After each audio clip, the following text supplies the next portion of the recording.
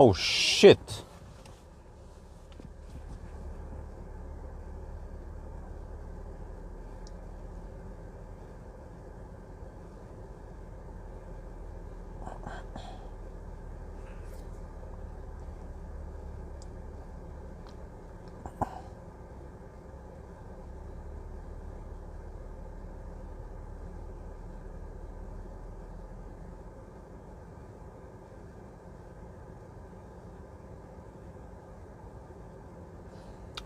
Oh man, that's gonna be cumbersome. Plus that the Norway route might also have some delays.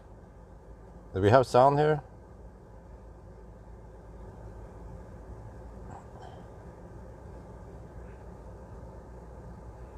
Wait, very important. So wait, but Møldal, there is a detour at Møldal.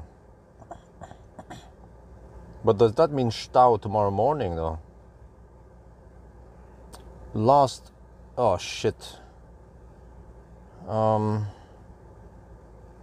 Norway route also looks quite wet. I could take Norway route, but it's gonna be wet.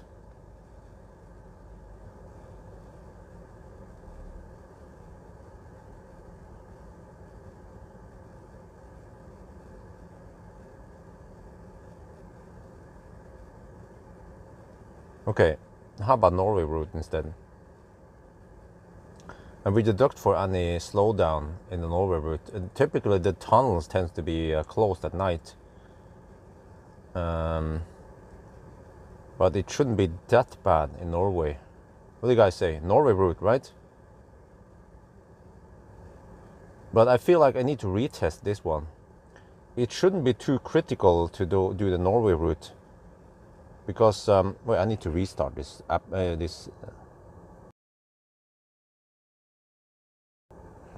now the chat is better. Okay, plan B, we take the Norway route. Only problem is we might run into some more... I better finish fast, get over to the north before the morning style happens. But the advantage with Norway route is that we have more charging options. Plenty of charging options.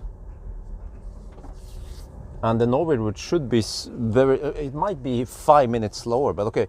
Here's the reason why I'm gonna retest. First, I need to explain maybe more. Yeah, I need to explain this many times, but I did a test run yesterday night actually. Yeah, that's why I'm a little bit tired now, but I did a test run at night and I figured out that my theory was right.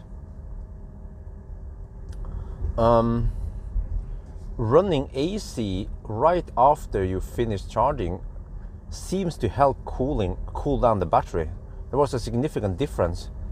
If I ran the heater too much, then the battery stayed at 39 degrees, but with the cooling the cabin rather, yeah. The battery cooled down to 34. So 34 and 39 is quite big. And I remember when I did the 1,000 kilometer challenge, I think sometimes I even ran with 40 degrees, 41. I don't remember, man, it was crazy. So that's the trick. And yeah. And at least according to my calculation now, it seems like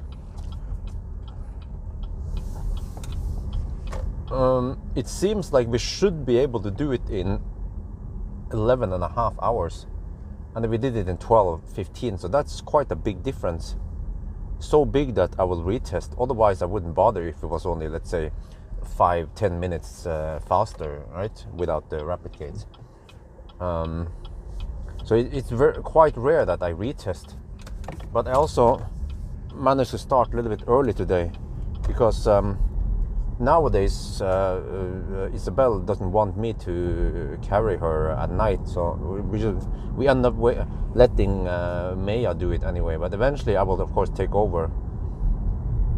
It's just an exception now that yeah, otherwise I will probably figure out something else.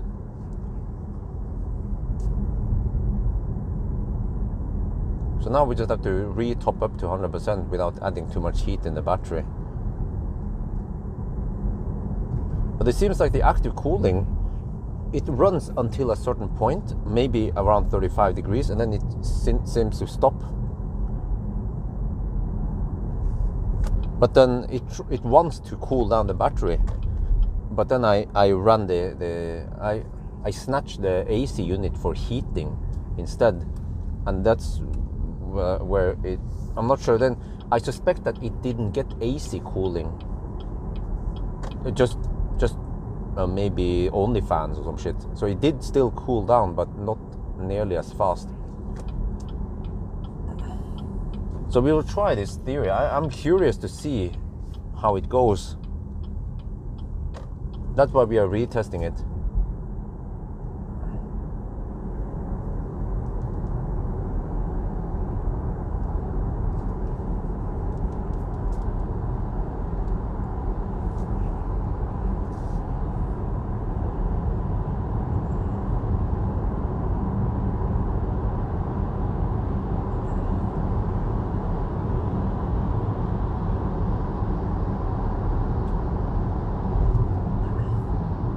But I feel like it's an important test. I seem to also be getting some okay view counts on the Thai channel, and maybe also I don't know yet. I'll post some range tests tomorrow. It could seem like maybe Atto 3 is interesting for many people, or I might get some okay view count. But I was a little bit disappointed, but also disappointed, but as expected, with EQS video, family trip and EQS. People don't give a shit anymore. They have seen way too many EQS videos in the past. Okay, just need a quick top up and a pee stop.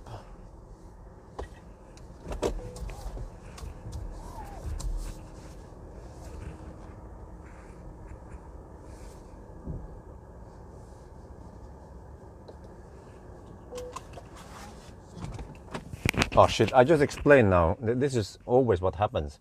I explain something, I spend 5 minutes explaining something, and then right after I finish explaining, some people ask, yeah, but why? The answer is 5 minutes before this time.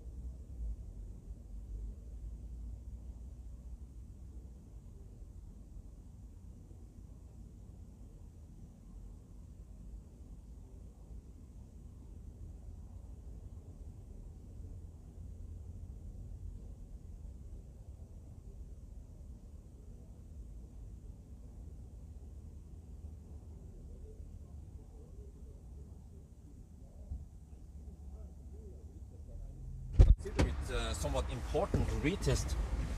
So we're now topping back to 100% before we do the test. The time is, okay, you can see it here on the live stream. It's right before 8, so I will probably start right at 8. Yeah, and then we just do the Norway route instead. So a little bit more. Wow, it charges fast. It should finish charging soon. Yeah, it's at 99% now.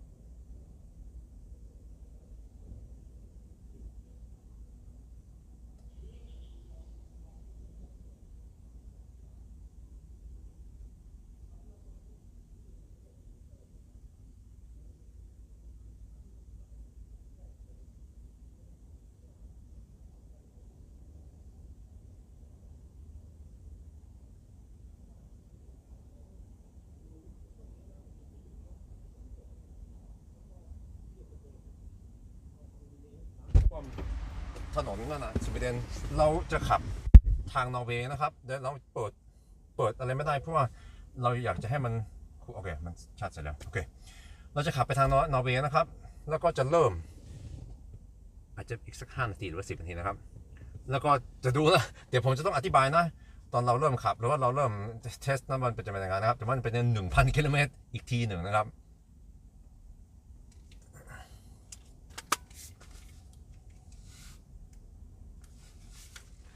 Okay, fortunately there are so many charges in Norway. Yeah, I mean, how bad is it to go Sweden route anyway?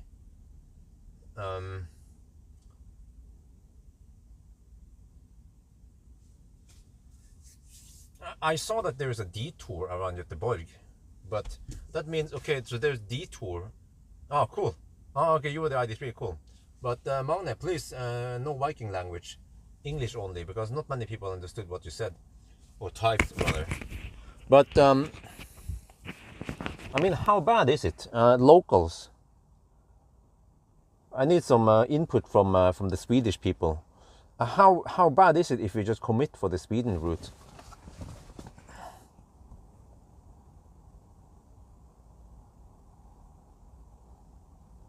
Maybe I'll just take the Norway route anyway, since people might be a bit bored of Sweden route.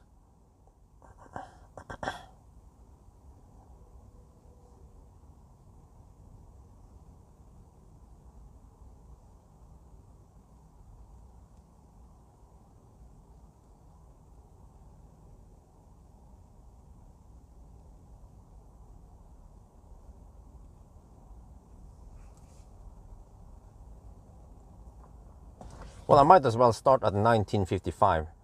Yeah, whatever. Let's start in 3 minutes.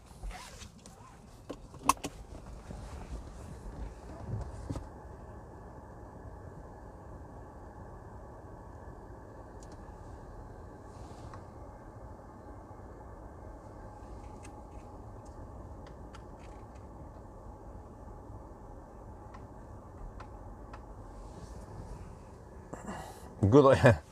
Yeah.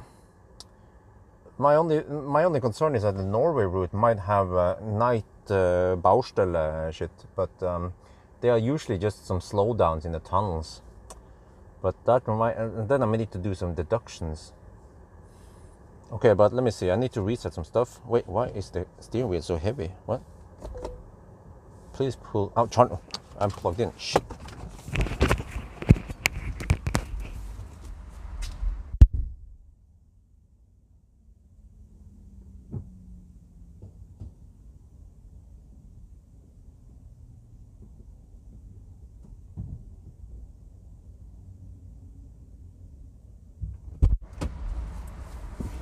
Okay, let's try again.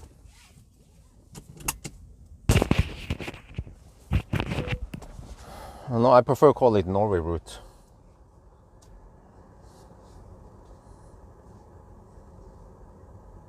Okay, reset trip A.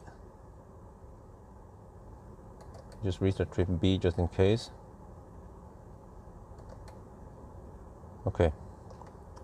Well, we're ready. We just wait for 9:55 and then we go.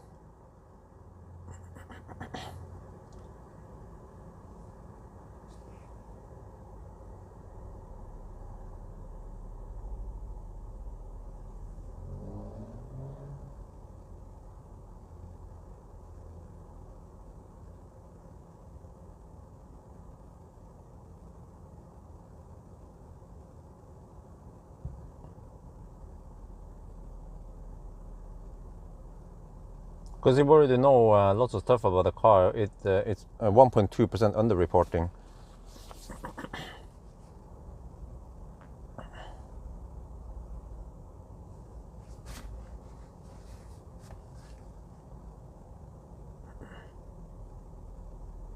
All right, 55, let's go. So now we have to deal with some Norwegian left lane huggers.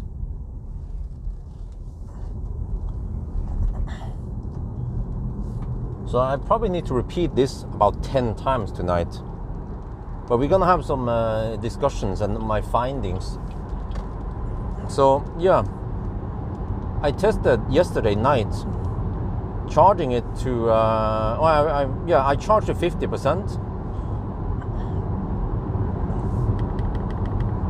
And then I went on a loop. Anyway, when I charged, when I finished charging, I had 43 degrees Celsius. Okay, that's fine, as expected.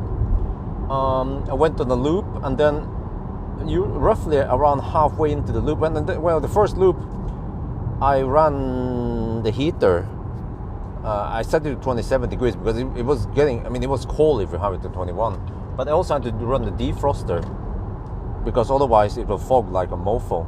So there was running lots on defroster and heater stuff or whatever, which probably occupied the AC, right? It was the cabin was snatching the AC unit, so it's kind of bad implementation. I don't think this car has heat scavenging, by the way.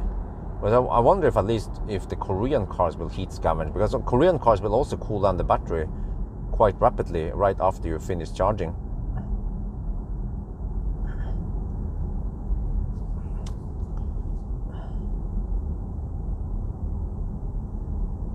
It's completely okay.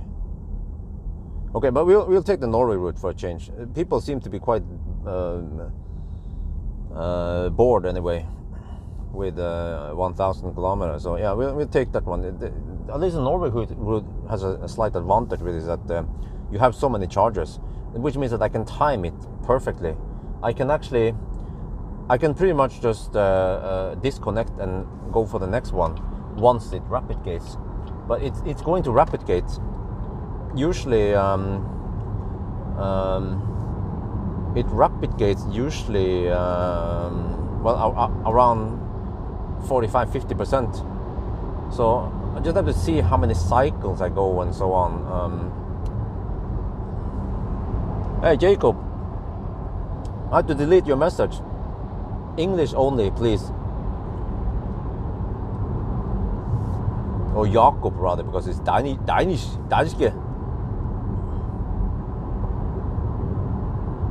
But okay, so yeah, my finding was, I need to confirm, but at least I did 2 cycles, and I noticed a difference. But also I noticed this yesterday, only 2 days ago when we did the challenge,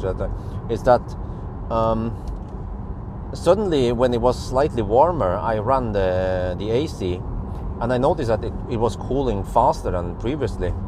So I was like, huh? Wait, what? Really?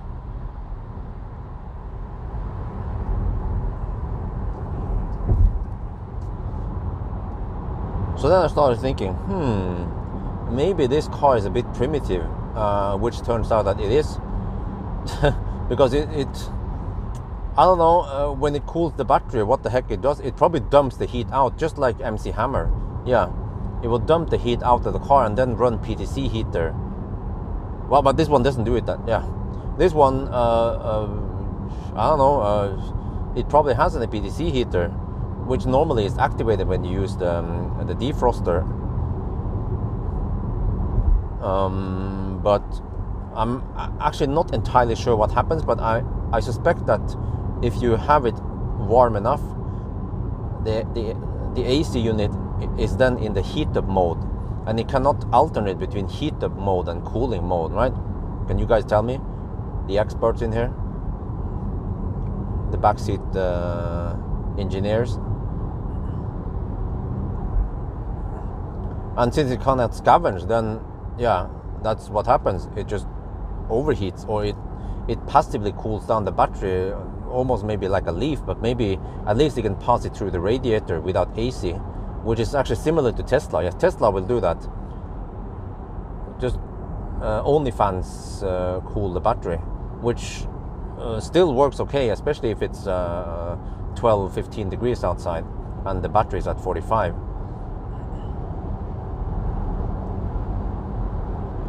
Yeah, what did I say again about the Norwegian left lane huggers?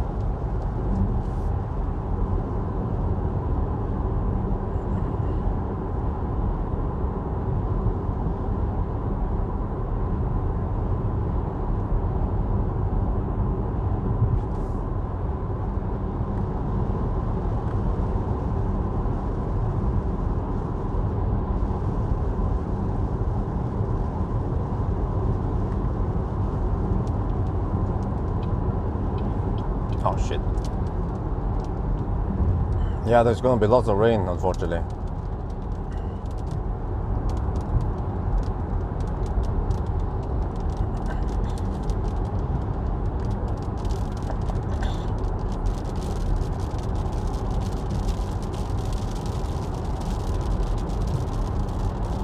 But yeah, so I made some discoveries with this Atto 3 that I'm not sure is well-known knowledge.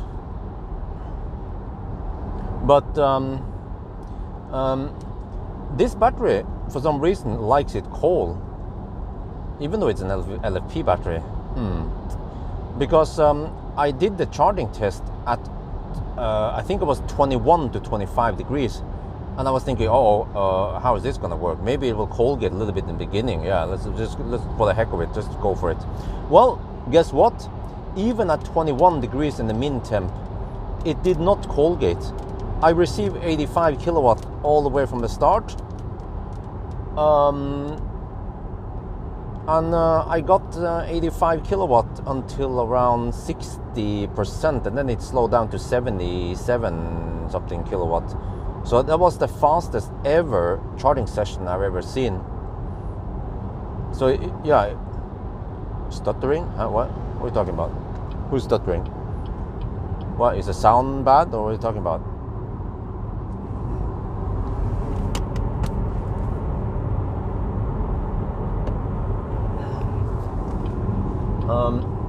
So yeah, it's weird, man, because normally I would recommend people to charge the car in the evening when the battery is hot. But this one is different. With the Atto 3, if you arrive at the hotel, especially in Thailand, but also maybe other places, when you arrive in the evening, you actually want to let the car cool down the battery. And then you charge in the morning. It's crazy, right? You want to have around 20 degrees in the battery when you start charging. But then most of the time you have no idea how much it is. So it's just guesswork, unless you have a car scanner, of course. Yeah, it's very flat charging curve. But the problem is that it's almost impossible to achieve that speed. Yeah, we will not see it, even in this challenge, we will not see it. Because we have 21 to 24 degrees now. By the time we arrive, it will probably be 25 to 30 degrees in the battery. Man, what's up with the freaking... what? Man.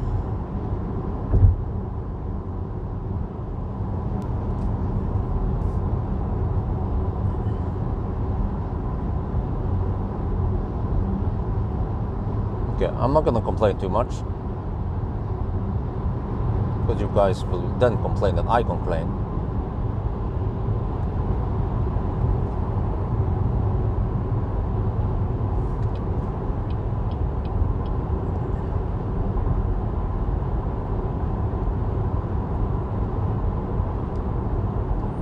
BYD with software? I don't think so. Tesla, they do their own thing, BYD, and then Tesla just happened to buy cells from BYD.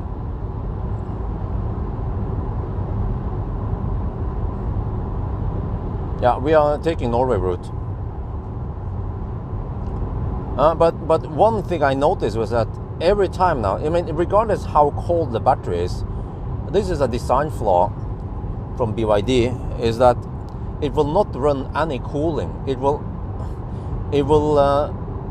just let the battery heat up until 39 degrees every time. 39 degrees, then the cooling starts. But here's another problem. Once the cooling starts, it starts really slow. It cools at around 1 kilowatt, and then after several minutes it ramps up to around 2 kilowatt, and then around 3 kilowatt. So usually after, I haven't counted, but maybe after at least 5 to 10 minutes, then you have 4 kilowatt cooling power, which is maximum. And if you start the car, or if the charging is interrupted, which tends to happen a lot, then you start from scratch with 1 kilowatt cooling again. That is quite bad. That is so bad design. It's one of the worst I've ever seen. So I will gather these. You know what? I might as well just monetize on this, and it will be interesting also for people to. I will actually make a video where I explain all this, and this will be basically the same thing I could write to BYD, but I probably don't even write to them. I'm not going to waste my time. I will just write a bullet point script, and then I make the video, and then I send this video to BYD so the factory can watch it. And I will make some recommendation what they should do. For example, you might be thinking, yeah, it makes sense. You don't want to, initially you don't want to run the cooling when you initially charge it, because you want the battery to heat up so it doesn't Colgate. Yeah, but guess what? When I tried without the Colgate, when I tried with cold battery, it still charged just fine, which means that it should at least start cooling down the battery and catch it so it doesn't overheat. But the problem with this battery or the cooling, or I don't know, man, is that it's bound to overheat. Now this is the unknown question. Is it overheating because of the LED bar? Yeah, I don't know. The LED bar could cripple the airflow, because it's weird that it rapid gates.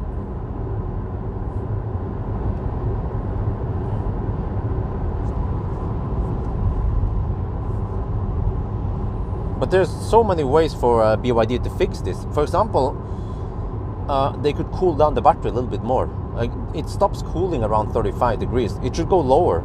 It should try to cool it down to around 25 degrees. Then you will get a way better starting position when you start charging.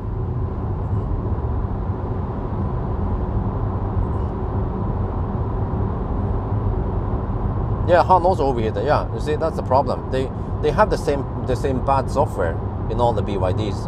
I bet also what was it again? Tang is probably the same, and you can bet Dolphin is the same also, the one they're talking about now in Thailand. So they should really fix this across the BYDs. But actually, what BYD should do is pre-cool. But maybe they don't want to go too cool, because if you go 25 degrees and you have low state of charge, that's bad. Then you get slightly less energy out, and you have more power limit and higher risk of limp mode, versus if it's 35 degrees. So yeah.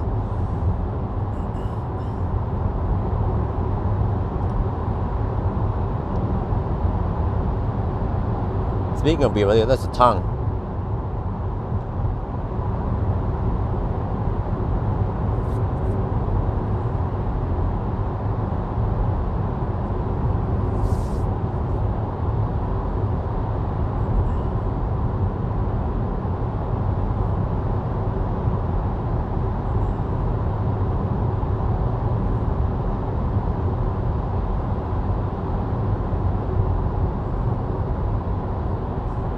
Okay, traffic wasn't that bad. Yet for now. But normally it gets better and better the further out we go. But we have to pass through Oslo a couple of times and all that regular stuff.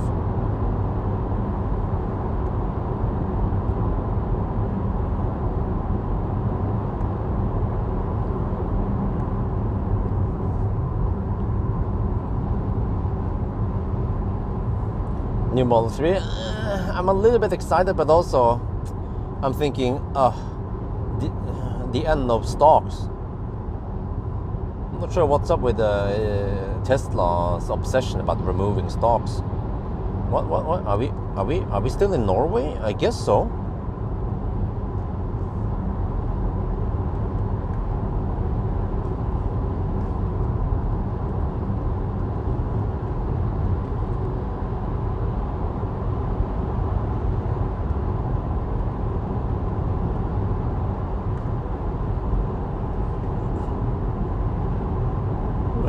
He's still in the left lane. Jesus, man. Norwegians are making us look bad. as if we don't have lane discipline.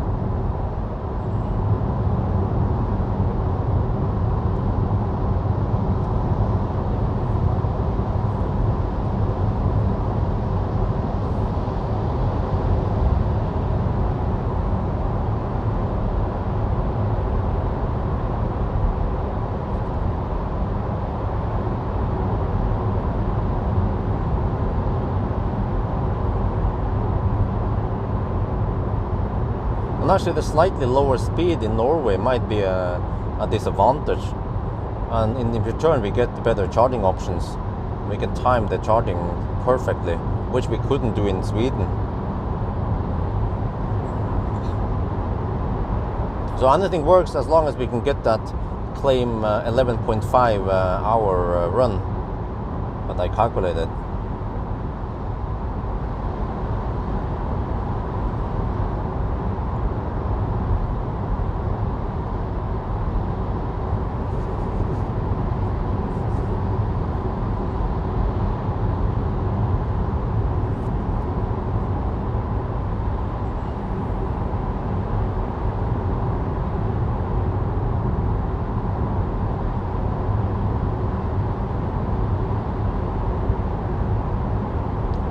So yeah, I need to make this list of, or this video might be 15 minutes long, where I explain what needs to be done with BYD and my findings. First my findings, and then what can be done. For example, I don't know if it's possible to implement it, but right after charging, regardless of what, or I mean, if the user requests to heat up the cabin, the car should use the PTC heater temporarily. It's not gonna be the end of the day. Just run the PTC heater for I don't know, just be in cooling mode, like be in AC cooling mode for around 15 minutes to bring the battery temperature down to around 35 degrees. So that it doesn't cost that much, you know. If you're pulling a 2 kilowatt PTC for 15 minutes, you're using only 500 watt hour, versus a heat pump might be consuming only 250. So you're wasting 250 watt hour, but then you can cool down the battery.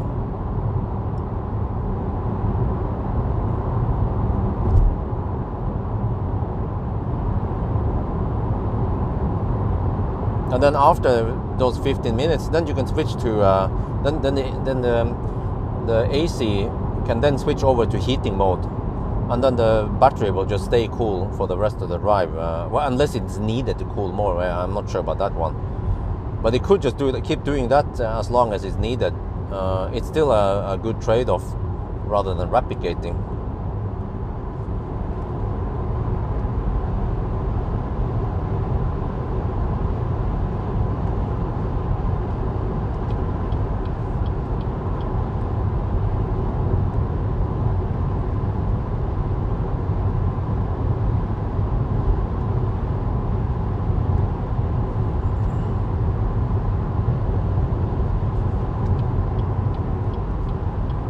And then maybe try to pre-cool. Yeah, and also it should sense more. It seems like the BMS has been quite sloppy program, and all the procedures for doing shit. So if first of all, if you plug in and the battery is at 40 degrees or 45 degrees, but especially, yeah, then don't just run it at 1 kilowatt cooling. Just ramp it up to 4 kilowatt immediately. And also, like, there's always this 30-second delay from when you start charging until the cooling starts. You know, there shouldn't be any delay. Actually, the cooling should even run before you plug in. So, actually, yeah, I mean, I can understand that they want to keep the battery temperature not too low, but okay, keeping at around 30-35 degrees should still give you benefits at low state of charge, so you don't get too much power limit. But there is really no point to just allow it to go beyond 40 degrees and 45 degrees. So in that regard, if the battery temperature crawls close to 40 degrees, it should start cooling. even just 1 kilowatt cooling should help. And then if the user demands heating, then well, run PTC. It's an okay trade-off, because normally it won't last too long anyway, that condition.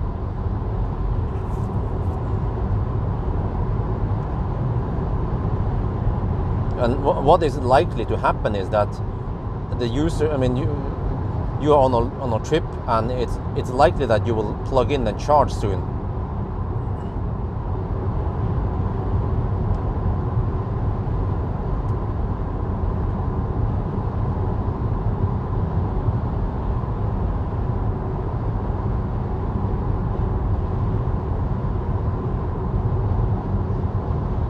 Of course, you can make it even more sophisticated if you navigate to a fast charger, and then you can do the pre-cooling if needed. But that requires more programming. Again, it's more advanced. I mean, but by the end of the day, every car manufacturer should already have that as a standard feature. Tesla has it. Polestar has it. What else is it? Yeah, lots of car manufacturers has that feature nowadays. But they. In comparison, they preheat, but we have to pre-cool, which is quite unique.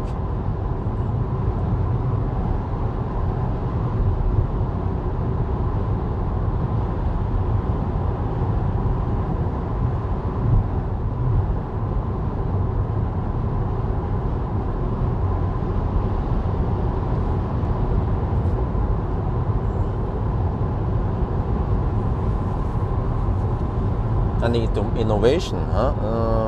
No. Oh, it's a little bit cold. I think I have to crank the temperature up a bit.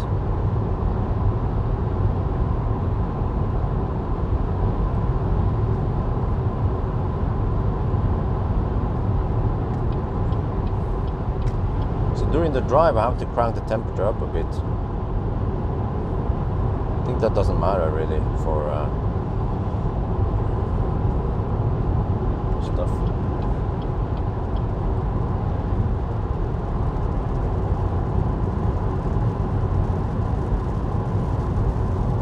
Well, actually, I don't want to have it too hot, because eventually I need to run the cooling.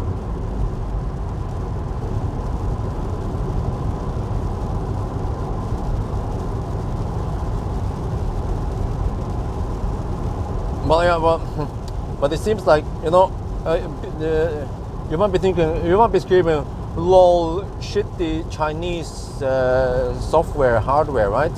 Well, guess what? BMW i3 is just the same. The i3 also replicates, because it's equipped with heat pump, and in winter you want to use the heat pump while charging. Oh, it replicates.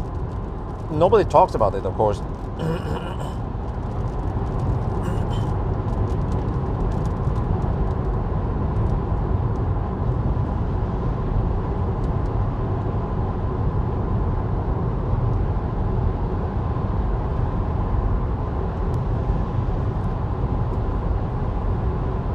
So it seems like some cars are poorly designed from the ground up. Or maybe I suspect that they were not initially designed with heat pump. But the heat pump, I might have missed the chat, but do you guys know? The heat pump, right? You can only run it in one mode at a time, right? Just like at home.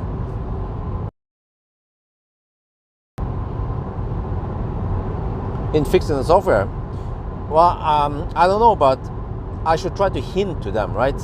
In like a low-key hint that, you know, like, well, BYD is the most selling EV in the world, even selling more than Tesla. So they, if they are serious about selling cars,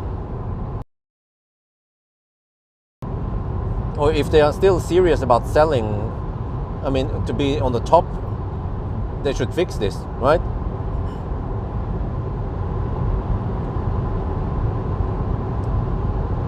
And it applies to it seems to apply to several BYD models. So if they fix it, if they could just maybe hopefully fix this and make it global for all the BYDs.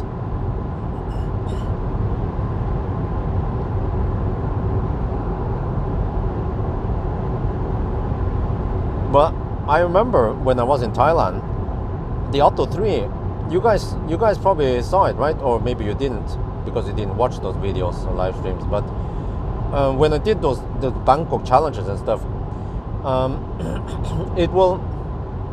I would get 85 kilowatt usually until around, I don't remember, 25-30% only. I don't know if I still have those playbacks, but I think it was roughly there, and that indicates that it was. I mean, there was the same problem was in Thailand, and that should also indicate that the LED bar doesn't really affect the cooling. And well, we already saw it. Han overheated also. It seems like it's been poorly designed and overheats. Yeah, so Atto 3 is potentially a very popular car. So I should educate people who own them, if they run into the same scenario as me, how they can improve the time. And at least we can see now, worst case, if I run it like I did, right? Unintentionally, I run it in the worst case for the car, versus just doing some small tweaks could speed up things a lot. And since the improvement potential is whooping 45 minutes, then I want to do it. Or redo it, retest it.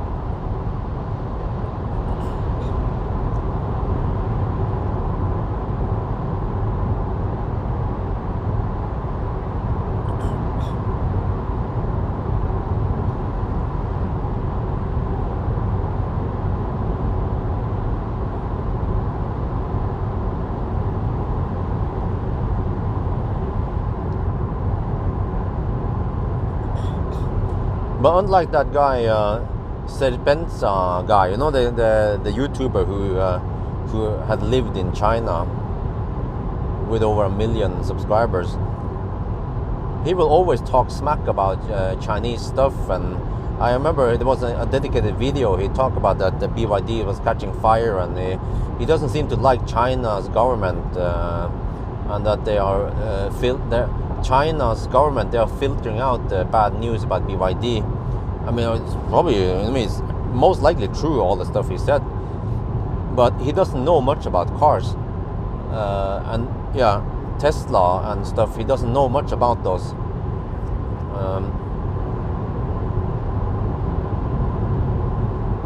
But I will at least try to contribute, and I will of course highlight the problem, and give all the technical insight that I found out, and also give recommendation to BYD. And I think I will make a joke, if I remember this. I will joke about it and say that, well, it cost me around 30 hours of testing, driving and testing.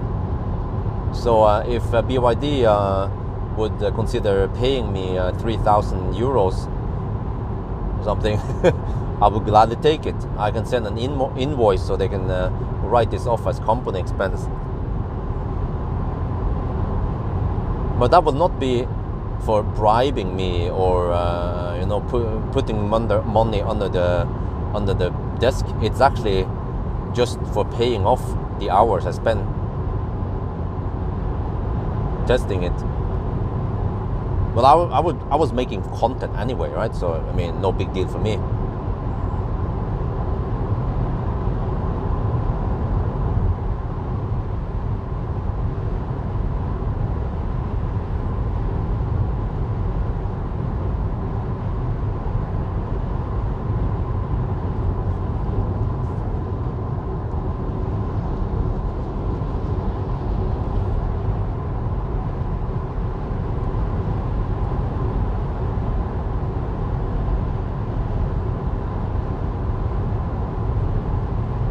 Well, to my big surprise, I don't know if do we have any Norwegians here?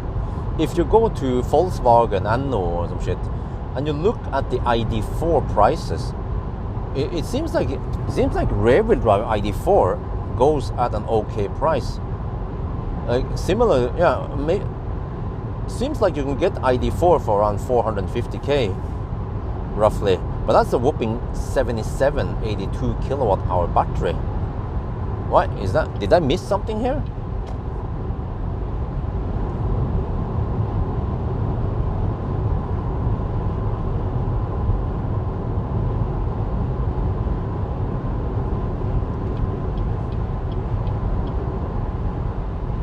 Okay, the battery slowly heats up now. So let's see. Another thing we will do is we will avoid going below below 10%. It seems like this car prefers charging above 10%. I even saw that if as soon as you move below 20%, the battery starts heating up slightly. But it will be a little bit cumbersome to only to not go below 20% all the time.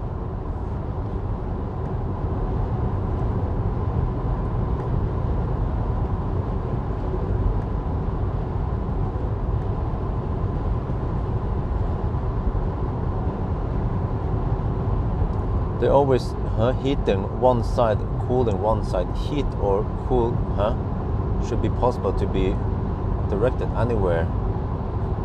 Wait.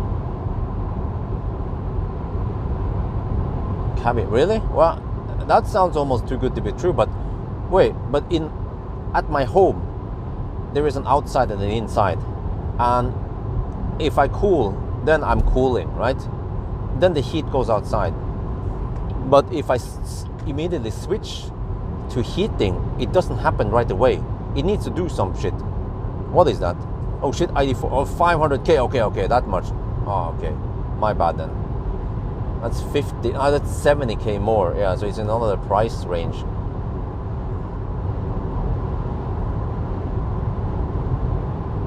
C40 is also kind of expensive. But I found that Aria, the 63 kilowatt hour Aria front wheel drive is a very close match. Battery size, space size wise, and price also. And the Aria is a worthy competitor. And also Model Y rear wheel drive. And actually Megane. So I found 4 cars that matches roughly the same there. And then the ZS EV is a bit special. It's cheaper, but it is actually quite fast in 1000 km challenge. It has a very nice and flat charging curve. Yeah, also similar space, and it's also a crossover.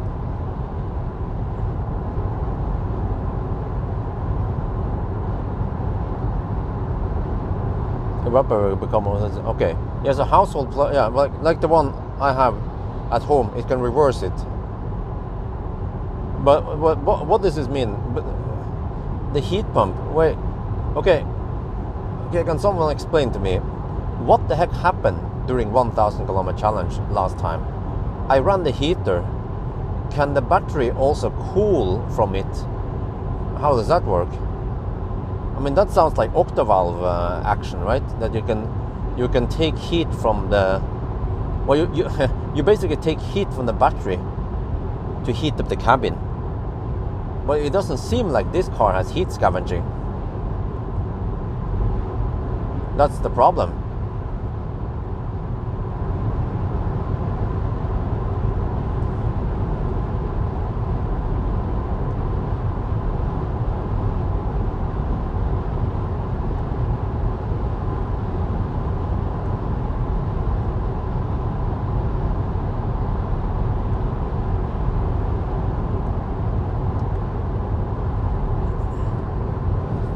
Yeah, the way I understand is that as long as I demand heating in the cabin, the AC unit runs on heating mode, and then it cannot cool down the battery.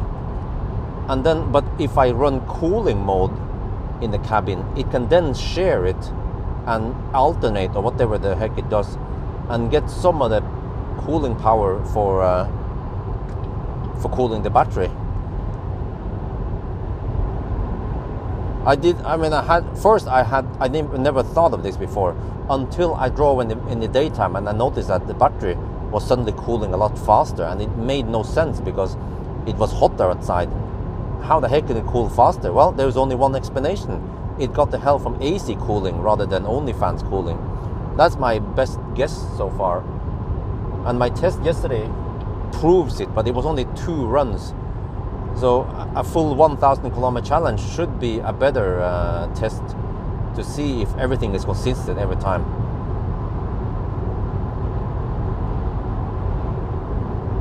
But does it make sense, guys? My theory, or do we? Because I don't know really, and also, unfortunately, I don't have any insight in what's going on in the HVAC system. So it's just guesswork based on the temperature I see and the stuff I input to HVAC. But it could also see that I think what is important is that you want to cool down the cabin and the battery fast, immediately, because after a while it seems like the cooling stops. It has a lower threshold. Maybe when it goes below 35 degrees or some shit, it stops cooling, AC cooling, regardless of if you have 18 degrees in the cabin. Cannot heat cabin, cool battery. Oh, really? Cannot heat cabin and cool. Yeah, that makes sense, right? The way I understand it. Like, I never thought of this before, but an AC unit, that's it. You have one AC unit and you can only do one thing at a time. But you can, of course, split. Yeah, you can cool. You get some cooling into the liquids, and then you can cool the cabin or you can cool the battery at the same time.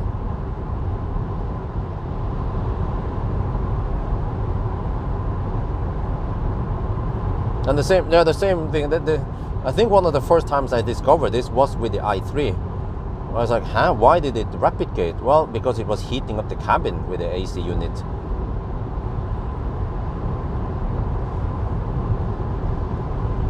And I bet the same thing applies for i3 also.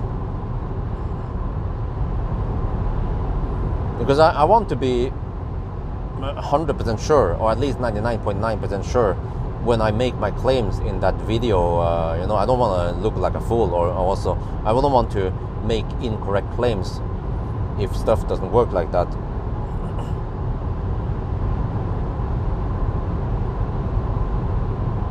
No, okay. No. The whole clue is that, well, I mean, I guess we could drive without AC, because I bet if we don't use AC at all, if you have HVAC off, or maybe if you have only fans, then the car will be able to use the AC for cooling. But I'm not sure how the algorithm works, because again, I've seen this so many times in the MEB cars. As soon as you start the car, even if how was this again? I don't remember. In the MEB cars, you just had to enter the car or some shit. I don't remember. Even if AC is off or something, or heater is off, it will still interrupt the cooling process. But at least MEB cars are better, because you guys have seen it. Suddenly the cooling will just stop, boom, but then it starts again and it ramps up to the maximum speed, if that's what it was doing before it stopped. But it's still not good that it stops like that. Tesla doesn't do it. Yeah, just saying. And also another thing I didn't like is that with the BYD is that once you stop charging, the cooling stops immediately. That is not good. It should at least just keep cooling. And okay, you don't want to suck 4 kilowatt when you are not plugged into the charger anymore. Well, at least slowly ramp it down to 1 kilowatt then, and then run it for just 5 minutes. It doesn't hurt that much energy wise, and you will actually preserve the battery, and you will also reduce the power gate. So yeah, I just have to tell the BYD engineers about this. I mean, but if they're gonna listen, they have to listen to me, right? Or at least they should get the message. And I have so many viewers. Even other brands might be watching this, like Xpeng and NIO and all the other guys. Be like, hey, dude, that Chinese guy, Chinese YouTuber, he's onto something here. Look at that, he's talking about BYD. Well, our competitor, huh? And they'd be like, lol. Yeah. And then they could also ask their own engineers, like, hey, is the NIO like this? They'd be like, no, of course not. Yeah.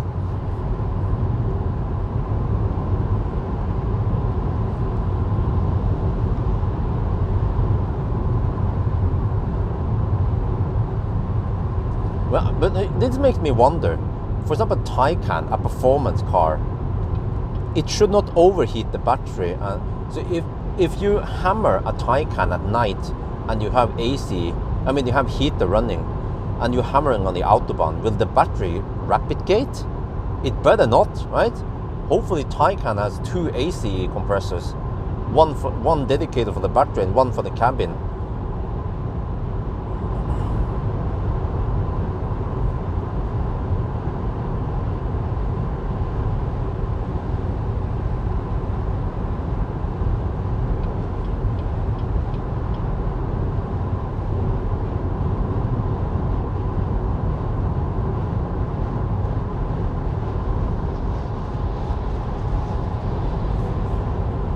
Wait, but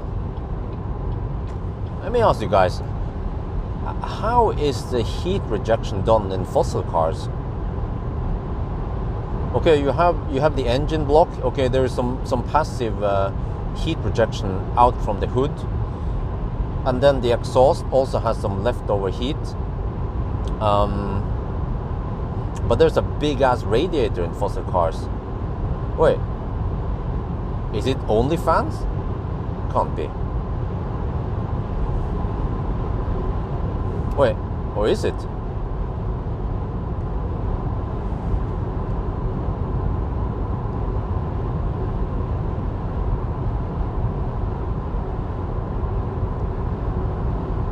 Yeah. Just think about this, guys. Like, they are cooling at whooping 4 kilowatts. I mean, I've seen Tesla cool at 4. No, well, Tesla, when you put the Model 3 Performance in track mode, it cools at whooping 7 kilowatts. But the cooling power is just insane. And if Tesla was charging at only 80 kilowatts, 85 actually, yeah. If the Model Y rear-wheel drive would be charging at only 85 kilowatts, it could easily cool down that one. But it wasn't always like this. Remember Millennium Falcon or the classic Teslas? They were quite loud. You guys remember that, right? Tesla has gone through that development, that they have evolved. And in a way I feel like BYD might be behind. Tesla is 5 years ahead, aren't they?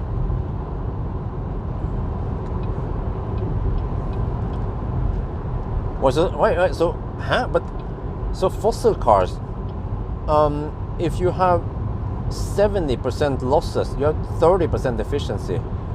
When you're burning, I calculated this before. If you're cruising at, I don't know, let's say you're cruising at 100 kilometers per hour, to make it simple, and you're sucking 3 liters per 100 kilometer, you're then consuming 30 kilowatt hour per hour. Yeah. But that's 30 kilowatts of energy flow. But then you're only utilizing 30% of that, 9 kilowatts. Wait, that doesn't make any sense. Wait, did I miss a decimal here? You're consuming 3 liters per 100 kilometer. Yeah, that means 3 liters per hour. Yeah, that's 30 kilowatt hour. 30 kilowatts. Well, you only need 9 kilowatts for maintaining speed. Yeah, I think so. For 9 kilowatts for kinetic energy. And then whooping 27 kilowatt is heat. Holy shit, man! 27 kilowatt of heat. You can heat up an office building. 27 kilowatt of heat. I would like to get that in. We could heat up a swimming pool with that heat, man. Think about this. Every car is dumping massive heat every day, all across the world. Billions of cars. At least millions. Okay, what was my point again? Okay, I'm trying to figure out here. If you have 27 kilowatt of heat, how much goes through the hood? 5? And then the exhaust is freaking hot, man. Another 5 through there. Wait, what about the radiator? Wait, how the heck does it work again? The radiator takes the coolant from the engine. That's the reason for global warming, yeah. Another reason for global warming is all those people using heat pumps. Think about this, in California, they make it nice and cool in the houses, but then that makes it hot outside. Have they not thought about that before? If you wanna fight global warming, make it a little bit warmer in the houses, and then it will be colder outside. Huh? I cracked the code.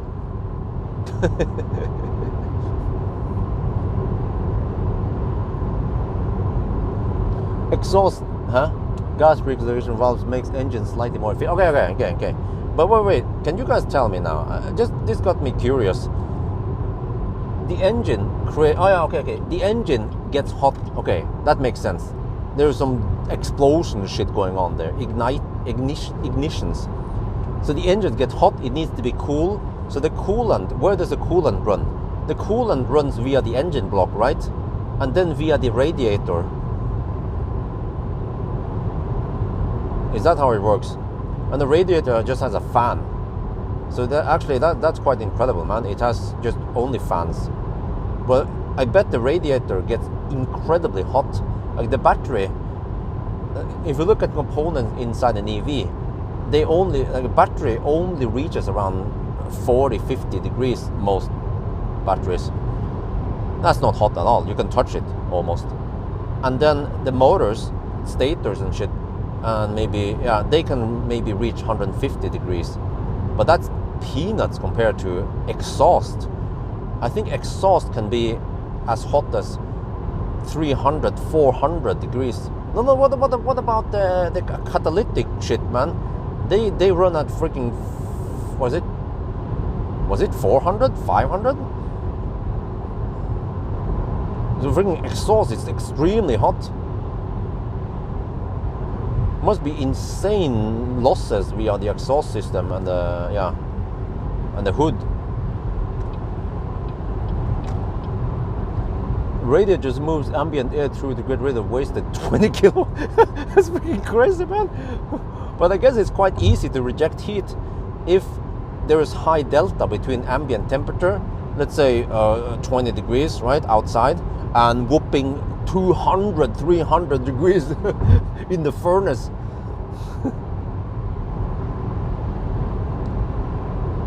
That is easy, man. Only fans is plenty. The fans run stationary. Okay, and then, well, if you push the car hard, it will also run it. Wait. Can you guys... There must be some fossil lovers here. Can you guys name the hottest items in a fossil car? What gets the hottest? What about the turbo? You know, when you run the turbo, it can be glowing white. I heard it can be white. Is the turbo the hottest item?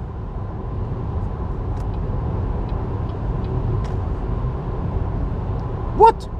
Particle filters? What? 800 degrees? Wait, how is it heated? It's not actively heated. I bet it just passively heated from the system. That's crazy, man.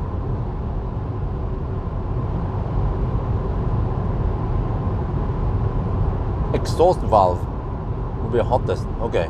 Well, I have accidentally touched an exhaust pipe on a freaking go-kart. I burned myself really bad, and that was just a split second.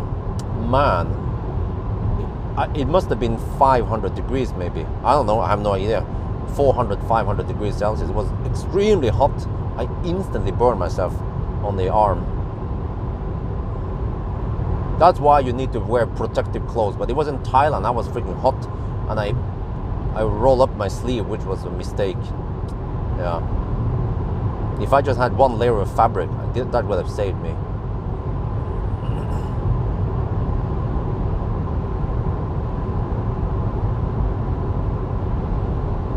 Wait, so the heat accumulates. Is that how it is?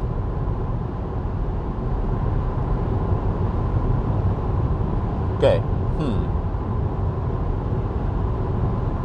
Cylinder head, exhaust manifold, reach high temperature. Okay, that makes sense. the ignition part, right? The close, that's actually where the heat starts. Yeah, the source. And then from there, the further away from there you get, the cooler it should get. Which means that I don't know how can it be 1,000 degrees Celsius in the chamber.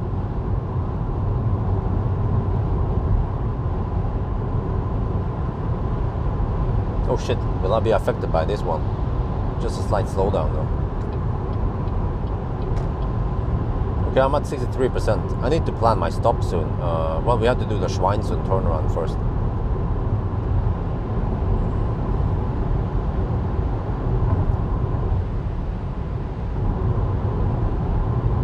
So back to the whole fossil car. So for fossil car, it's quite easy to just tap on a little bit of that heat and put it into the cabin. You get free heat, yeah. That's what fossil lovers always would say. But you know, we have no problem in winter. You know, it's nice and warm. Well, that's because you have freaking 70% heat loss. It's extremely inefficient. Yeah. Oh.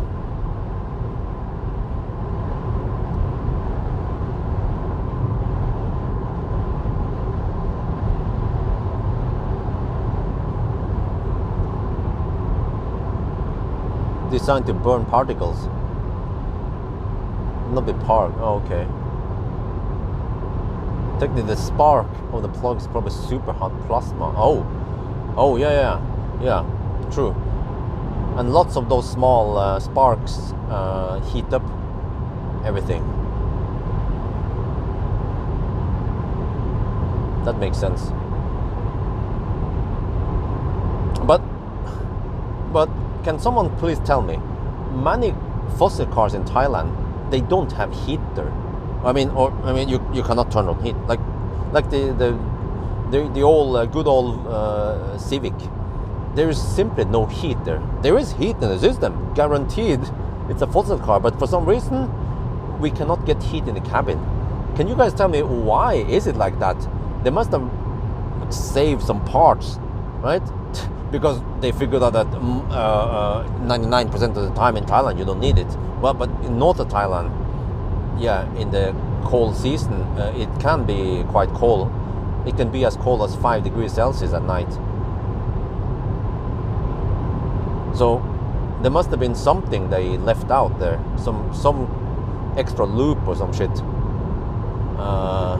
Yeah, if they can shave off 50,000 baht, they will do it, of course. That's like 1,000 euros, right? In parts and shit. No heat exchanger. Oh, okay. Okay. Oh, no heat exchanger for HVAC. Okay.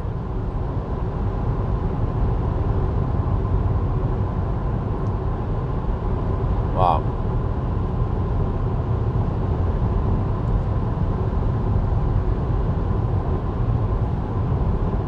Okay. Okay, a little status update here. We have done 104 kilometers. We started at when did we start again? Shit.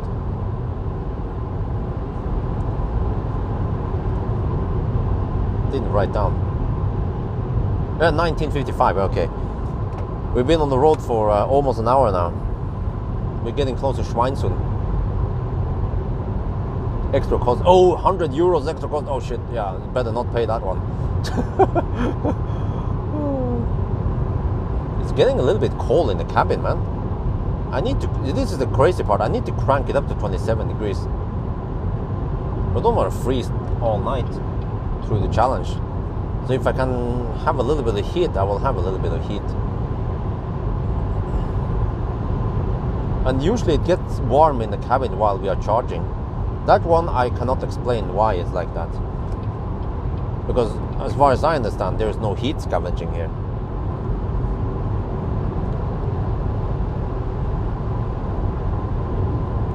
But you know, if Tesla implemented heat pump before they invented octavalve, Tesla would also have the same problem, right? In winter you want to use the heat pump and then you need to cool down the battery while supercharging. Yeah, it will rapid gate. But then Tesla never had this problem in the beginning, like Millennium Falcon, because it runs PTC for heating, and then cooling is split between cooling the battery and and then there's a PTC heater for battery heater also. So in a way, it's stupid, it's inefficient, but at least it doesn't cause rapid gate or cold gate. Wow, 2,500 degrees, holy shit. Okay, that is insane.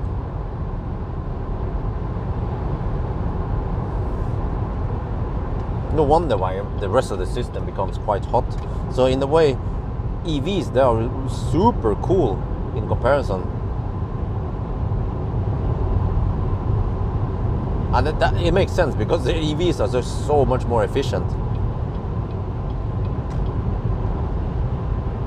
Hopefully in a couple of decades we will be talking about the mad times we were burning fuels to drive around with cars.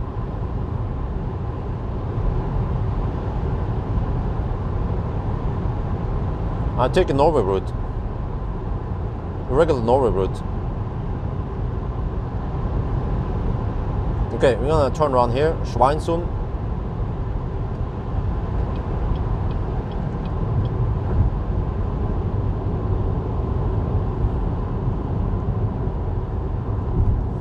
Wow, that is 53 minutes of driving. Yeah, I think that's right on par with what we normally... no, 57 minutes, yeah.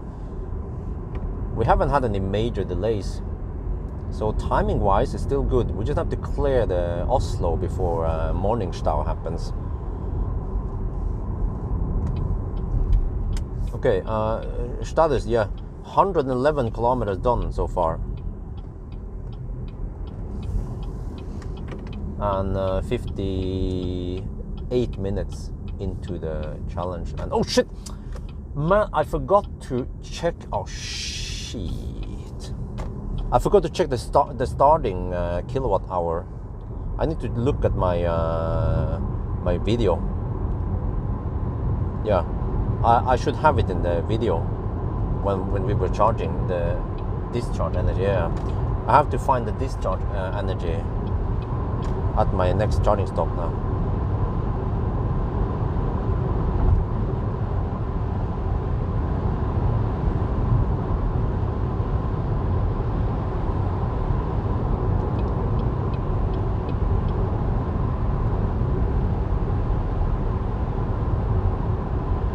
Well, no, I haven't recorded it in Car Scanner.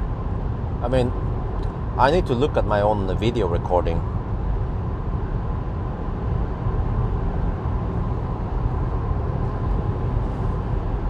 Well, I have something similar. I took a screenshot while I was home, but I need to make a better one. At least that one shows 3394, but it was more like 3395 or 3396.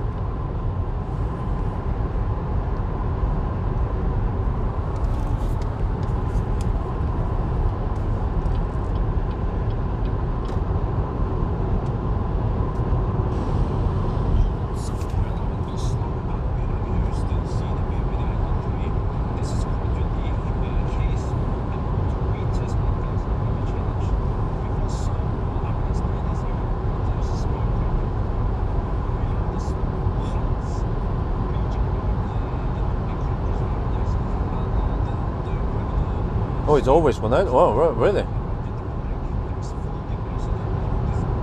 Disconnect open data recording. Oh, so you just record a bunch of data? But how the heck do I find the exact timestamp?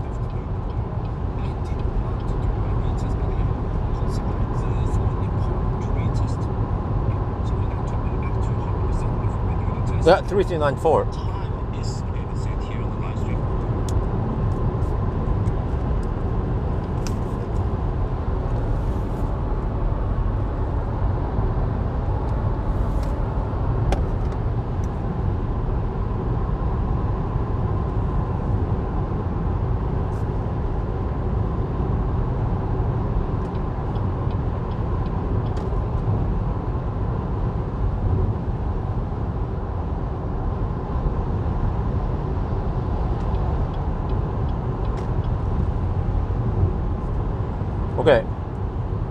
Well, do we have a moderator on? I think it was Cool Silver. What was it again? Yeah, Cool Silver. Yeah, Cool Silver. You can write down start kilowatt hour 3394.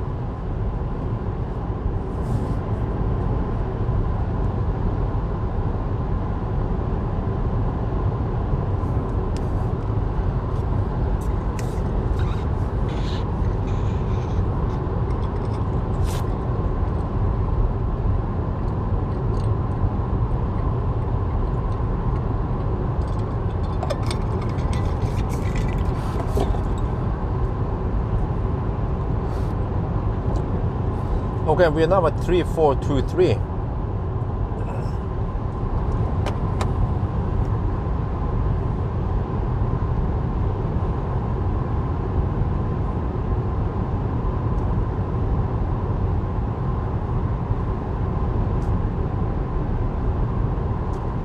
That's 29 kilowatt hour divided by 119 kilometer.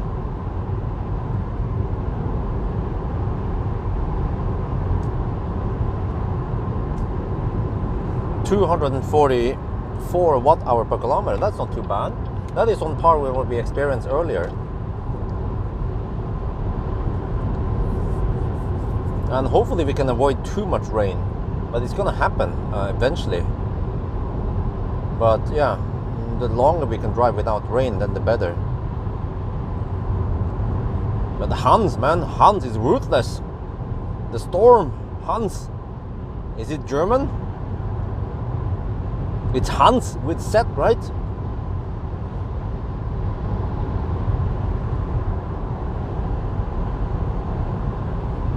Oh, okay. Eventually I need to figure out where to stop and charge. But since I only need 85 kilowatt hour per hour, I can stop almost anywhere, man. Almost, I mean, a shared Delta charger could almost be enough. Well, okay, maybe not, but I can take Chem Power, I can take, yeah, well, except for V3 supercharger. For some reason, they don't work. So I should stop when I have roughly 10%. Now the battery temperature is 25 to 29 degrees, and it stays there. It seems to have hit the equilibrium.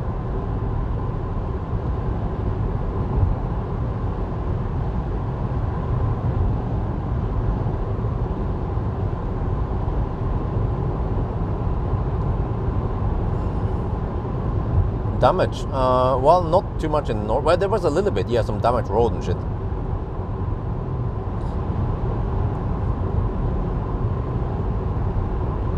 Yeah, I just want to see, man. Can this car be 11.5 hours fast? Because that is on par with the Korean cars, right? 12 hours and 15, that was embarrassing. But there's no guarantee that it will bug while fast charging. That, yeah, that one, I don't think I will adapt for it. It happens all the time, regardless of charger brand. It happened with Chem Power, it happened with, well, actually, I haven't used my Chem Power. It happens with ABB, Tritium. Yeah, I've been mostly using them. Not sure about Tesla. I think it didn't happen with Tesla yet. Wait, is that a coincidence? Maybe the Tesla plugs are not that heavy. Oh shit, we have, oh shit! No, he wants to, I want to hammer him, but okay, he's so, okay, whatever, I'll stay behind. I shouldn't undertake the mother trucker, he's not gonna like it. Even though I think he changed lane a little bit early. But whatever, no big deal. Okay, the duck, 10 minutes!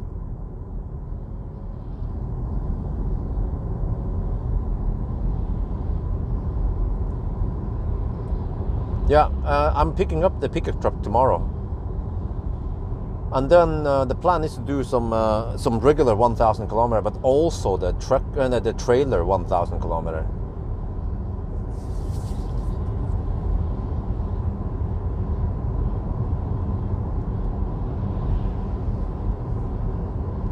Oh shit, the battery is at 30 degrees now.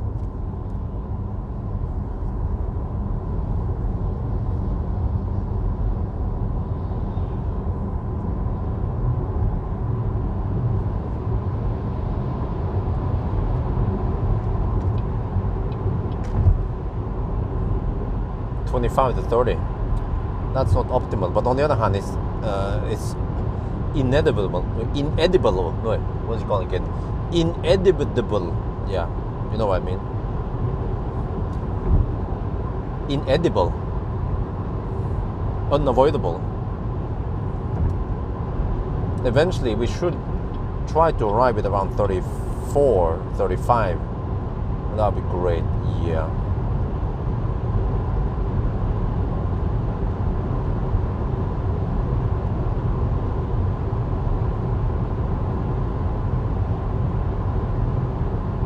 Well, no. The thing is that I had tried yesterday. Even with full cooling in the cabin, it hit a bottom threshold and then it didn't cool more. And it seems to be around 34 degrees. It dropped to 34 degrees. It went fairly quick to 34 after just 15 minutes or so. From 45 or 44 to 34. So it managed to drop by as much as 10 degrees Celsius. But then it's just stopped there and it stagnated at there. And then towards the end, when the state of charge dropped below 20%, it even went up to 35 degrees. And also, yeah, I would love to have some fast cool. I just have to pray that it doesn't bug, that the charging sessions doesn't disconnect. Because not only do I lose time, but I will also lose cooling, and then it rapid gates earlier. Because it is somewhat critical. Once you hit 39 degrees, it will start ramping up the cooling, and you don't want it to interrupt, because if the cooling is at max at 4 kilowatts, you can get okay charging speed and so until it rapid gates. But then the question is, once it rapid gates, maybe I should just go for the next one. But when I look at my charging estimation, I mean the 1,000 kilometer estimation, the fastest time was actually at 60%, but that was based on the charging session that did not rapid gate at all. And I look at it in comparison. Once you rapid gate, you lose actually a lot of time.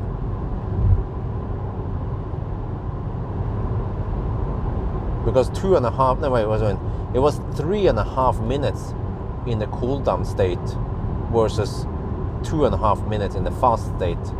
But time, that's just time.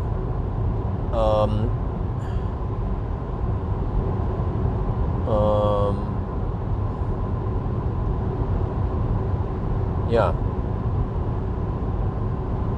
Versus charging. Wait, how is that? Versus energy.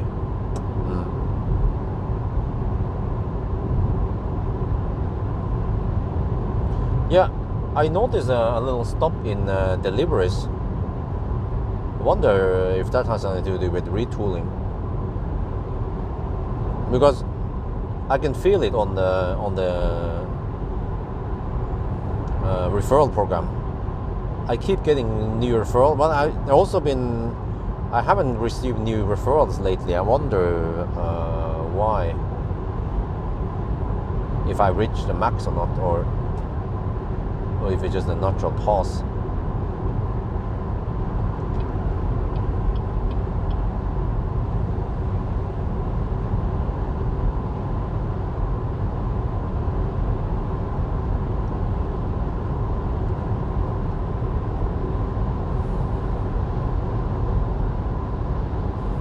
Hopefully this is good. Hopefully I can finish before it's too late. Well, I might get stuck in Morningstau tomorrow morning. We'll see. Or maybe I'll just pass out somewhere outside of Oslo, and then I move into the city once the Stau has settled down. And then I have to, yeah, the pickup truck is 5.37 meters long. That's quite long. Yeah, so also tomorrow morning I have to go over to Lier, to Drammen and swap cars. Return this one and pick up the Maxus. It would be interesting. Yeah, Alan Brown, do you know if we have any profile for Maxus pickup truck, Maxus ET90? That would be super interesting to see some battery temperature during charging and trailer pull.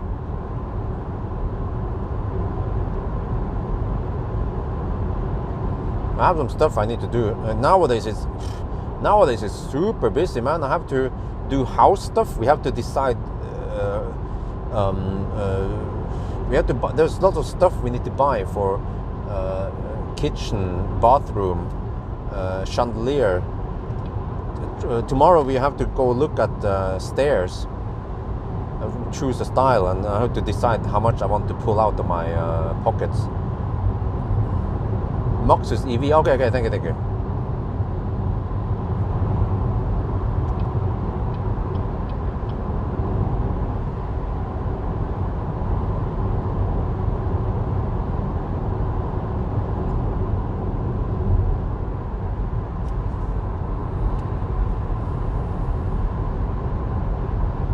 Okay, stop watching. Okay, go. Okay.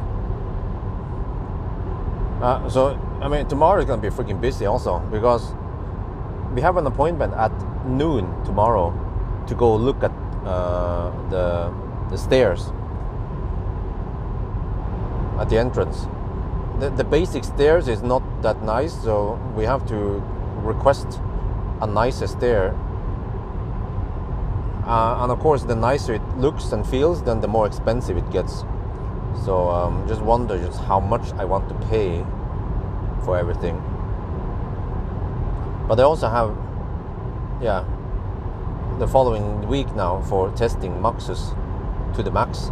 I still don't understand how the heck I'm supposed to do the banana box test. I can put banana boxes in the cabin, I guess. What about in the bed? Yeah, I can put it in the bed. Yeah. One test would be to put it in the bed and then close the lid.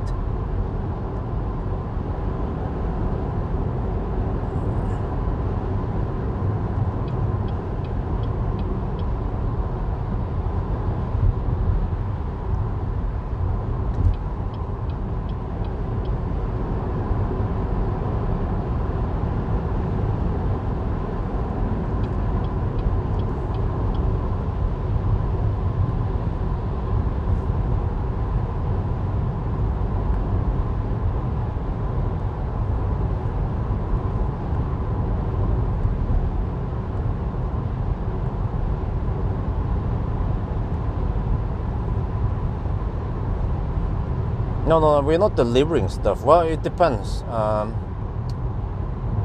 Yeah. And then 2 days ago, I had a meeting with the plumber. We will probably, some stuff I will buy myself and then deliver it to the house, but some stuff we just order the whole package and they take care of pretty much everything. But there was one thing I didn't like about the plumber that Detours uses. He was being very pushy to sell his products because, I mean, I know how businesses are run. He probably gets a cut. He gets commission if he can buy the stuff and then install it himself. So he's making money on commission, and he's also making money on the labor.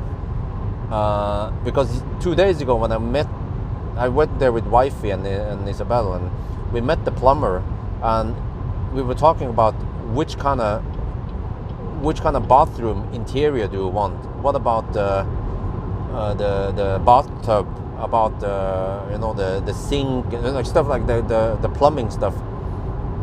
And I said that I will probably buy from another place. Sigdal was too expensive. I mean, after all, we're getting a freaking pool that costs a lot of money. So I have to try to save where it counts or where it doesn't matter too much. And well, he said it over and over and over again that you can buy from me or you can buy from third party, but if you buy from third party, you have to I have to take care of transporting it. I was like, I'm fine, I know that. But then he basically said that, but then if something is damaged during transportation or his own installers, he will not take any responsibility. I was like, seriously? Yeah, he said that, but if I buy his shit, then he will get, we will get warranty, and if something happens, he will take care of that, no problem. So I was like, okay, but it's too damn expensive, I was thinking. So, and I don't want to pay shit ton. I wouldn't want to pay thousands of euros just for a freaking wooden closet under the sink. It's just a piece of wood, you know. If it was mahogany or some shit, then that's different. If it's porcelain, this is just freaking wood, processed wood. Who gives a shit?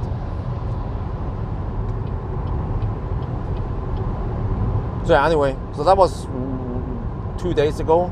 I spent half day doing that shit, and we concluded that okay, I need to go check online and see what we want. Plus that we went visiting several places where they sell bathroom stuff, and try to figure out what we want, what we currently have, what we don't like with the current stuff, what we would like to get in our new house. And there's like lots of stuff. I've been discussing with wifey about color temperature.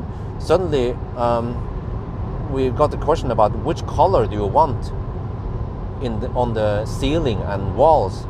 There are several white tones of white, egg white, cotton, and another white, standard white or whatever they call it.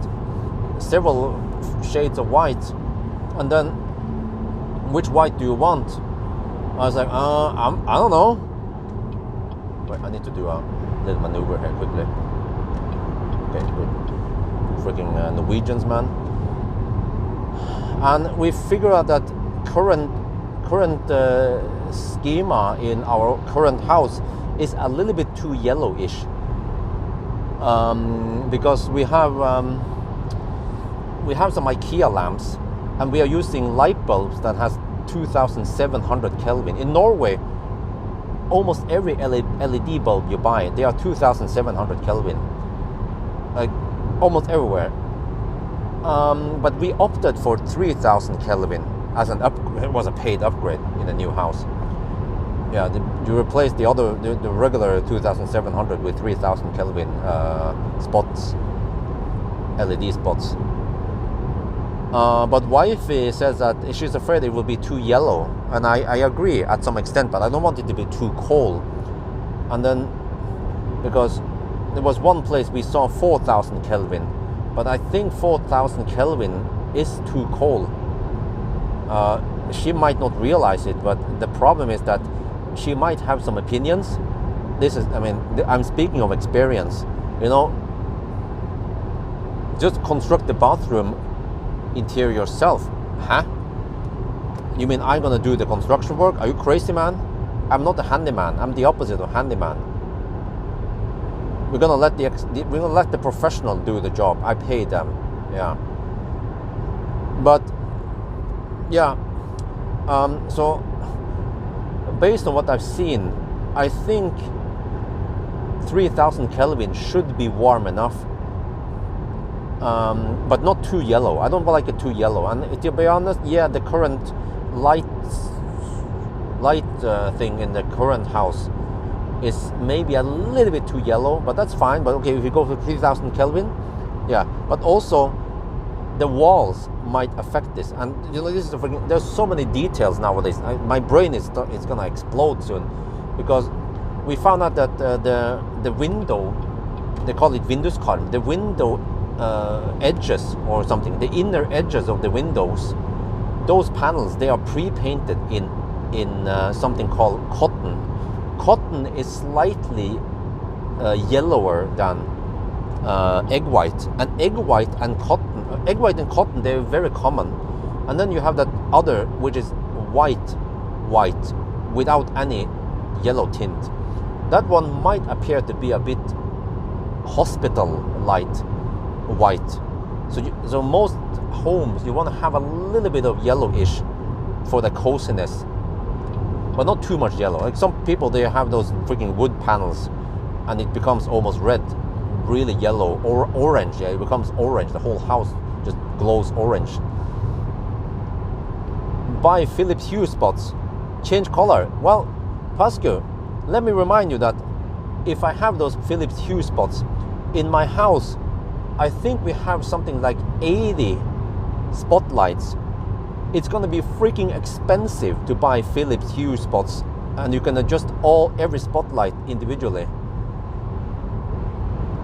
So we just have to commit, and I'm pretty sure that 3000 Kelvin is enough, because this is the thing, you know, the brain can be easily deceived. You know, you have seen those things where you have 3 gray lines close to each other, and then there's some black lines interfering with you fucks up your brain, and then you think that those gray lines, they are not the same shade, but they are the same, you know, something like that. And the same thing here is that the egg white and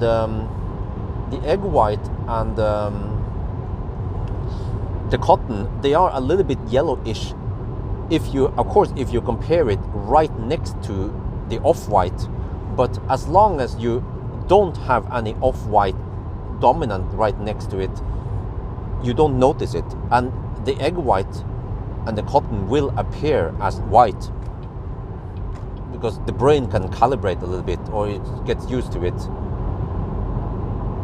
So, but I got some nice tips from Fargerike today. We went there and we got some color samples, and he explained that if the edges and the panels and they call it the you know, on the corners, list, yeah, they call it list, but it's the thing you have in the corners.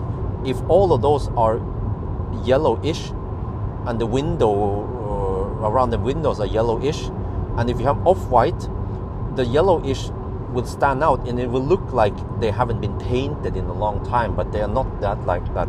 So in that regard, you should match the colors. Yeah, so we will probably go for cotton on the walls, and we already have cotton on the bedroom anyway. So you know, that's one of the topics I'm just concerned about nowadays. Okay, if I change lane now, and if I quickly overtake, not too long, so the dude doesn't notice that I'm, yeah, okay. Jesus, man, welcome to Norway.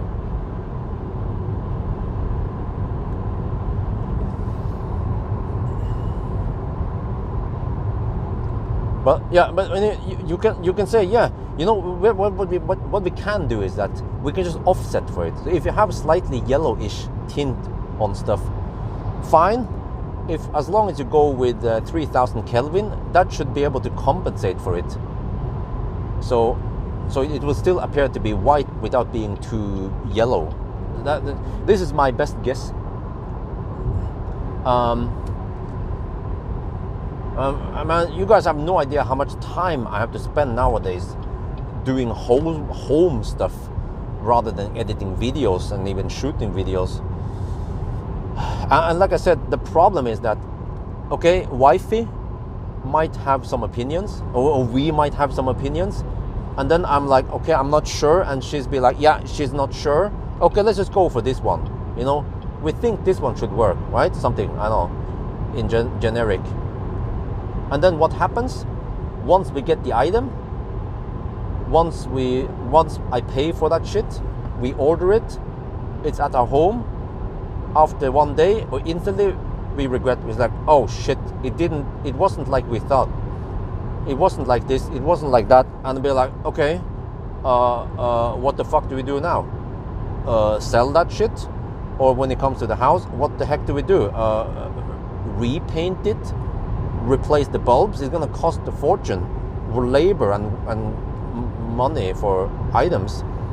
So that's why I think planning, testing, you know, is important. So I'm actually going to buy one bulb from Lampemagasinet. I'm going to buy one 3000 Kelvin bulb and compare it to the 2700 bulb, and we will get an impression of what it will look like.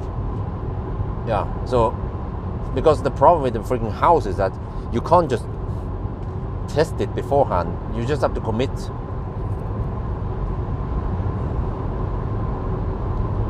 Warmer, less blue, yeah. But I mean, to be honest, I think 2700 Kelvin, that is very common in Norway at least. I mean, it is yellow, and the problem is that you have yellow there, and you have yellowish tint in the walls. it tends to be a little bit yellowish. So hopefully 3000 Kelvin is a good choice.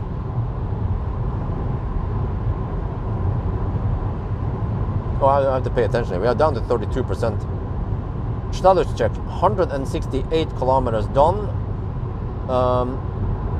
35 kilowatt hour total ticker or whatever, you know. Cool silver, you know what it means, right? You just have to deduct for it.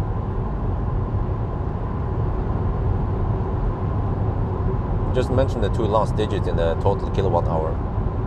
Yeah, I actually run it at 26 degrees Celsius. Oh shit, the temperature is 26 to 31 degrees now. Well, it is slowly moving towards equilibrium.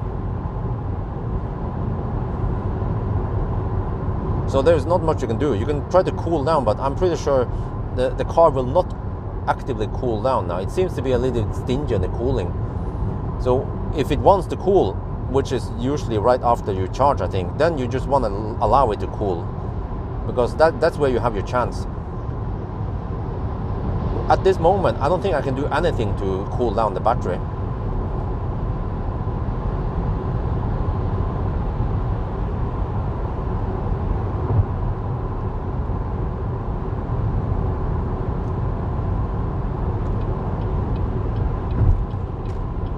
Quick recap. I think I found a flaw with this car that caused it to rapid gate, and now we are retesting because I will try to do things slightly differently to avoid rapid gate. And the potential improvement that I've calculated is whooping 45 minutes. That is so big that we should try to retest it. Roof box, nope, I haven't done a proper trip. I have done some tests with it. You can check in my channel.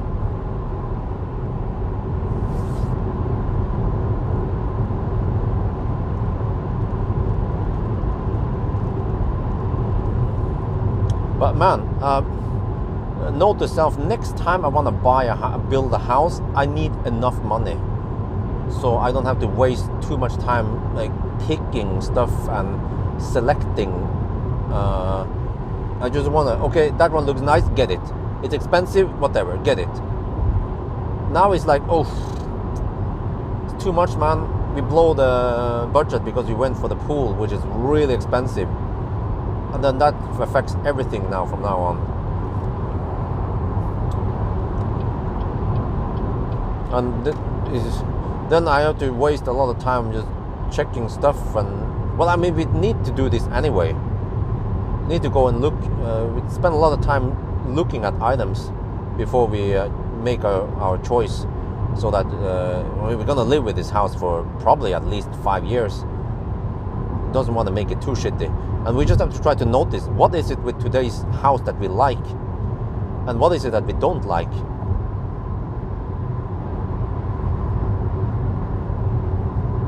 And then we can make the choices based on it. Man, freaking camper.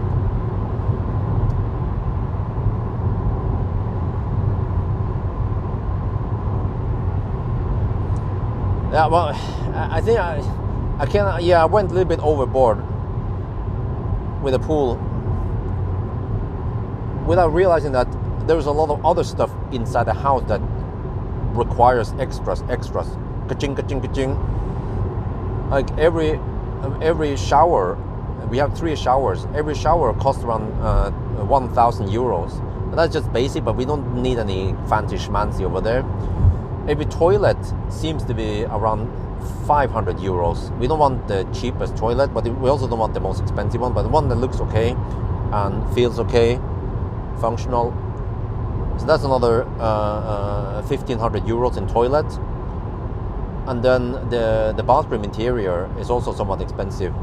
We already chose tiles that cost some money, a lot of money, but it looks nice.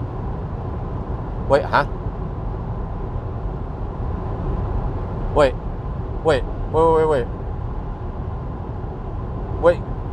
Discharge energy is 3,438 now. Wait, is something wrong here? It was 3,394. No, wait.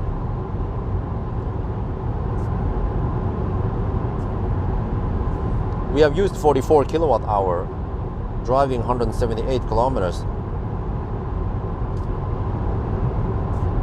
The consumption is around 240, yeah, roughly 240. That's pretty good.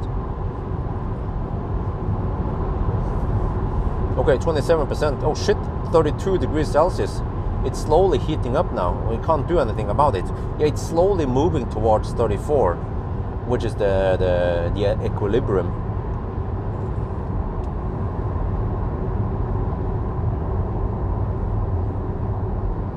Yeah, 3394 is starting, and now it's 3438.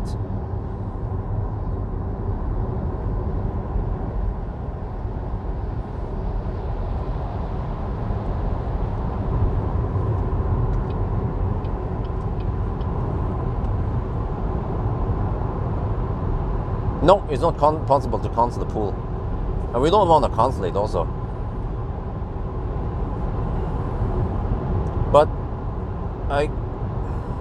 some stuff in the house doesn't have to be super fancy.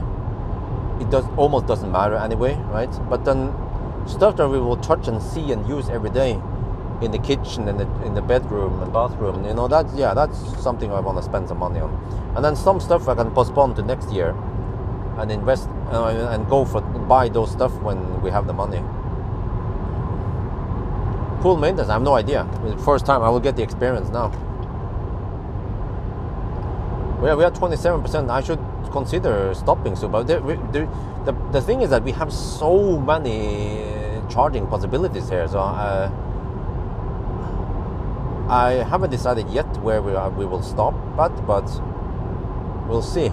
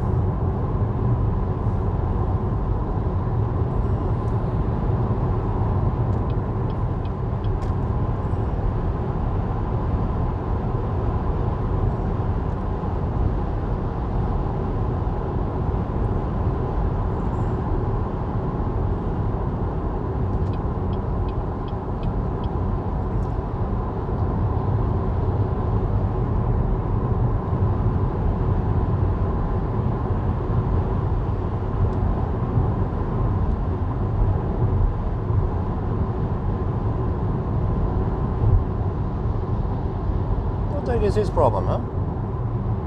Oh, you wanna see some lead bar? Come on, you pass me. Come on, pass me. Oh man, I wanted to show him my lead bar. Too bad he didn't want to pass me. For some reason that ID4 dude was just flashing at me. I was like, what the heck is his problem?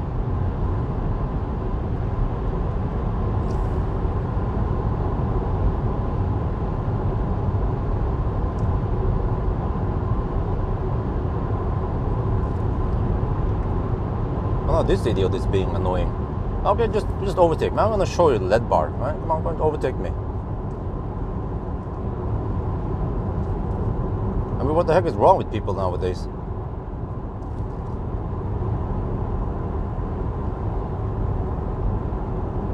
Okay, I'll show him the lead bar. All right. Here you see proper lights. Yeah, this is proper lights, right? So please don't use that damn light on me from now on. Oh, shit, man.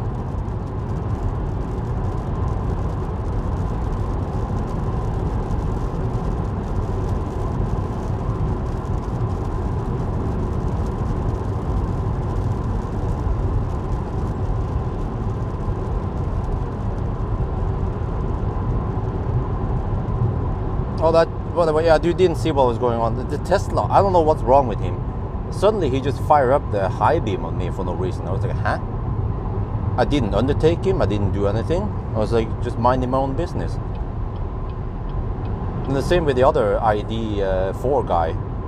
He was hugging. He was camping, and I didn't undertake him. I just hugging. I was just going on the right lane. Apparently, the little brain didn't like it, and those two monkeys, they used the high beam on me for a reason.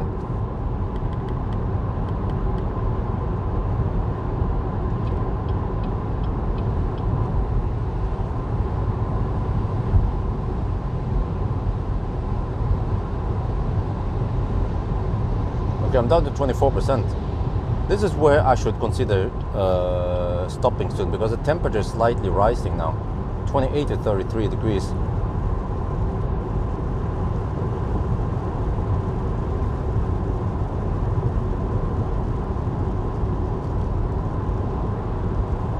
I mean, either you stay there or you go back to the right lane, dude.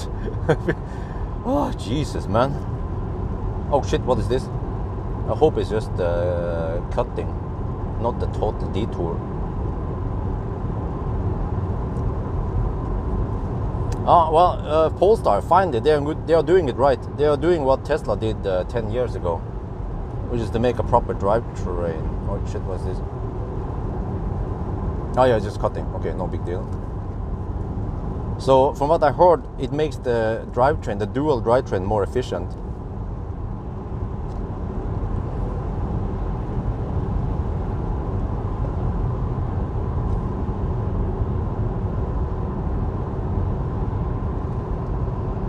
My rear lights, it's on auto. What should I do with my rear lights?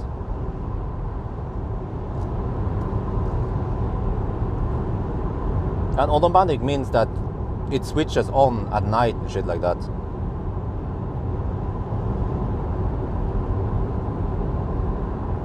But I will almost always keep it on auto. I will not switch it to 0 or something, which many people tend to do, and then they forget about it, and then suddenly they are running around with no taillights at night. But even if I would meet someone like that, I would just flash at them a couple of times. I wouldn't run the high beam like those monkeys did. They did it for other reasons. Followers, unlikely. Followers, they will normally don't fire up the high beam at me. They will usually use the hazard lights, or maybe blink a couple of times or something, you know. Just firing up the high beam like that is considered a bad manner. I don't know about your country, but over here at least.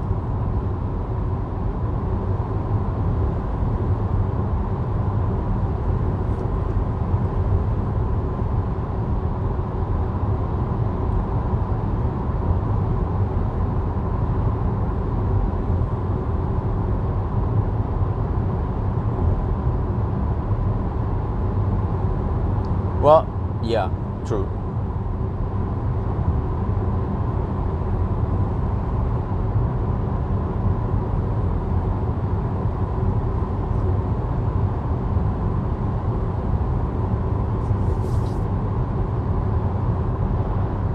Oh, what the heck was that? Phantom braking?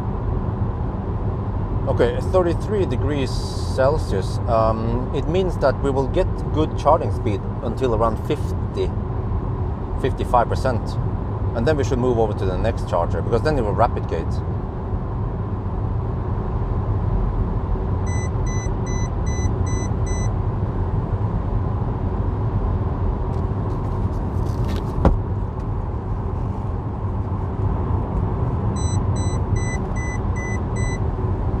Okay.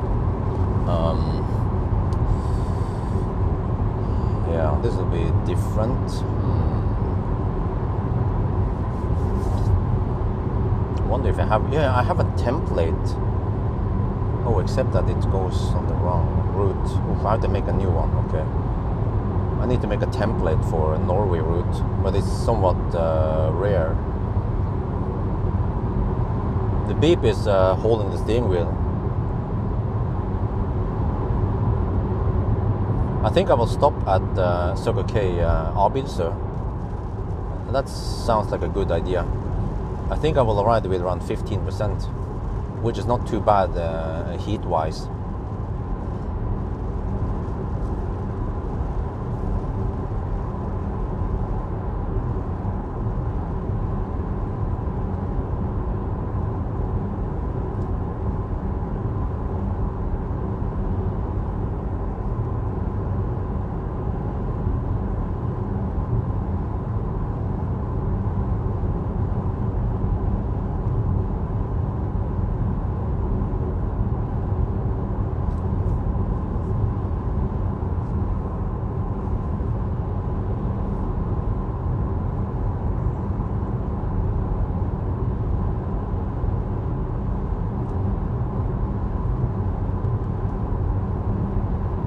17 degrees outside. Yeah, also another thing I noticed is that if the ambient temperature is too high, then the car actually struggles to cool down the battery. Yeah, that makes sense. Seems like the cooling here is not strong enough, or the design is poor, so you just cannot get the heat out. It seems to be inefficient. Yeah, you're pulling 4 kilowatt for cooling, but you can simply not cool down the battery when it's charging at only 85 kilowatt. But I have another indication. Well, maybe the cooling is already efficient, but I have another indication. When I yo-yo this car, even if I have only 150 kilowatt power, right, 200 horsepower, the battery heats up really fast. Like one launch, one or two launches is enough to bring up the battery 1 degree Celsius. So if I yo-yo for just a minute, I can bring up the temperature by as much as like 5 degrees. And that indicates that this car, the battery might not have low internal resistance. I remember when I tried to yo-yo Kia EV6 rear-wheel drive, it went up really slow. Okay, it doesn't have that much power, but still, the heat buildup was really slow.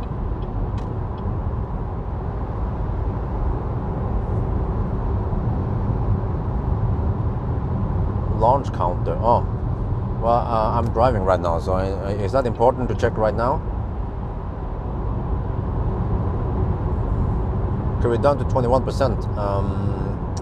Okay, there's always this trade-off. Wait, maybe I should just go as deep as possible. But if I don't stop now, then Skøyen, that's a bit tricky. What about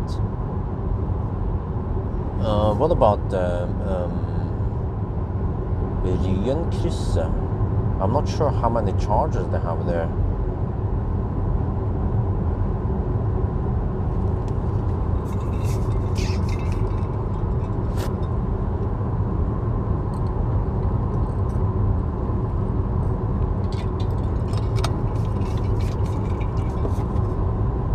But maybe, okay, you know what? I'm thinking, if I go too deep, the result of that is that there is more heat buildup, and then it would just rapid gate anyway, kind of. So maybe I'll just go to around, yeah, I have 20% now. I think by the time we reach Abildsø, we will be at around 15%. I think that's fine. I want to go for Abildsø now. Shit, but the rain is here.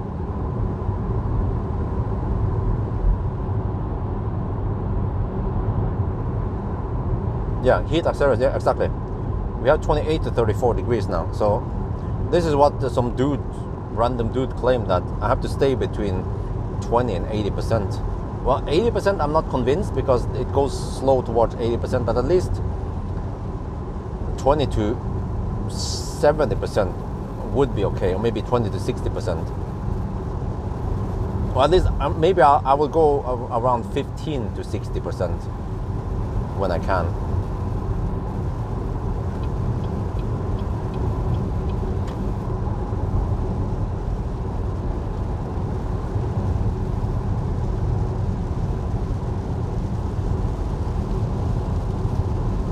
Here comes the rain.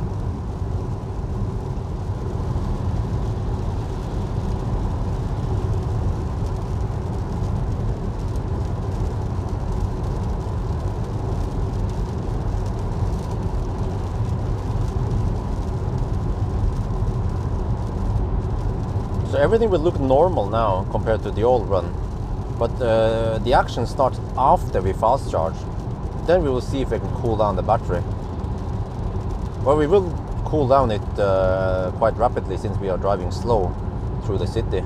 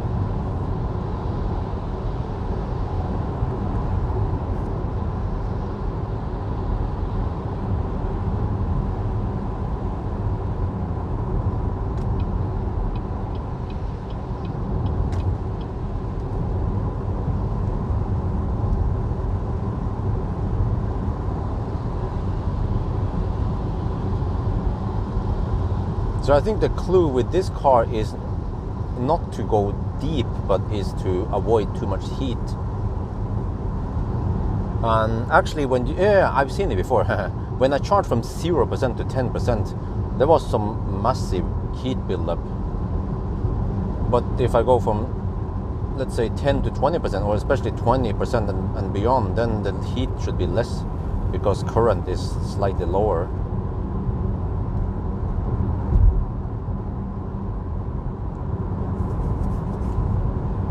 But there was one thing I still haven't understood completely here.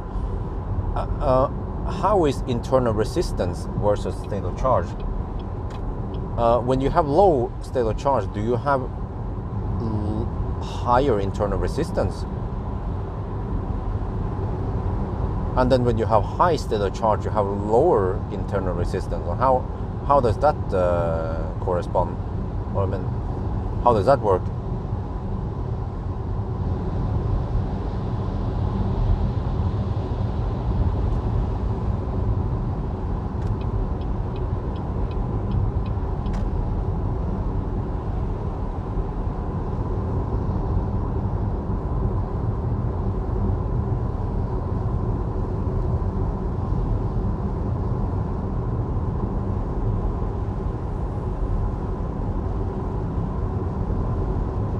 Okay, 19%, 27 to 33 degrees. Oh, it's slowing. Yeah, I'm cooling down the battery slightly since we have to go so slow now. That's good. The lower starting temperature, the better.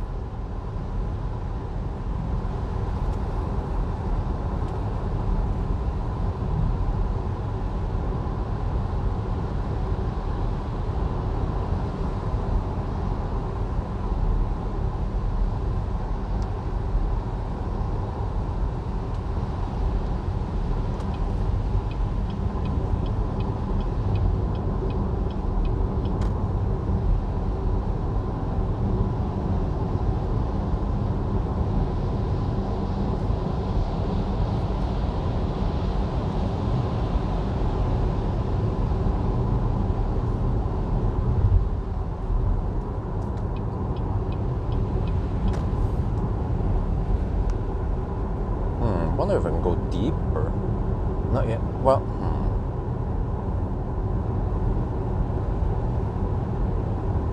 where's a battery temperature? Yeah. It's 15 degrees now. That's good.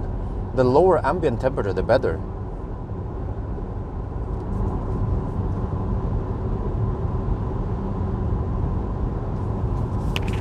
Guys, get ready. I'll be sure. There's plenty of chargers there. Shouldn't have to worry about the other stuff.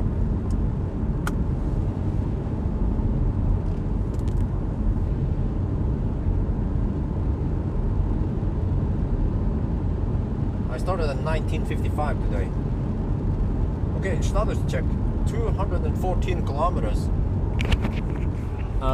Kilowatt hour 3,446.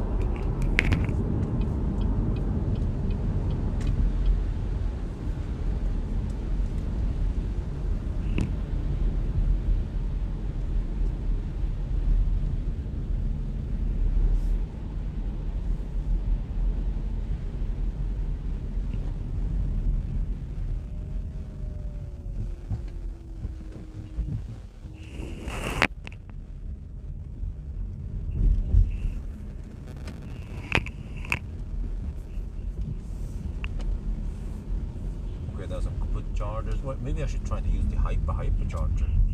Well, actually, they are a little bit occupied. Okay, maybe not. Let's use the CCS one. Okay. So hopefully they don't bug too bad. Try this one. It's always tricky with the freaking tritium chargers, man. Tricky chargers. That's what they are. Okay, we'll record the data quickly.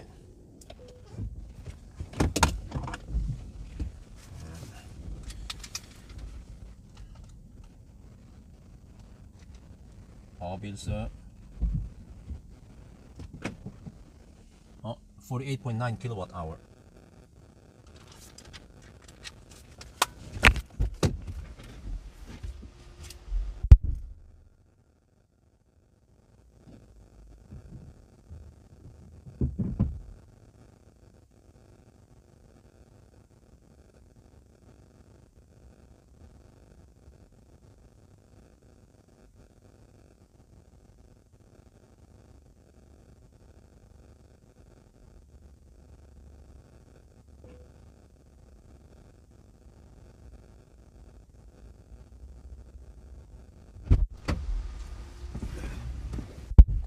Okay, I have to quickly go to the restroom.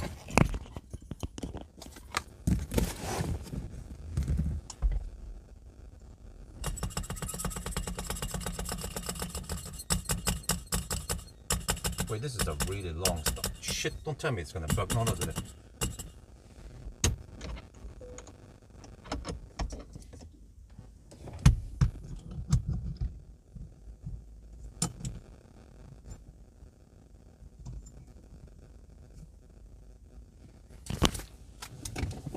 Shoot some video here.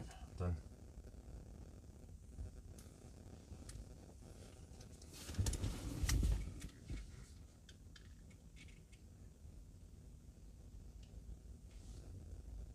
We are now at Circle K Abildsø, charging up for the first time. Yeah, plenty of chargers over here. So for now, everything looks normal. We arrived at 27-33 degrees. We are not replicating yet. Let's hope that this session doesn't bug out. Okay, so yeah, so far so good. I will do the regular stuff. Go to the restroom. It's slightly raining, but yeah, that's the storm, Hans. Yeah, never takes any break here.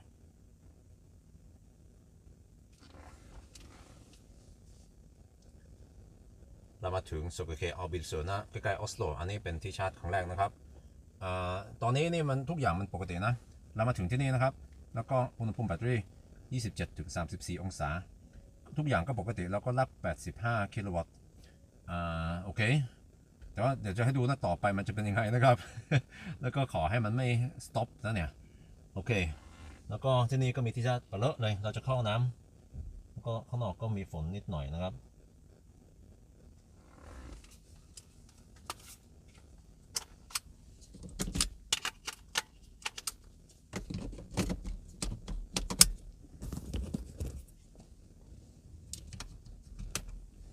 Okay, quick pee stop. I don't have to eat anything. I had a pretty decent meal before I left. Still have some drinks. Yeah, no, replicate will occur at 46%, 46 degrees.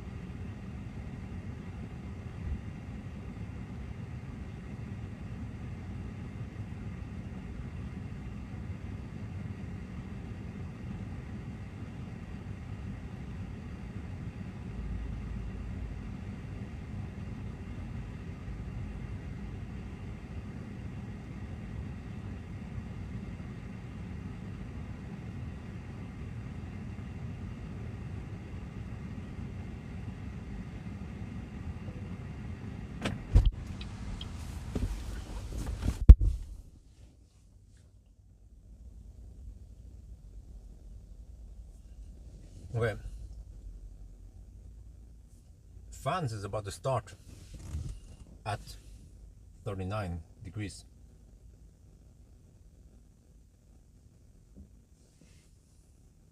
That just stopped, really? That's weird.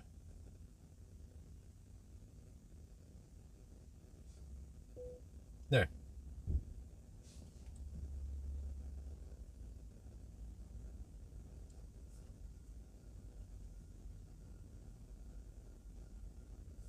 This is plug and pray.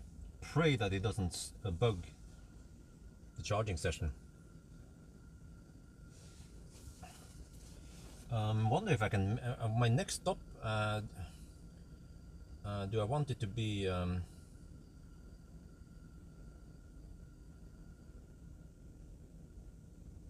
Gullhaug.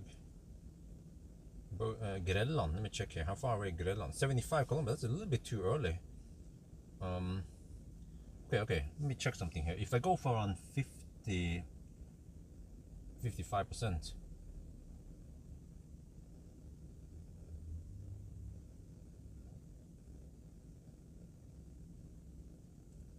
I have to drive 116 kilometers. Which one is that then?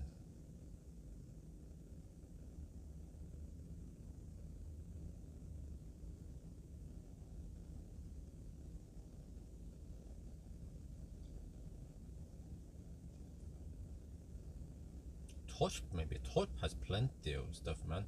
Foxerød, let me see.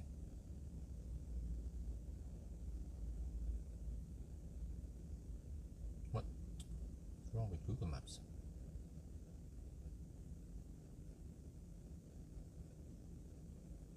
Oh, 121 kilometers. Okay. Yeah, okay. So, which means that I should go for around 65%, and then hope, yeah, Foxerød has plenty of charging options.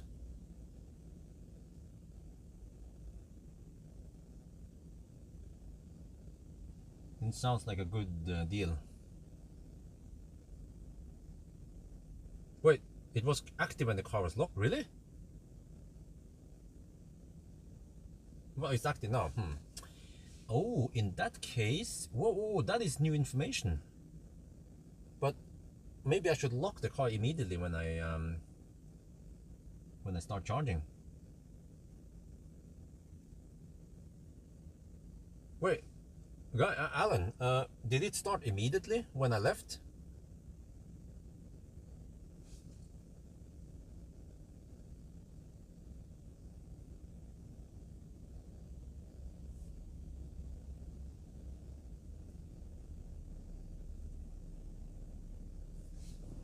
What if I lock the car now? Does it matter?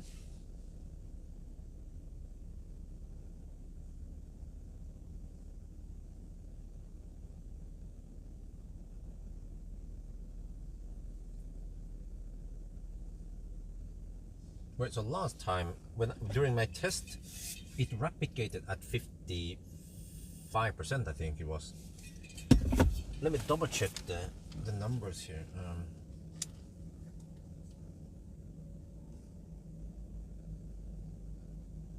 Now the cooling is running at 2 kilowatt.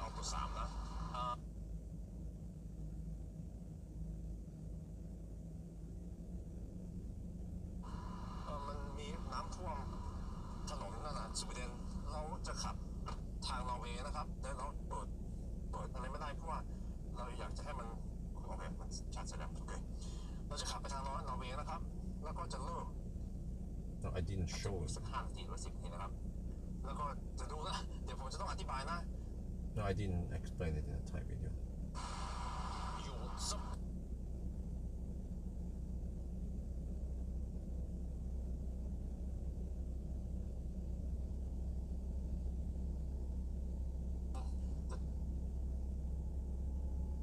Retest. So we're now topping back to 100% before we do the test. Yeah, 3394. The time is okay. Let's see. Well, or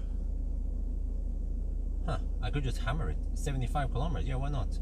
I can ride on the 80 kilowatt wave. Alternatively, we can just go to Grelland.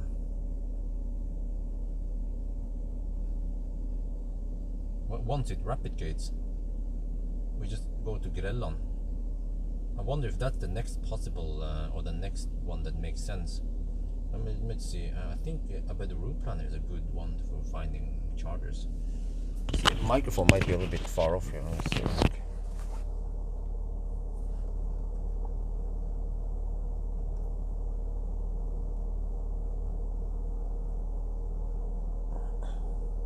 So Grelland is 75 kilometers away. And I like Grelland because it's a pit stop, almost no detours. Let's see, the next one after Grelland is, well, we have Nykirke, but it's a bit awkward place. What is this? Oh, wait, we have the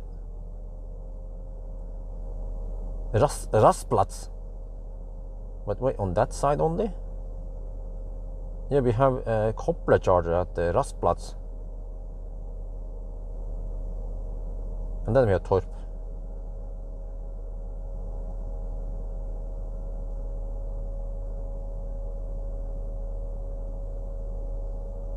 Wait, are they not on both sides? Check Koppler app.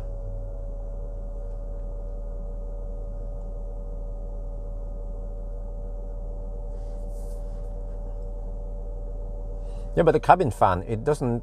Does it do any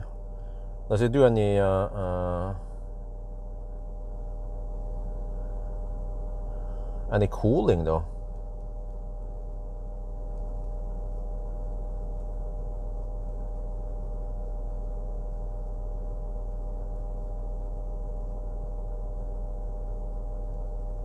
Oh, that one is only on one side, the wrong side. Yeah, okay. Think fast. I think I want to go for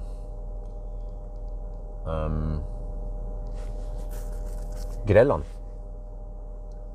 It shouldn't cost me too much to take these shorter sprints, but it seems like I lose a lot of time by rapid gating. Bad weather, nope.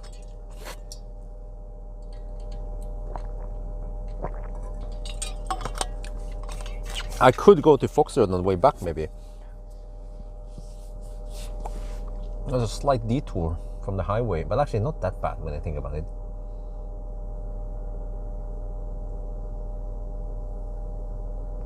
Yeah, it seems like it will replicate at 51% again.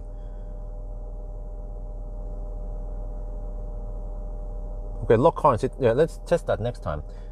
But I don't know if the car senses that I'm sitting inside or not. Or it's doing a slight rapid gate already. But then it will be even worse at 46 degrees. But then this is slightly better because it means that it shouldn't rapid gate that bad. Yeah, going at 75 kilowatt versus going at 85 kilowatts. So we can ride on this speed for a little bit longer. 2 steady. Oh, really interesting. But the car might sense that the key is inside here when if I'm sitting inside the car.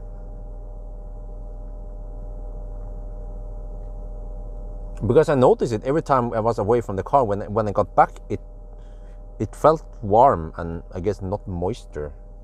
But I wonder where it got the heat from. Did it pull heat from the PTC? That is likely, right?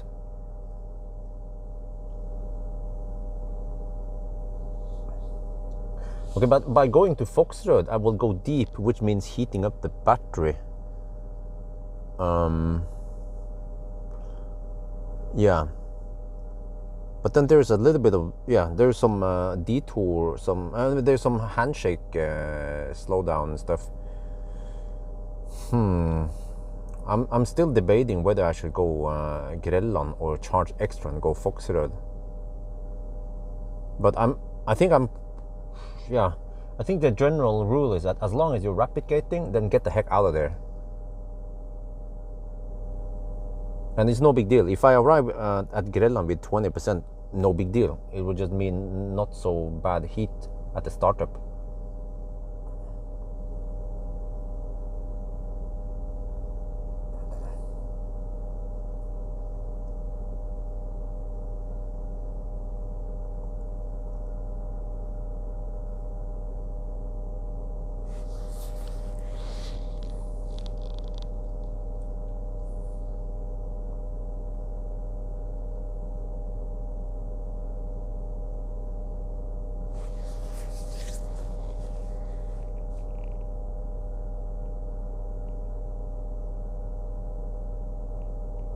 Well, Kia EV6 GT, I have to look at the weather forecast once I get the EV6. If it's going to rain every day in Germany, then I'll figure out something else. Maybe I'll just do a trailer run. Even if it's raining, I can do a trailer run. But if it's raining a lot, then I can't simply do an Autobahn run.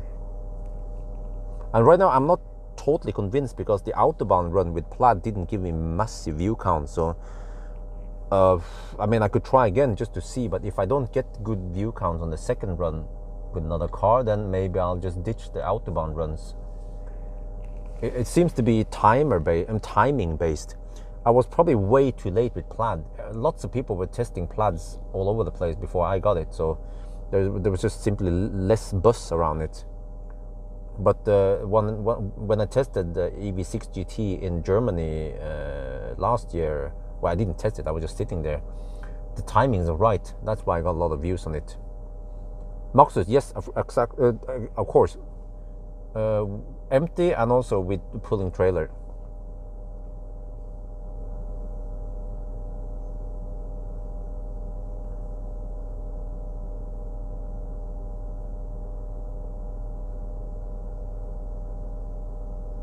Yeah, exactly. But one thing I can try on is old cars. It seems like Millennium Falcon and Frankenstein gives me lots of views. So I will see how I can do it, but I'm not sure yet. But if I have the opportunity, I will take Frankenstein to Bodø. But there's another option here, by the way. Marcus says that he bought a Model Y, but it's in Tromsø. So I was like, I could fly to Tromsø, and then on my way south, I visit Bodø and I pick up the trailer wheels in Bodø. So if I take that route, that would be a 2-day trip. Model Y rev is quite snel. We have supercharger network natively, so I can fly over there in the morning, and then start hammering it, and I should be home within 2 days. I just need one sleepover. Just bring some basic sleeping equipment. I can try out the new Stormberg thing, and I need to bring a pump also, 12 volt. Okay, it's about to rapid gate, but whoa!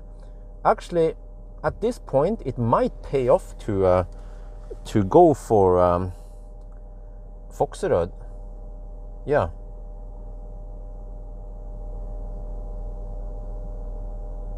To maybe charge a little bit extra and go for Foxtrot, but then the problem is, how deep do I want to go?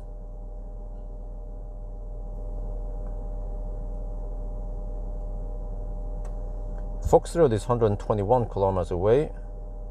121 times, let's say I'm assuming 250 consumption. I have to spend 52%, so we can make it there, and then but then we will arrive at 5%.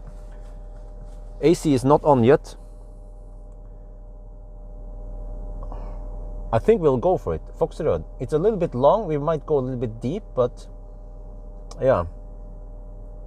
There's also the balance between not too many charging stops versus, yeah. But we'll see. I mean, if I run by Grelland and I realize that we can't make it to Foxerød, or it'll be too deep, then I can always just bail out at Grelland, even with 30% at Grelland, no big deal.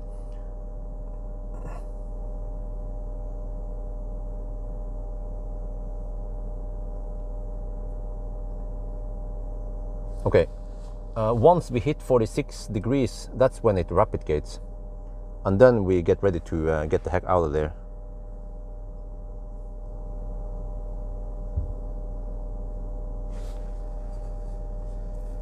So this is actually not that bad, 70 kilowatt. I'll take it.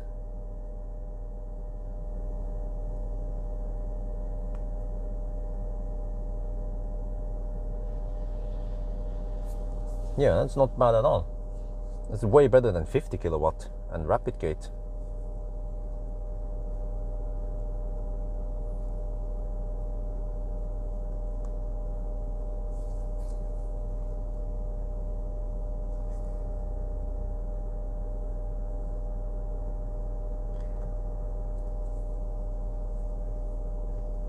Let me see, 21-minute charging stop now.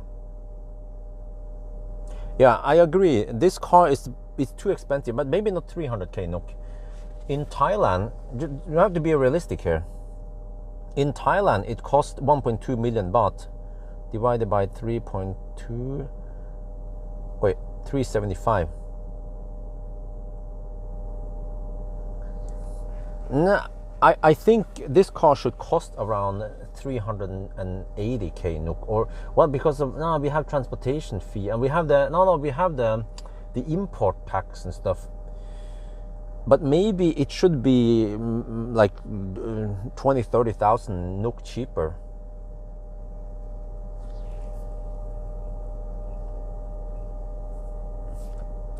Yeah, but did you notice that the Frankenstein videos got lots of views? So you don't have to have the most expensive car to get lots of views.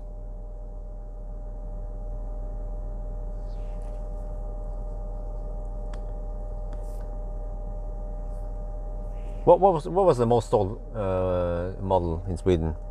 This car? Was it leased or was it actually sold? Oh, it's about to rapid gate. Okay, let's get ready to leave.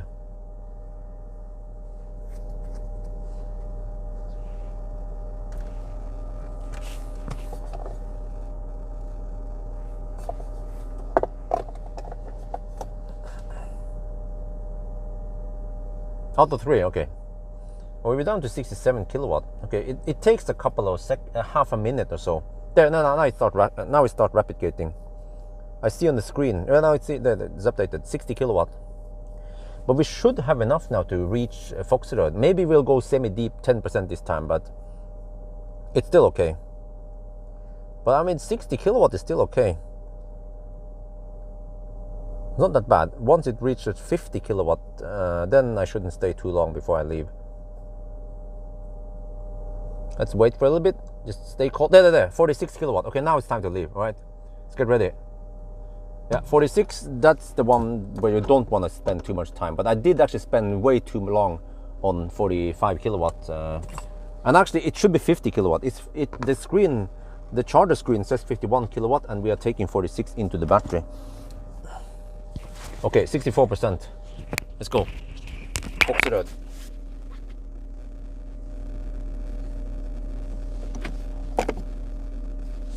Get the camera ready.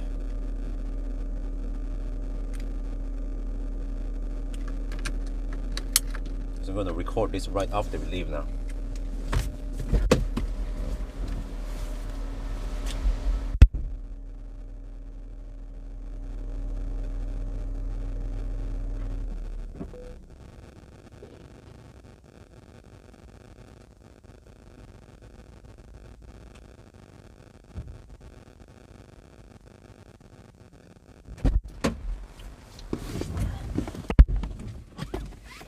Okay, and here's the trick.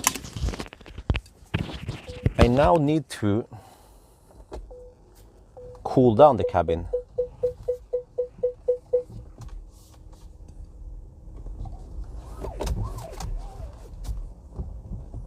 I have to set it to 18 degrees. Actually, maybe 18 is a bit overkill, but... Or let's just go 18 now, for now. Actually, maybe that's too bad. Let me set it to 20 degrees then. Okay.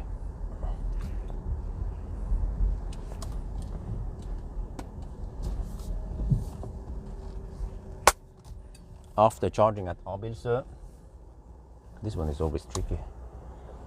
This intersection. Just have to edge myself out there. Okay, there we go. All right, we just finished charging. It took 24 minutes. We charged at 65%. It was nice and flat-ish, yeah. And we got good speed until it rapid gated. Once this one hit 46. So you guys know the drill. But here's the trick now. Now after charging, I will set the temperature on the cabin to 18 degrees. Or I'm not sure. I might set it to 19. I'm not sure. But the one point is that, yeah, you see it starts fogging. So you might be tempted to run some heating, right? Well, that's what ruins everything, because my best guess now is that if you run heating, this car is equipped with heat pump, it will then run the AC on heating mode, and then the battery will not get the opportunity to cool. But the way it works now is that I'm having some cooling in the cabin, and then it also uses some of that cooling to cool down the battery, while guess it's running the battery cooling at, or I mean the battery cooling gets around 1 to 2 kilowatts. And by doing this, we will then cool the battery. You will see that it starts cooling right away a little bit, and it's going to be even better.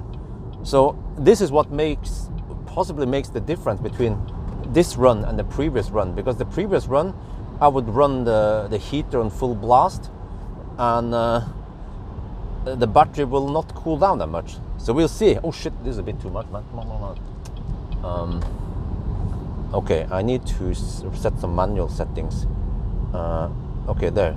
I have to divert airflow towards the windscreen and increase the airflow a little bit. Oh shit! Come on! There, fan speed max. Oh shit! Okay. Man, I can't. Okay, I can see something here still, even though it's a little bit hard.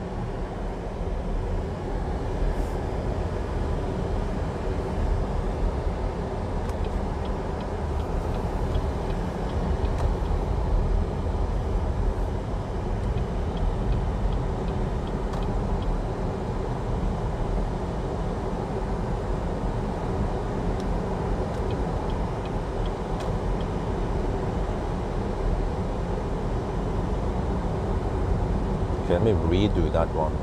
Okay, there.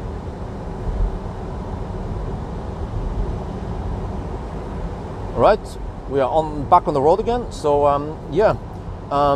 I charged for 24 minutes, and the battery heated up slowly during the charging session. But it was a nice charging session, and I see now the battery is starting to cool down. So this is the trick I figured out, is that when this car is equipped with heat pump, so when you want to heat up the cabin, the heat pump runs on heating mode, but that means that the heat pump will not be able to cool down the battery. And I think that was the mistake or the design flaw with this car that I just happened to trigger, is that I ran the heating because the windows were fogging, and then the battery didn't cool down as much. But now, on the other hand, we are running cooling. We run the AC to cool down the cabin, and then the AC unit will be in cooling mode, and it will allow the battery to also cool down along with the cabin. So hopefully this will make a big difference. We will see. I've done some tests, but yeah, we just want to see it if my test shows that, oh shit, was this, that it works or not, this trick here. Yeah.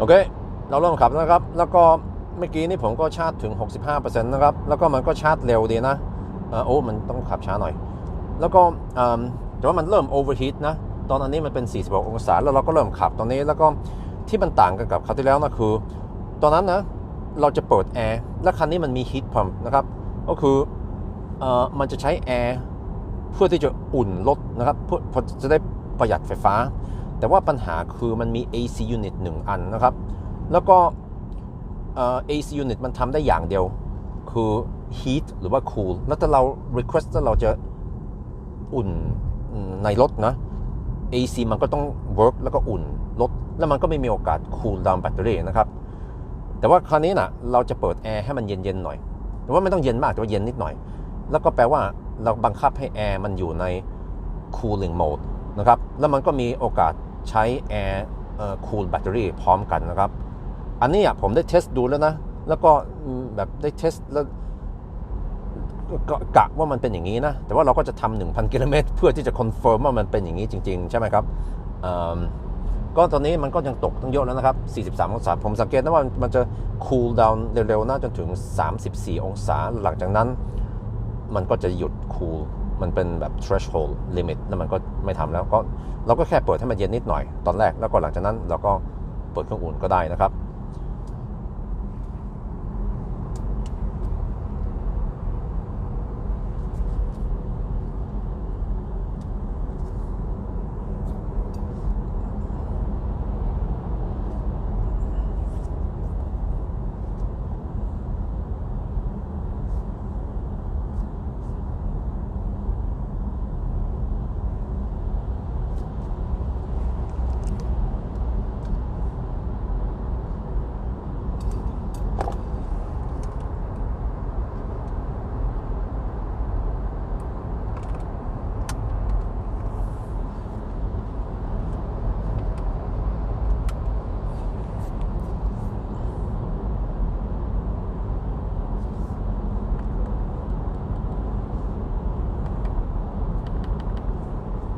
not sure if I should deduct for this. I think I should. Maybe like a minute.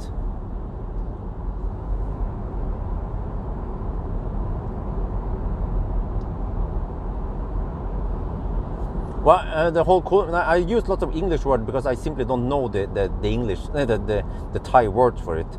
But on the other hand, Thai language, they already adopted lots of English words, quite common actually. They say feeling instead of ความรู้สึก. You know, yeah. Well, that's one example.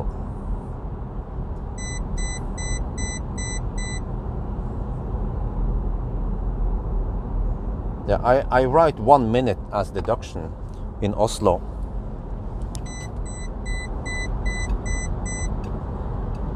Because of this. Normally you can't drive too fast here anyway. Wow, we're already down to 41 degrees here. Damn. This thing makes wonders.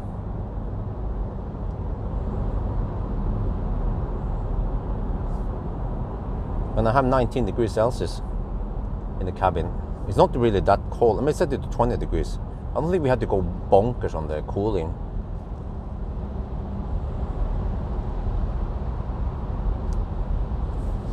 But I want to at least see 34 degrees before I back off on the cooling power in the cabin.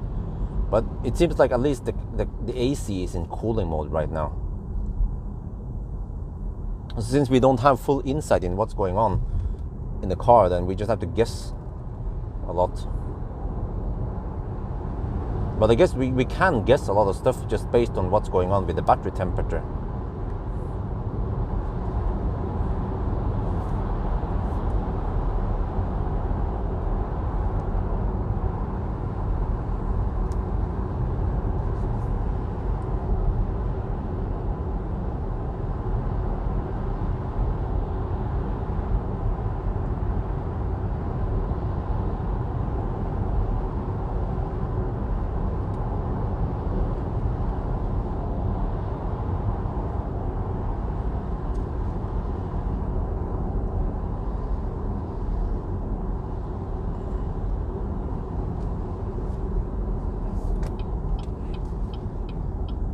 This slowdown here has been here a while now. Oh shit, there might be another minute we have to deduct here, yeah. Because normally there won't be this slowdown. But it is not that bad though.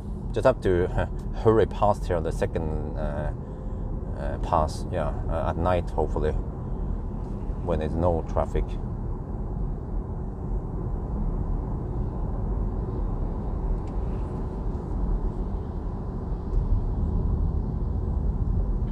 But this also contributes to the cooldown. But it's not like a leaf, so it doesn't need to cool like that much.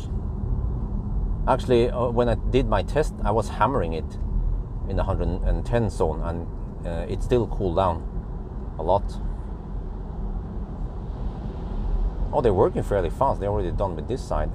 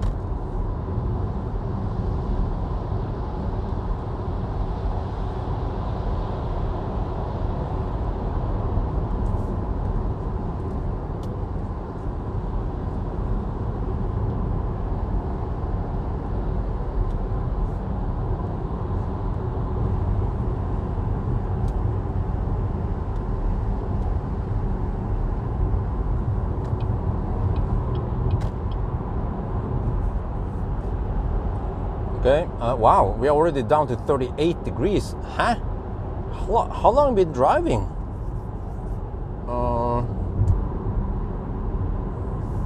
Dude, that was super fast cooling. There's definitely something going on here. With the cooling, I mean.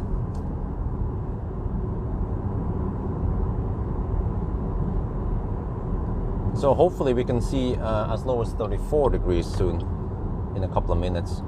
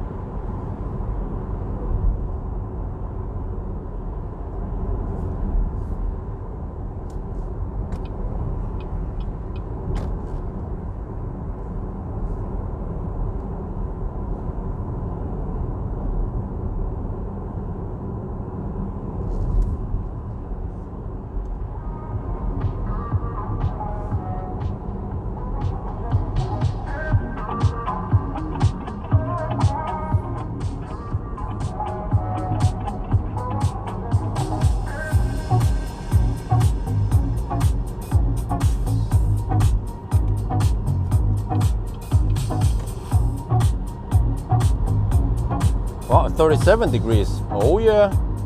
But yeah. But one thing I noticed is that the delta shrinks a lot with the active cooling going on. So we have 5 degrees Celsius delta. And it's gonna be, yeah, even lower, I think. Or roughly there. But when we don't have AC cooling, the delta stays around 10 degrees. Yeah, it's 29 to 39 degrees.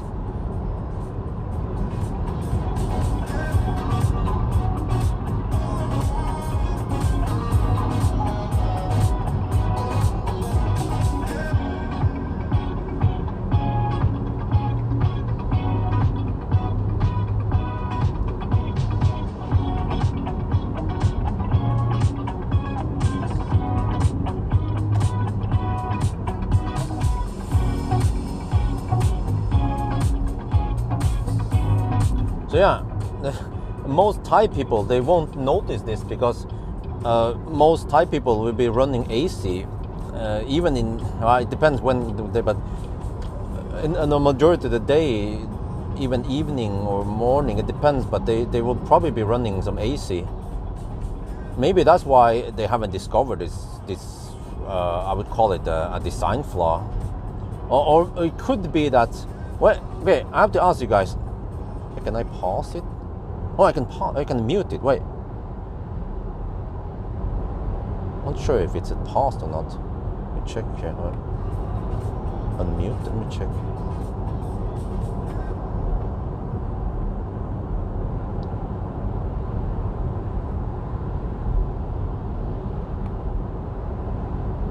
Oh, is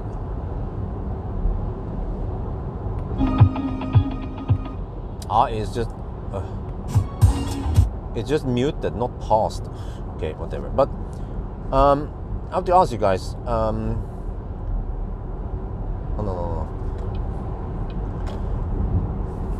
In China, do you guys know this? In China, does the Atto 3 have heat pump there? And what about in Thailand?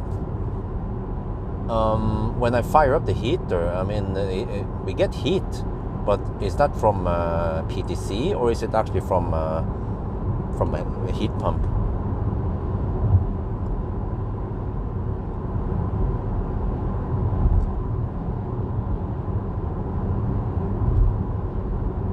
But I suspect that most people who drive this car, who owns them and drives them, they don't notice this problem, or maybe they notice it charges a little bit slow, but they are like, oh, that's just the way it is.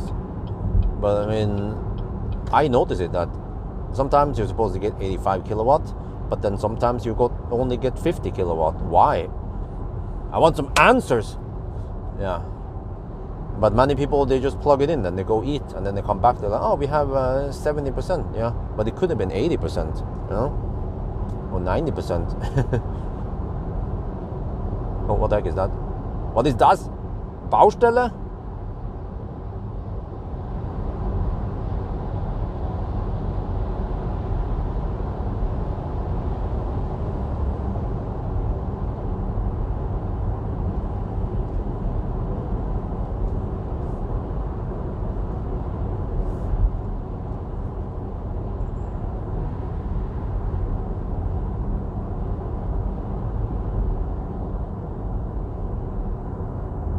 What, more shit? Ah, shit. Okay, just a short one, right? Well, oh, we have 30 to 35 degrees. Holy macaroni!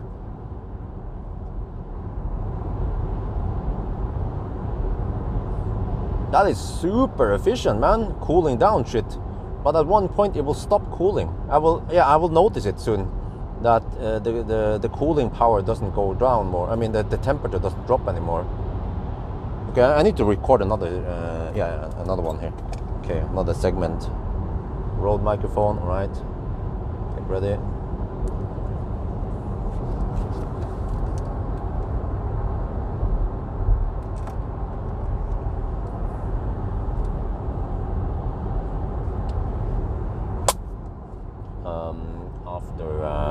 Where is this? Oscar. Oh, look at this. We've been driving for about 10-15 minutes only. You can see it here. We went from 65% to 59%. But look at the battery temperature. This is super efficient cooling compared to before. 34 degrees Celsius. Wow. But I've seen it during my test that it will cool down to a certain level and then it stops. It could be now, I think. I'm not sure. We'll see. Yeah. And at this point, or once the cooling, the AC cooling stops, then I might as well fire up the heat again, because then it doesn't matter really. And I don't want to freeze too much. It's not like it's that cold in here, but yeah, I would like to have a little bit warmer cabin. So we'll see. So far so good. ตอนนี้เราขับไปได้อีกสัก5 นาที 10 นาทีนะครับแล้วก็อุณหภูมิแบตเตอรี่ตกเยอะมากแล้วนะครับเนี่ย29 ถึง 34 องศานะครับนี่ให้มีคนแช่เลนโอเคแต่ว่าเนี่ยอันนี้แปลว่า AC มัน work มันได้ cool แบตเตอรี่นะครับถ้าเราเทียบกับ 1,000 กิโลเมตร challenge คราวที่แล้วนั่นน่ะอันนั้นนี่มัน cool down ช้ามากเลยนะครับนี่บอกเฮ้ยอันนี้เดี๋ยวเราต้องเปิดไฟไล่มาแล้วเนี่ยถ้ามันไม่ขยับไปถ้ามันไม่หลบไปนะโอเคเดี๋ยวเรา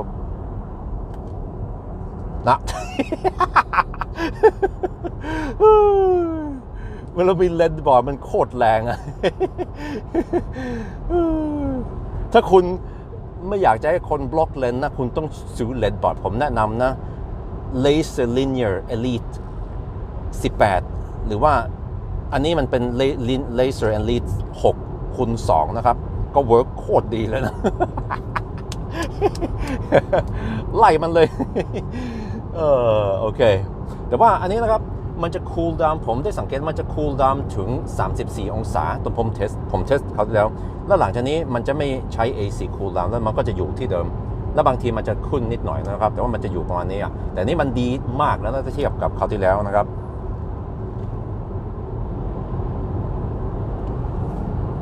That was a freaking Nissan. He was doing 80. He was doing around 87 kilometers per hour in the 90 zone, just camping the left lane. I was being patient, you know. I didn't just rush it. I gave him some time. Then he was being a Nissan, so I just flashed it on once. Yeah.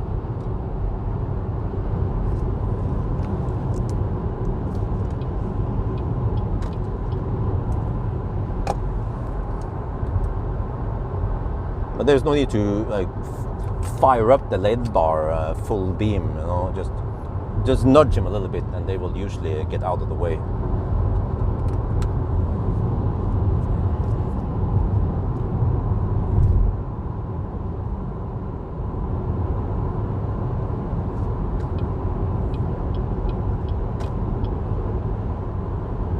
Well, they might have some cooling, but the problem is that it could seem like the battery generates a lot of heat.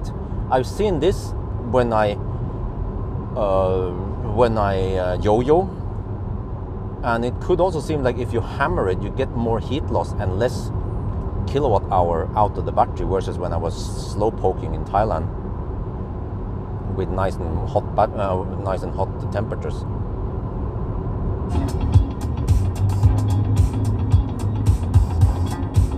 Wow, boomy bass for the win.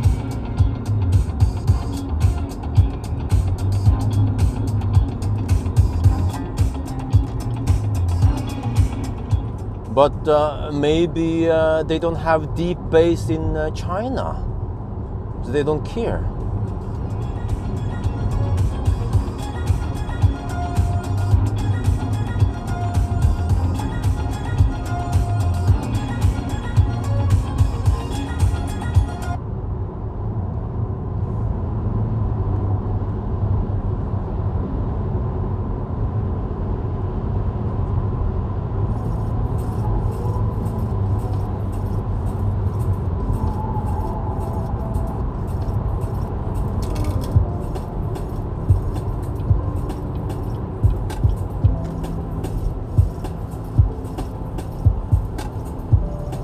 Well, we have avoided the rain most of the time now.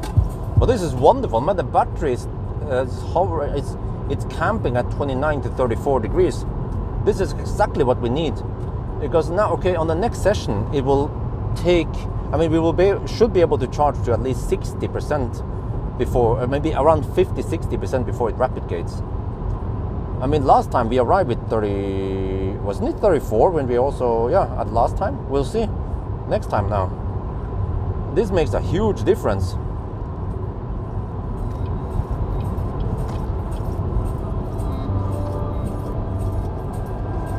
Rust problems, and hey, let's not forget brake disc that shatters. Brake disc that cracks. Like, dude. Hopefully, I mean, fortunately we have some good regen here, so we can regen in case the brakes fail.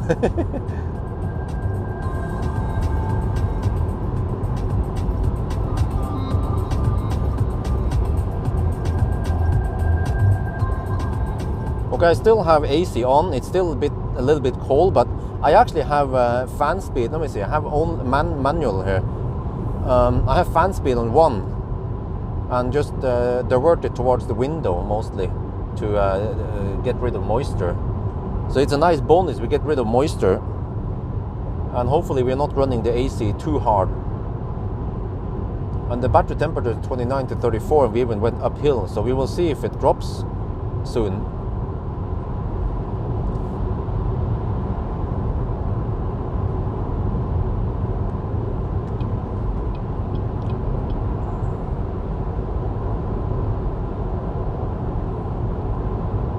Oh wow, this is luxury, man. Dry roads. I better enjoy it while I can.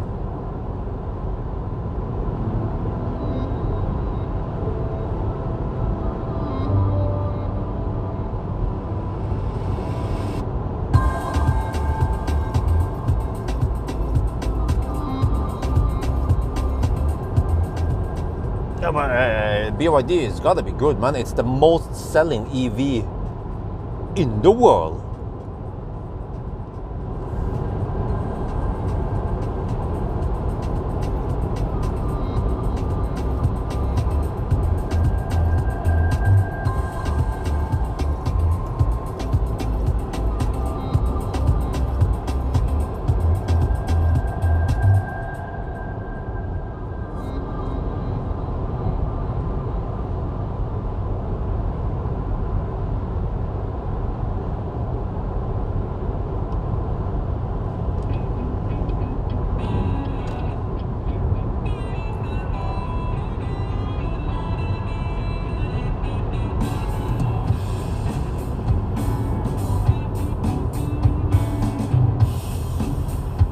Flooding in Alabama, huh? What?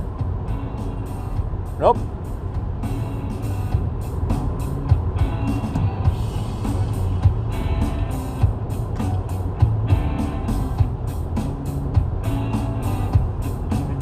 We have flooding in Göteborg, that's why. And I want to make a Norway route for a change. People are probably bored of speculate.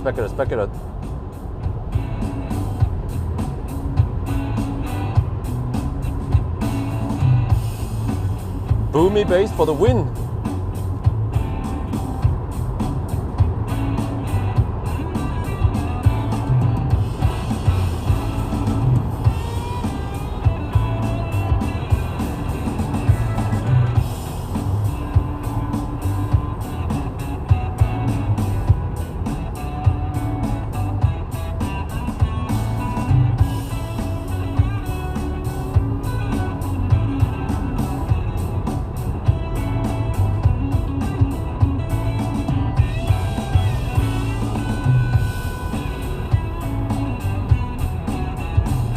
It's a nice change because I've been taking the Swedish route a lot lately, so I don't mind taking a different route for once.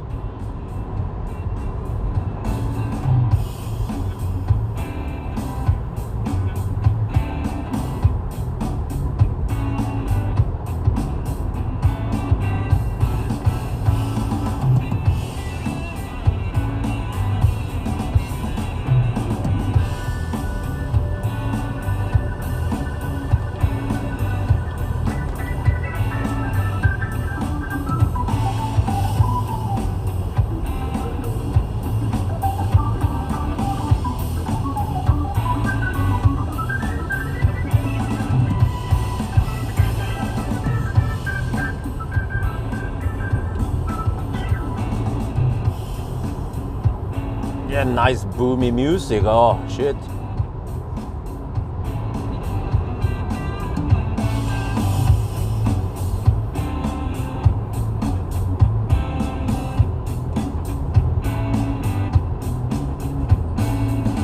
Well, the temperature stays now at 28 to 34. Went a little bit down. Okay.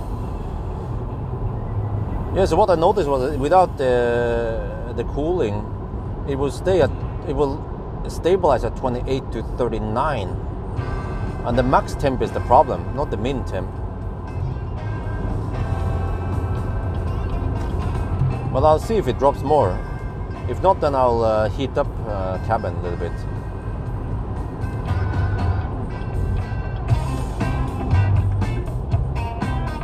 Wait, this is the one without the singing, right? This is the one with singing.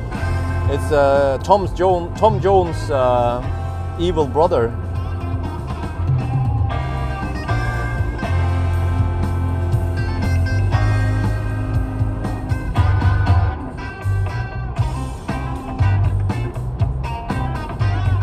Wait, shit, is this the one? Man, I think it was the... maybe... What, again?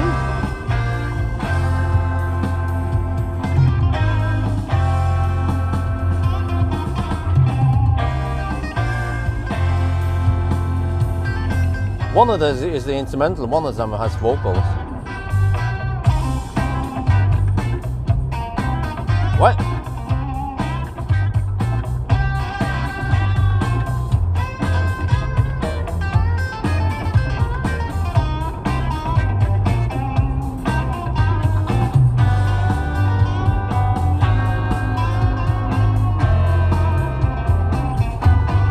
Oh, it's this one. Oh yeah. Meet me just one last time. Honey baby. I mean, we are driving a Chinese car.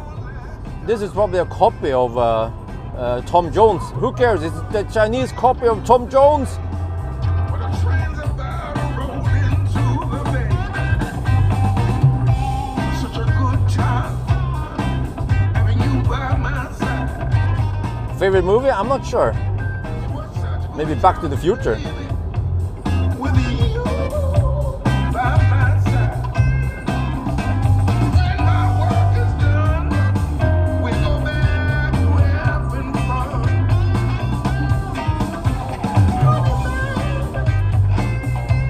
I've been on the road for so long.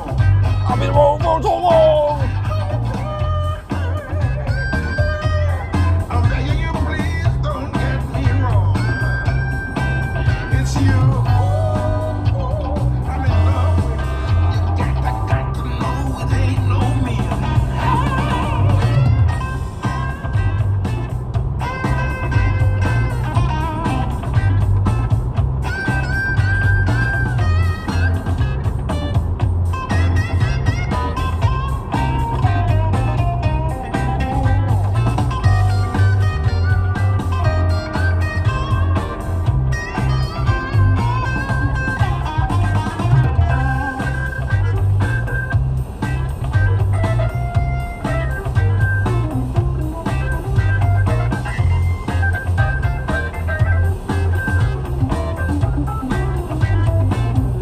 Very fat Taycan in disguise. Yes, LY license plate. I know you're electric. Honey, baby, I've been on the road for so long. Now, honey, baby, I'm begging you, please, don't get me wrong. It's you I'm in love with. You got to know it ain't no me.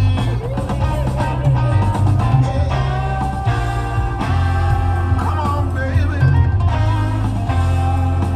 please.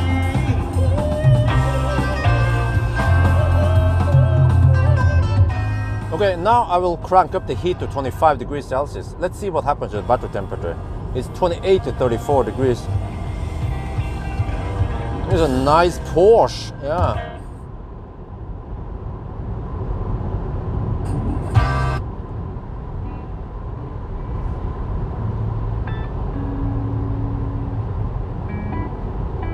Because at this point, I think it's not. I think the cooling stopped at 34 degrees, and from now it's just passively cooling or whatever. Yeah.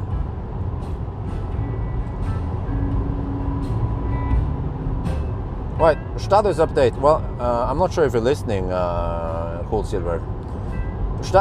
Anyway, status update: 267 kilometers, and we have 3,457 kilowatt hour.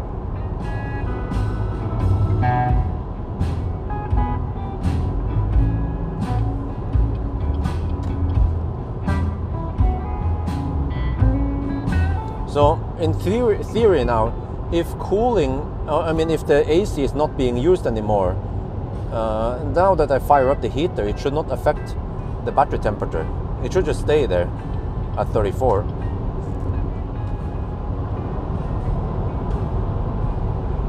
Let's crank up to 27 degrees. Yeah, why not? Nice and cooking.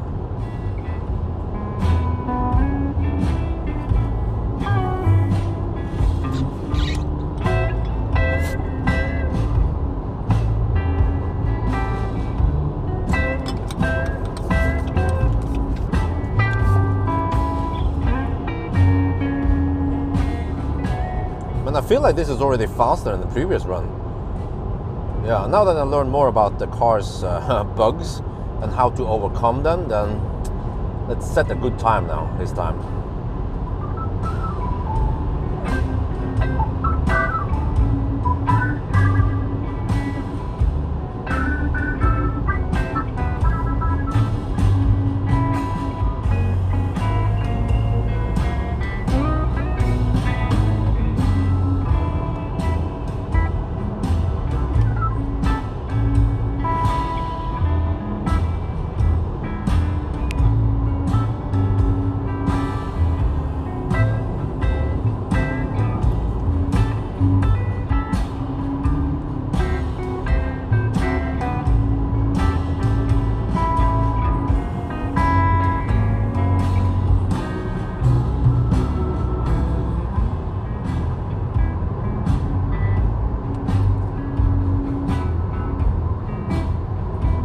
The worst, it's probably the Ford Focus electric, and the best Model S Plaid, despite some shortcomings.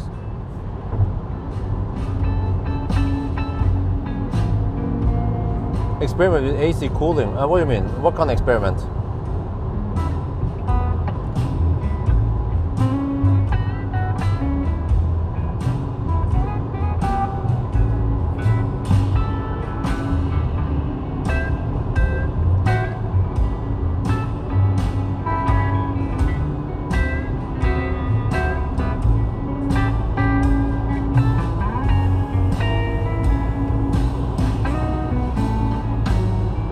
AC and max cooling during charging. Why? That sounds like a bad idea. Because I've already done it in Thailand and it caused rapid gate. And actually, I even did it in the test yesterday night and it caused more rapid gate. For sure. I saw it. I documented it. It rapid gated and it could not get out of rapid gate. because I run heater actually. I run the heating, but it would be the same if I run cooling like I did in Thailand.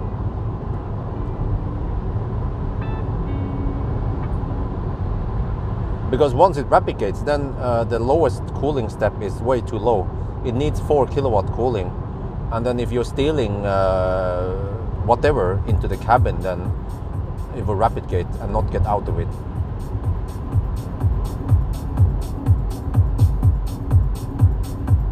Oh, boomy bass for the win!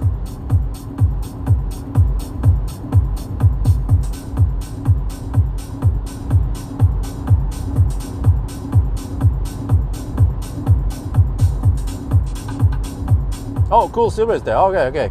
Well, I'm not sure. Did you update the status? Yeah, he did. Okay, thank you.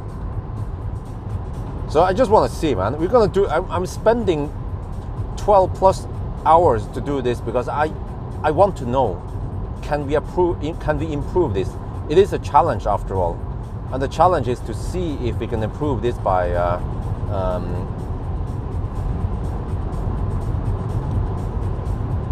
by 45 minutes, as I claim. That is pretty huge, because I calculated that each session could be as fast. I mean, could be 5 to 7 minutes faster than previously.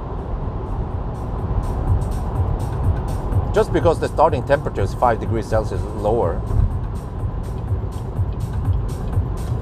And actually, and also that we are not camping on Rapid Gate too long.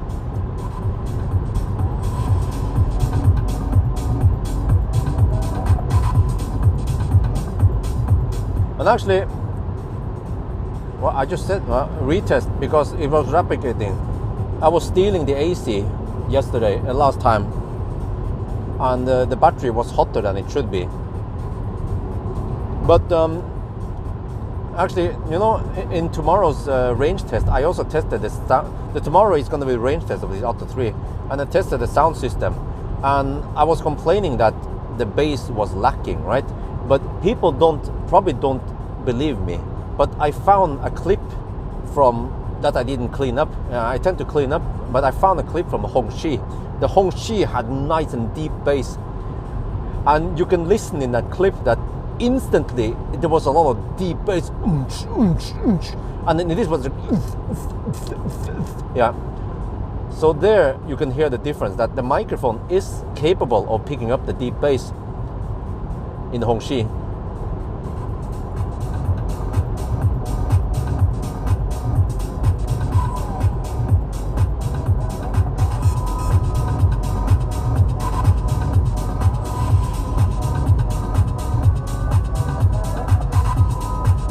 I think it's 204 horsepower. Shit, what the heck is this? Shit, it's a complete block. Someone, Achtung, can you check this one, please? There's a complete detour here. Scheiße. And is that a complete stop, or what the heck is it? No. The road is blocked there. How long are they planning on blocking it? Because I'll be coming back there in around 3 hours. Okay, we just have to deduct for it. Can't be that bad. Wait, that guy's speeded up now.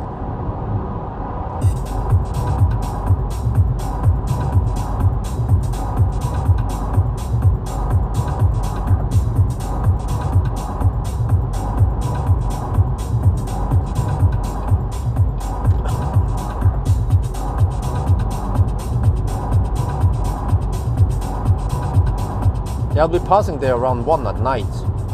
So they are probably, I'm not sure how long they need to work on it, but if they divert the whole traffic out from the main road, then that's gonna last all night, and it will open around 6 in the morning. So, which means I have to count some detours. Same setting, AC set, huh? Nice stationary, the car is off, completely off, so I don't mess up with anything.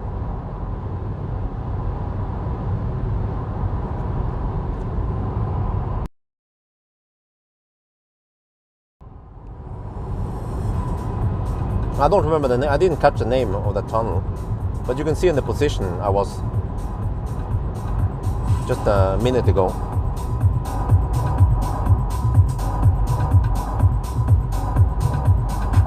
Yeah, this is interesting. I cranked up the heat to 27 degrees Celsius, and it's still nice and warm in here. 28, I mean, the battery temperature stays at 28 to 34 degrees.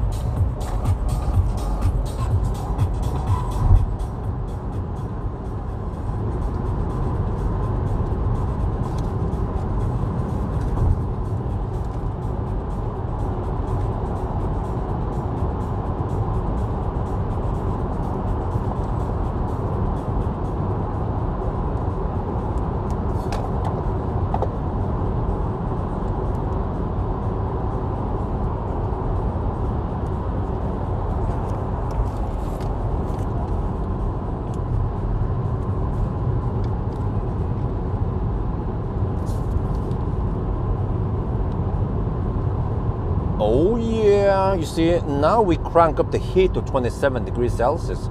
And also, I noticed that temperature stayed at 28 to 34 for the longest time. So it seems like at this point, it stops cooling it, and it's just passively cooling it. So this is it, I cracked the code. You only need to cool down for around 15 minutes, and then you can turn up the heat again. So you're not really sacrificing much comfort.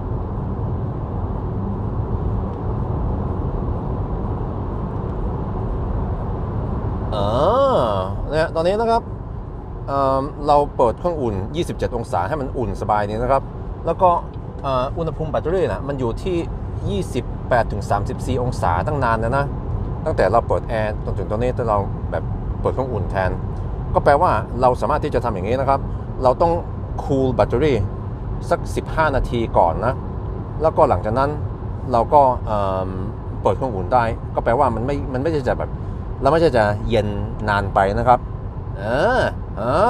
ผมเจอวิธีแล้วนะกับคันนี้นะ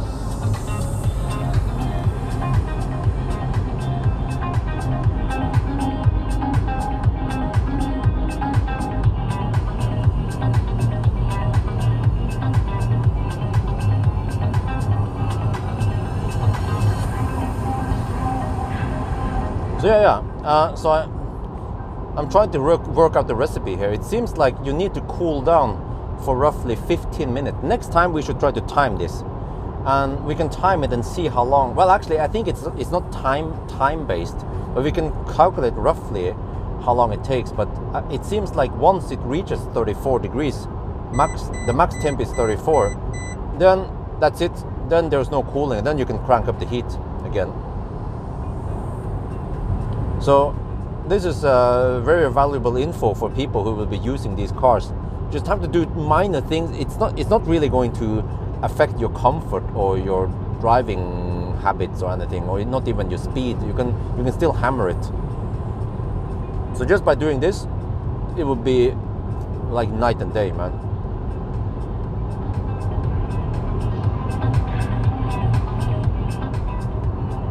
Overclock the cooling system, which nope, I don't think it has anything to do with overclocking. Like I said, when road closed crossing until 6, oh shit. Yeah. Okay, thank you. I think it's just the fact that the AC is in heat mode, just like in the Korean cars, EGMP platform, EV6, just like in i3. I've seen this so many other cars that I'm like 99.9% sure that's what's happening. I don't know for sure unless I can poke into the system. No, I mean the what do you call it? The service menu, or see the values.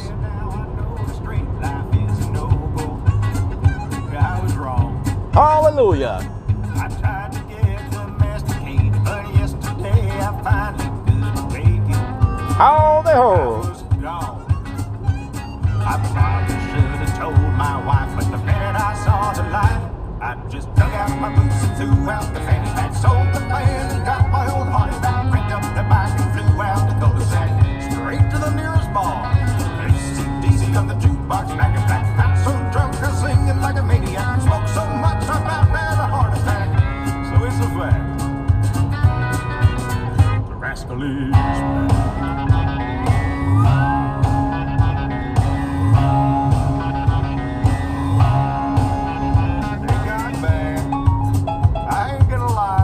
Ain't gonna lie. I dressed up in a suit and tie, pulled out the driveway, 7:45.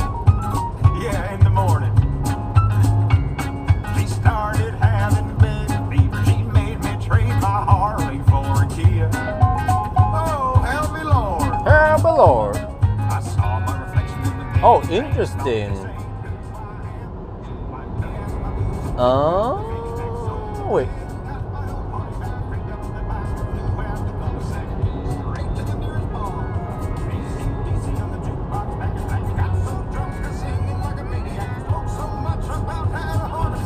Oh, what the hell? Was that Polizei on the bridge? It looked like Polizei. Maybe they were lasering.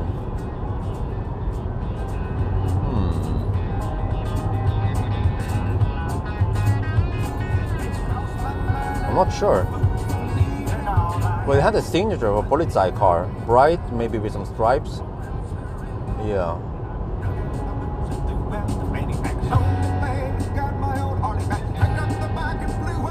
Well, I wasn't driving too fast anyway.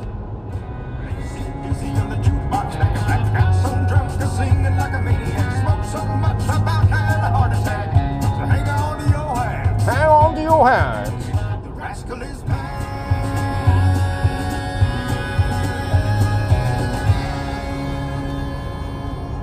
Yeah, howdy folks. We are 36 kilometers away from the next charger. We have 34% battery, so we should be there just fine. Maybe I can even skip that charger. We'll see. Then I could go for Ionity, but we actually had some trouble-free charging here without any interruptions. Maybe I can go for some chem power. Maybe the chem power doesn't bug.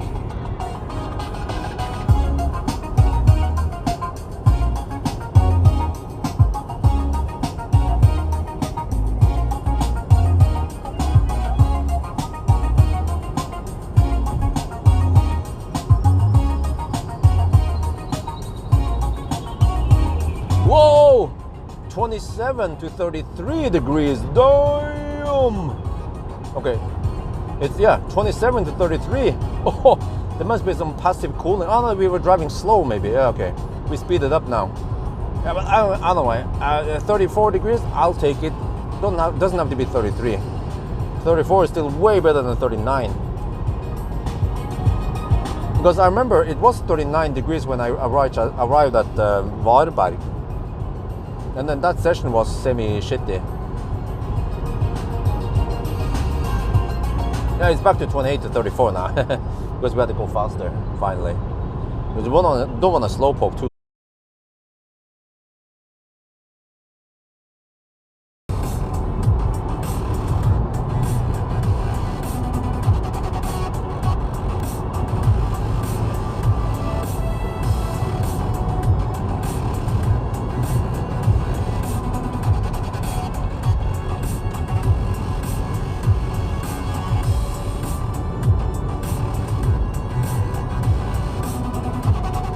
Are we back? Are we back? Bug. Okay. Oh, the boomy bass. I will give this system 4 out of 10 only. It's one of the worst I've heard.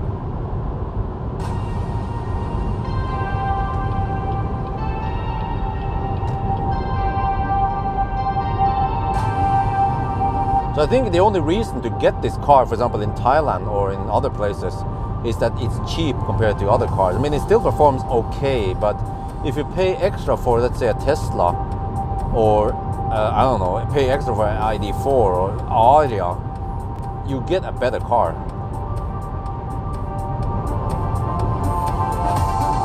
But especially Tesla Model Y rear-wheel drive is a freaking bargain. I mean, it's the best car in that class.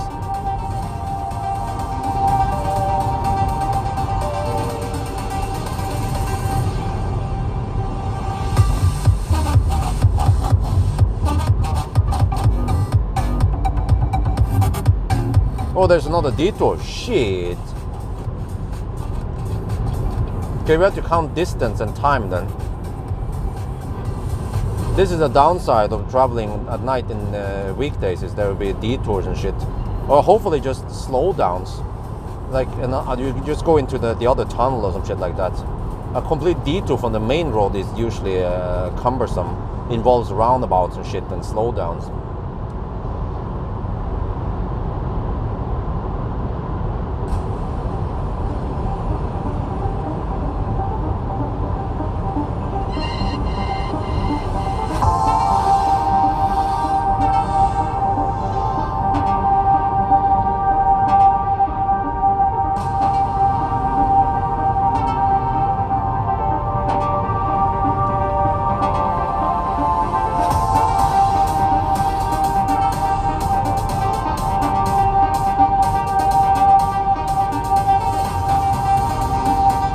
I'd say that Hongxi and Neo, they are some of the best cars out there, but also Xpeng G9 seems to be quite good, but the G3 was not so good, and the P7 also looks nice, probably hyped up but by themselves, but it wasn't that great really.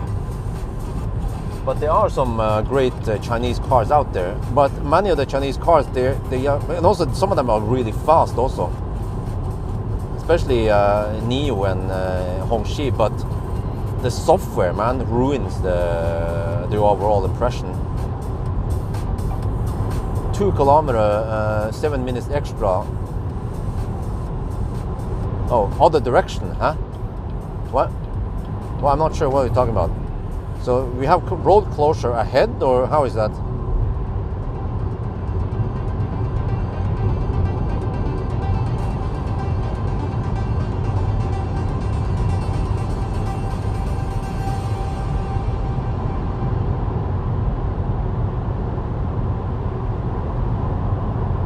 Oh, the other direction. Oh, okay. Oh, you mean it's a 2 kilometer? Wait, kilometer 7 minute extra. What? That doesn't make any sense. Okay, but anyway, there's a donation. Oh, cool. Silver donated $25. Build your detour channel. Thank you. Yeah, I'm gonna build my detour.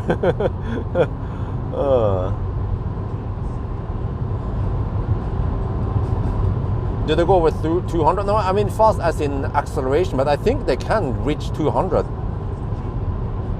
And they have pretty nice and fast curve and so on, and yeah, overall fast cars.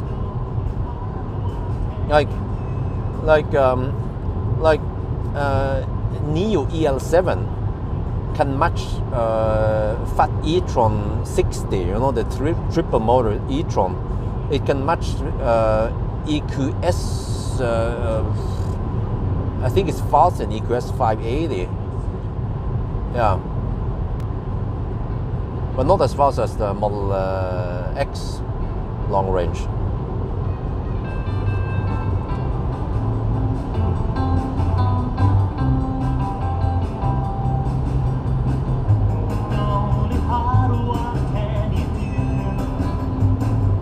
It's actually nice to be on a different stretch for once. I rarely take this stretch nowadays.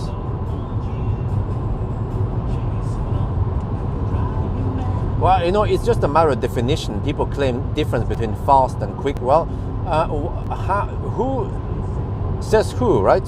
Someone decided to define that fast means top speed, quick means fast acceleration.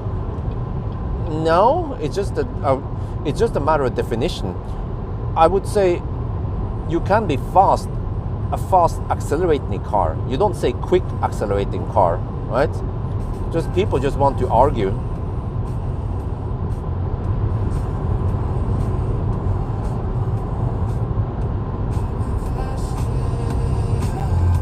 Because you can say that electric cars, they are fast because they can accelerate fast. But you can say, oh, well, the fossil car can go fast because it has higher top speed, but when it takes freaking forever to reach the top speed compared to electric cars.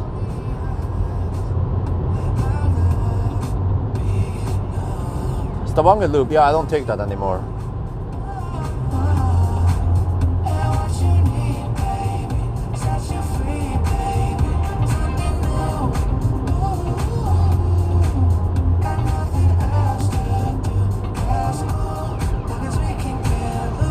Yeah, the battery temperature is stable now, 28 to 34 degrees, despite having 27 degrees in the cabin on auto. Let me check here. Yeah, at 27 degrees auto. So it's nice and warm in here. So I just have to freeze a little bit for 15 minutes every time I finish charging.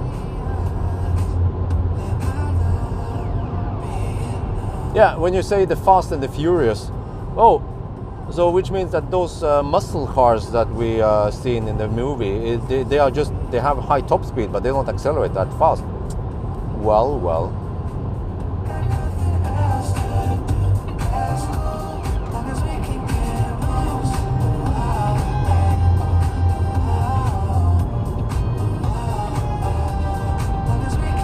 Oh, let's do another status update.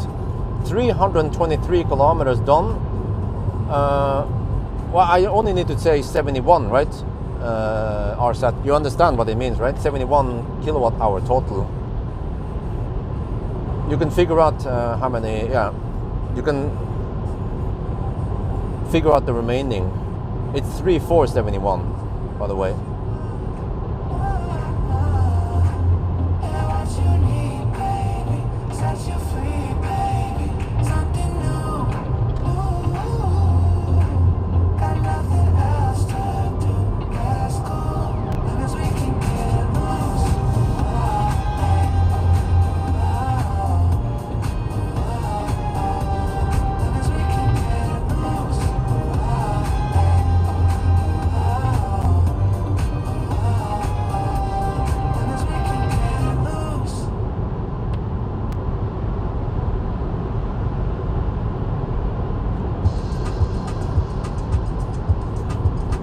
Nice Mercedes. Can you guys do a license plate check?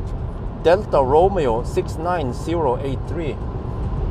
Delta Romeo 69083. You get some nice ambient light in the car as it passed me.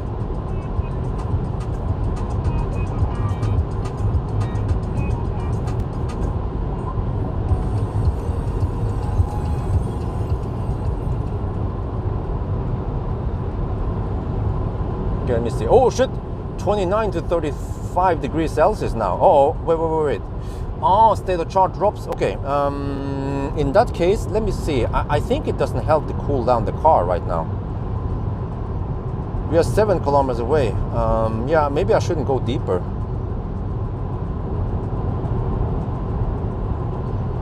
I just charge at 20%. Sounds crazy, right? Or can I go to? Can I go deeper? Can I go to Ringdalsskogen?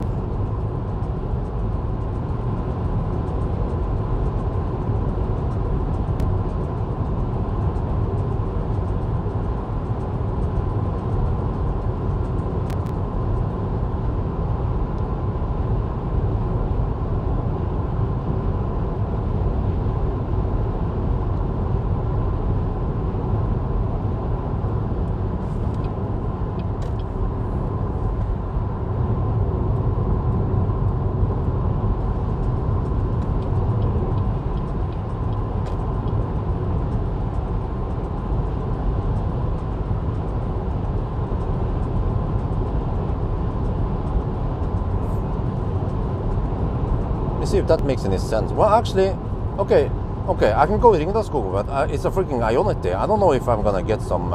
Oh, I can use. Okay. I think I will go for Ionity. We are 14 kilometers away, so it goes slightly deeper. Oh shit! The temperature goes up now. 36. Let me try to cool down the cabin. See if that helps. 19 degrees. 18. Let's go 18.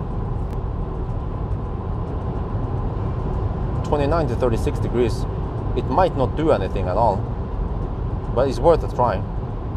So we are 13 kilometers away from Ringdalsskogen.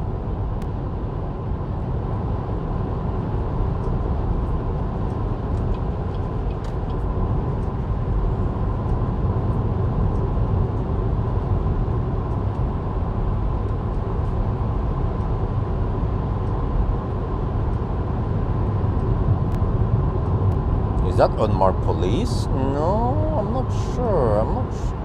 I don't think so. Nah.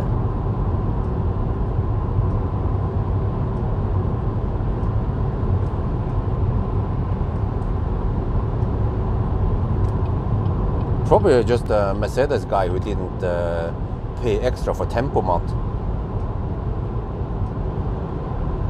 Yeah, what is the drag coefficient of that Mercedes? CLA. I think the CLAs, they have quite good aerodynamics for being a freaking fossil car. Oh shit, 29 to 36 degrees. Scheiße! This is not good.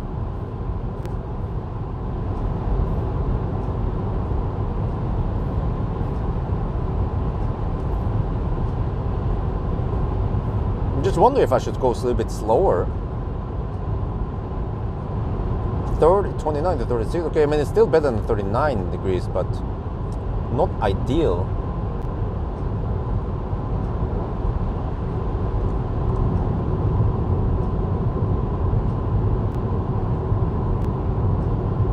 What if I just semi-drop behind this i3? How slow is it going?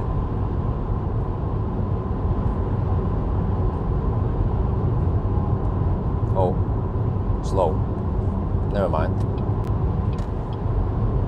Might also disturb the airflow. Okay, let me cruise at 10 kilometers per hour, lower speed than. Yeah, it's just for 4 minutes. Maybe it helps a little bit. I won't be losing too much time. Maybe a minute.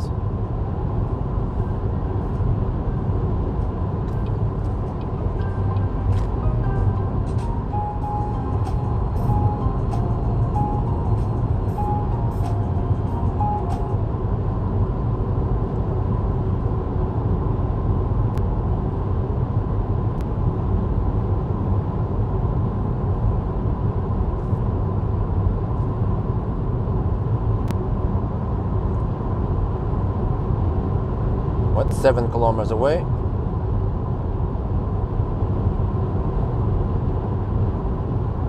Yeah, I've seen this before in the yeah, it was towards oh shit, now it gets a little bit foggy again. I need to use manual settings here. This one, okay, towards the windscreen, all right.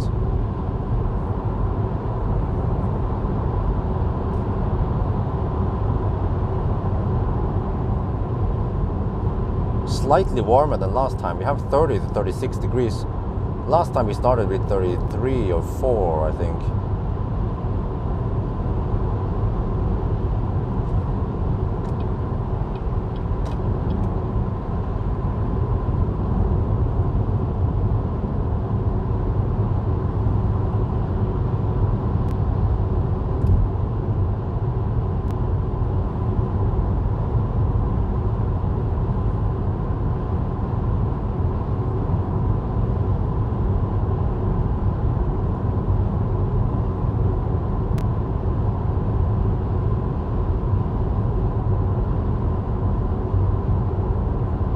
Man, this is really weird, man. At around 20%, the heat goes up. I guess because the voltage drops and the current rises. But did I get a reply from you guys? Do you guys know internal resistance versus state of charge? How is it? Low state of charge internal resistance versus high state of charge internal resistance. How does that hang together?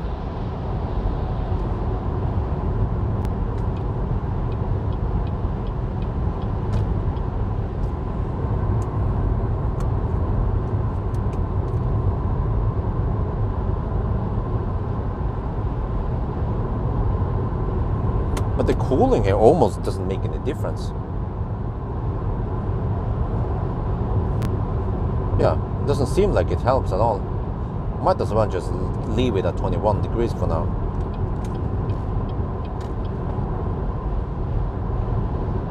It seems like, yeah, it seems like you cannot trigger the active cooling, even though we are in cooling mode.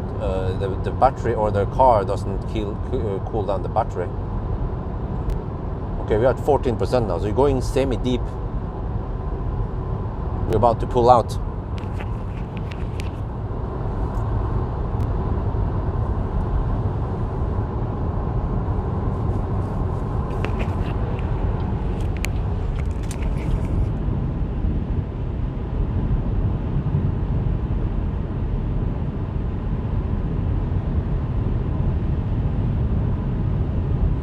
It's same at ends, but lowest at 40 to 70%. Oh, really? Oh, really? Okay. Wait, so it means that when so the internal resistance goes up when the state of charge drops, and then also when it goes at high state of charge. Huh. That could explain why we are suddenly getting, but at least here it seems like around 22% or something is when suddenly the temperature went up. So ideally, I need to ride between 20 and 65%, but that's quite narrow band. So I think it's not that big of a deal now to go to 14%. But what I want to avoid is maybe go down to almost 0% or below 5%. Oh, look at this! Oh yeah, oh yeah, oh yeah. I'm gonna take this one, huh? What do you think about that? I'm gonna take this one.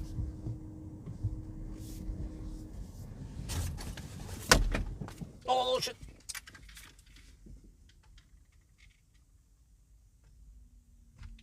28.4 kilowatt hour. Oh, I just caught it in time. 28.4 kilowatt hour. Okay. What was the distance again? I need to catch the distance. Okay, there we go. 343. I missed the.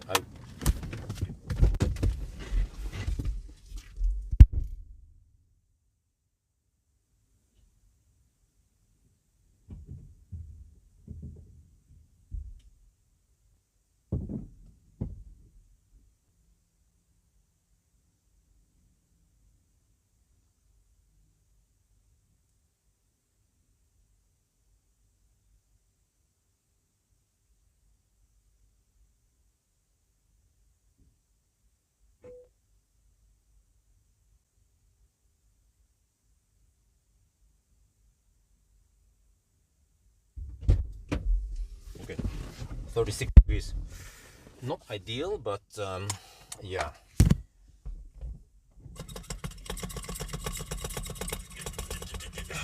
Always pump your right hand at night.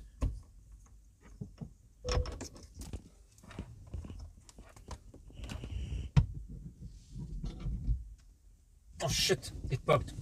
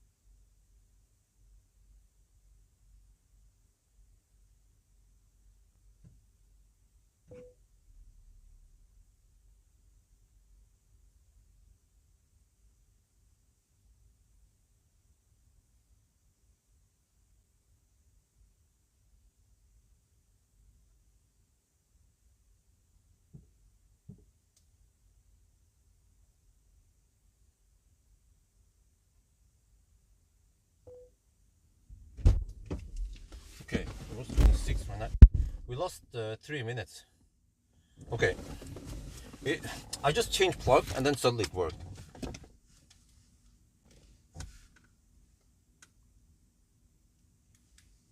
Okay.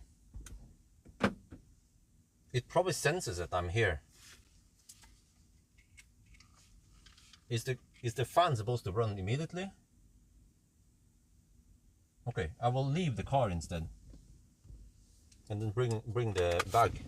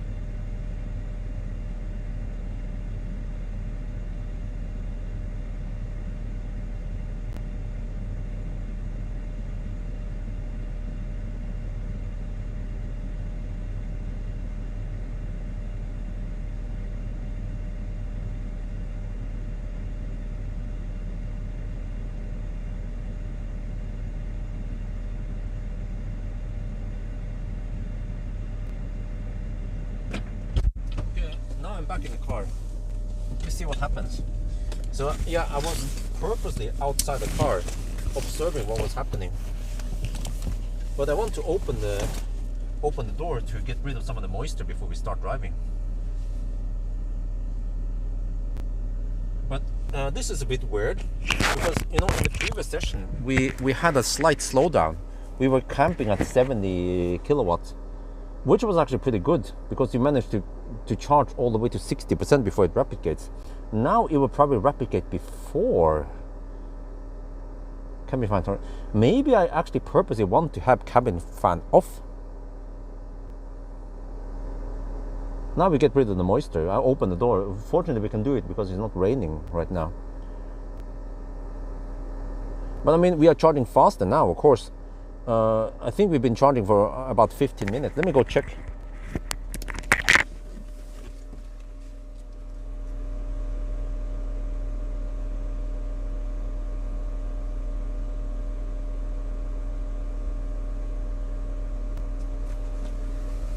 Yeah, just 14.5 minutes. If it replicates, we should just go for it. Yeah, so I shouldn't be camping on replicate too long.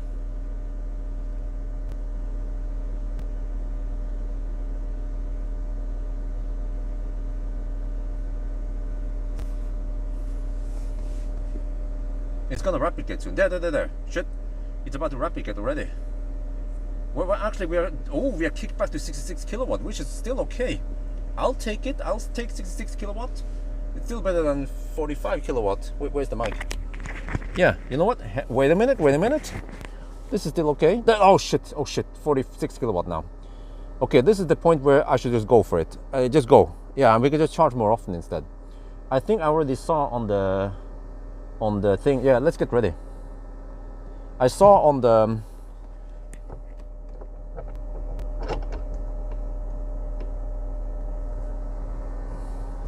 Wait, can we wait for another cycle? Or does it? 45? No, let's just go. Yeah. I think it will cost precious minutes to wait for another cycle. And then the problem is that we won't be...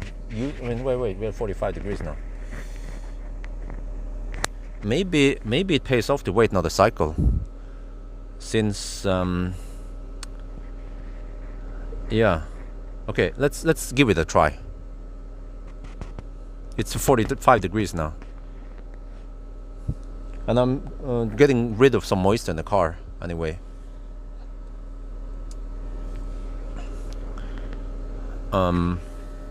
Because if I wait for another cycle, we can run on the 80 kilowatt for a little bit more. Would be great to wait, but I'm not sure how long it takes though. It's still 45 degrees.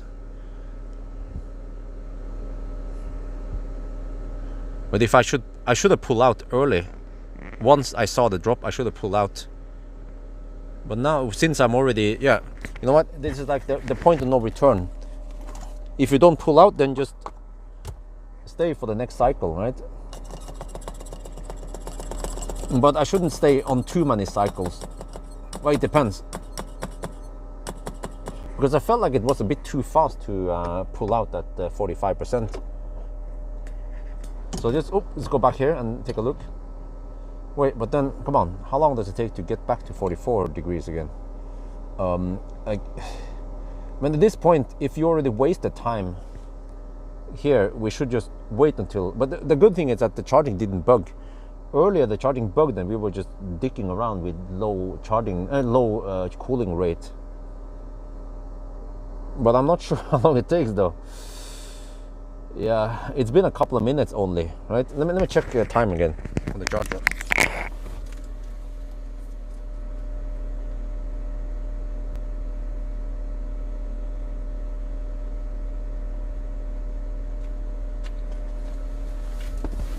Okay, it's 18 minutes. Shit, but it's still not dropping. It's been 8. So we've been in the throttle state for 3 minutes. And it should de-throttle soon, unthrottle. So we want to ride on that 80 kilowatt wave for a little bit more.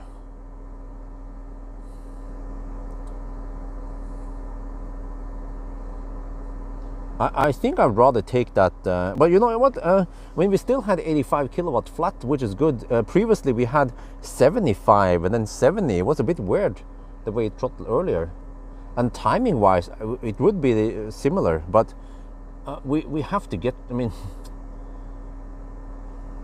come on, we need 44 kilowatt, sorry, 44 degrees. We are getting close to 18, 19 minutes, I think. I'm getting close to 20 minutes now. But it's not that cold outside, that's the problem. So the cooling rate might be kind of slow. But I mean, if this leads us to, yeah, it will probably reduce the number of stops, which also helps. But for next time, I think next time once you throttle, we just go for it. And we can just charge more often. Wow, it takes forever to cool down to 44. Come on.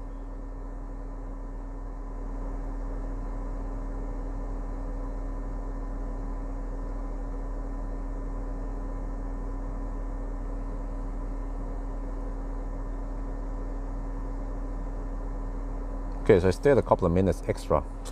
So I'm kind of losing time here in a way. I'm losing a couple of minutes. Like, let's say the time I spend extra, let's say 5 minutes, I'll be losing 2.5 minutes unless I get the high speed. So I need to get the high speed, otherwise this will be waste of time. It is already kind of a waste of time. Yeah, when I think about it. Okay, so it's just a test. Yes, finally, yeah, finally. 44, we saw 44. Finally. Okay, come on, get that speed. It usually takes around 30 seconds before we get the ramp up again. So we need to ride on it until it throttles, then we get the heck out of here. And then hopefully I can go all the way to Grelland or maybe even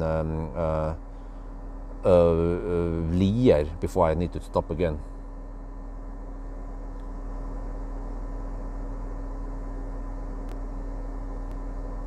Okay, seems like it goes up a little bit now. 50.9 kilowatt. It should ramp up. Come on, I want to get that wave. There, 70. Yes. Okay, so that took around 5 minutes. We wasted 5 minutes, but we are getting 70 kilowatt now. Oh wait, 70 is not actually not that bad. We could ride on 70 kilowatt wave until it throttles, and then we go. Maybe we get 70 kilowatt until 60%, 65%.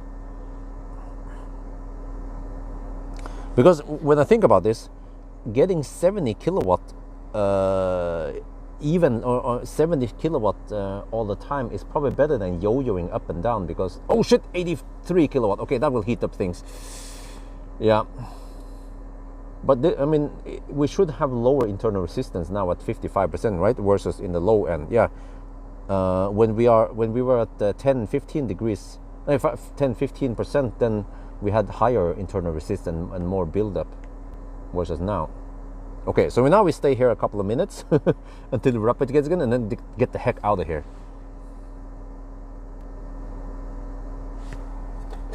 That's the strategy. The worst thing you could do is to camp at 50 kilowatt, at 47 kilowatt or whatever it was. Camp at the throttle state for 5 minutes and then you leave, because you'll be like, oh shit, it's going too slow, you know. So you just have to know the waves.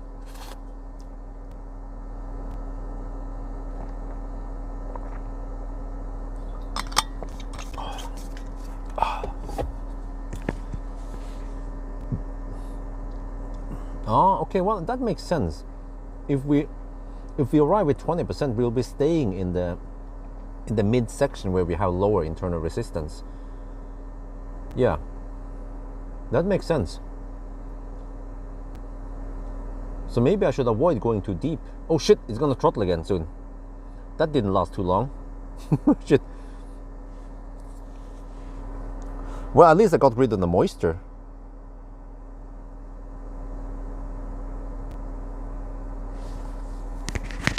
Okay, I had to get ready to unhook and get ready to leave now.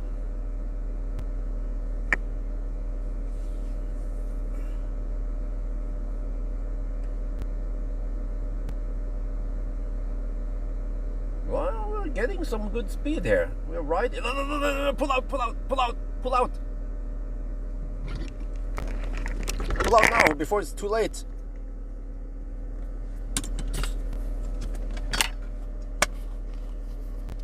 Okay, I'm pulling out.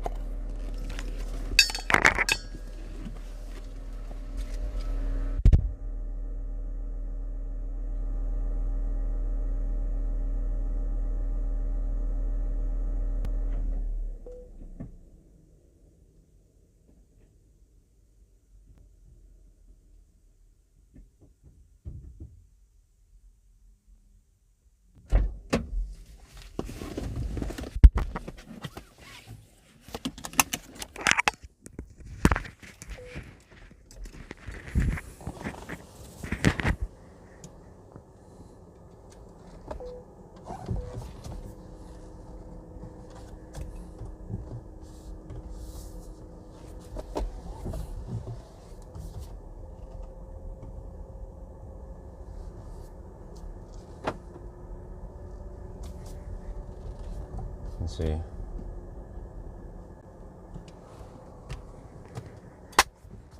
After Ringdalsskogen, I'm going to record a time lapse now. This will be interesting. Okay, maybe just go with the lowest one. Not auto. Okay, yeah, I have it on this one. Okay.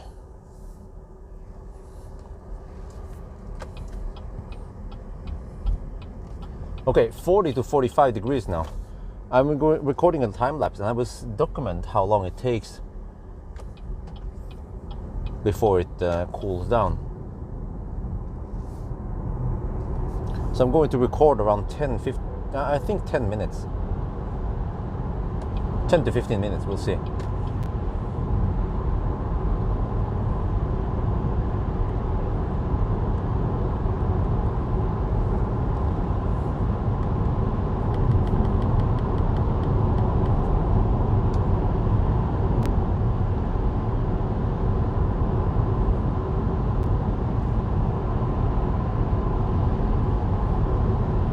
So now we set it to 18 degrees again. I'm not sure how many degrees we need. So now I will just have music on right now and record a time lapse with, but then with a car scanner as overlay.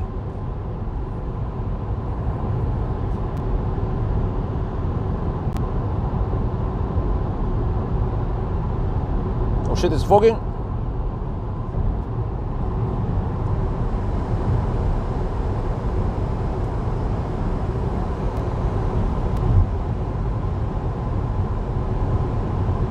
Oh, freaking recirculation was on.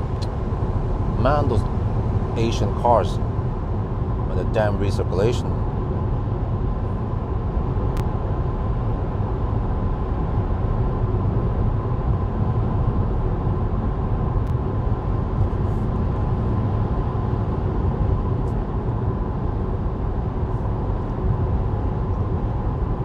We are not charging, we are driving right now.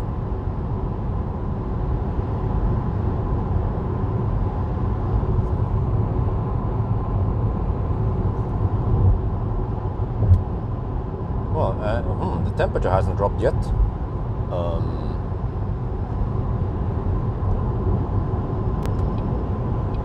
That's weird. Why hasn't it dropped yet?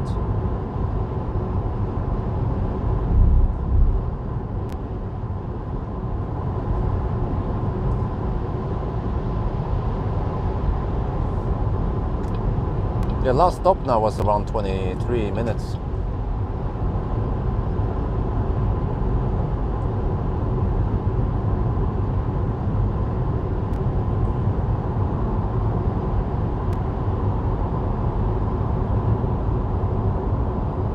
Channel views, they're a little bit low today. Yeah, it's a 100 zone over here.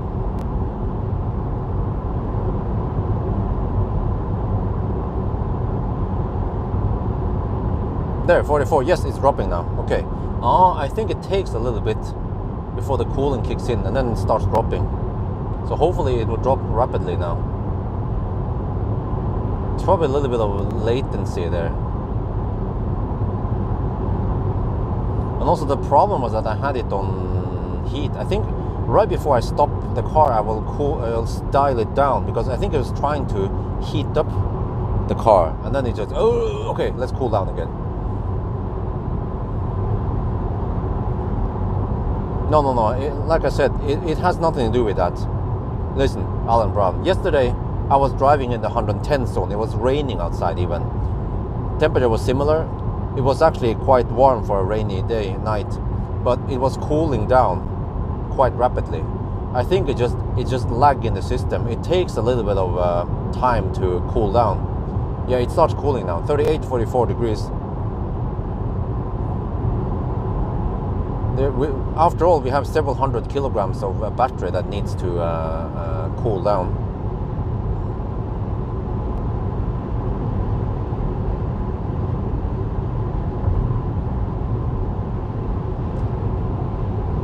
Okay, if it's not foggy, I will kick down on the cooling power so that possibly get more cooling power to the battery. Yeah, so I have only fan speed 1 on the AC now.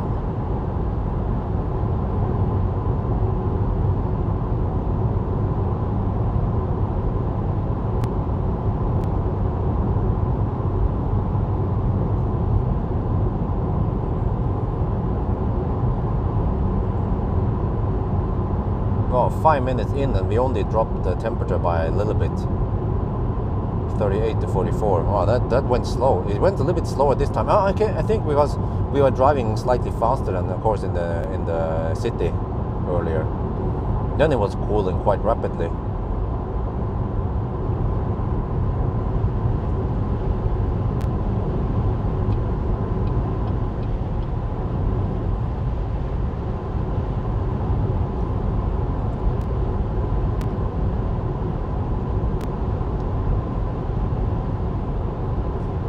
What if I leave it on auto? No. Okay, I left the cooling on automatic.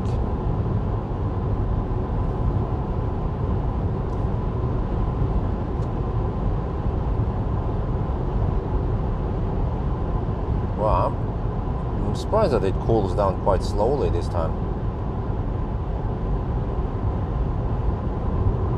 I was going to show that it cooled down rapidly, but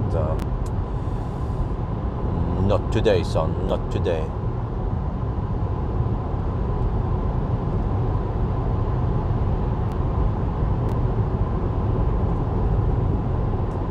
Okay, I will record around 15 minutes anyway.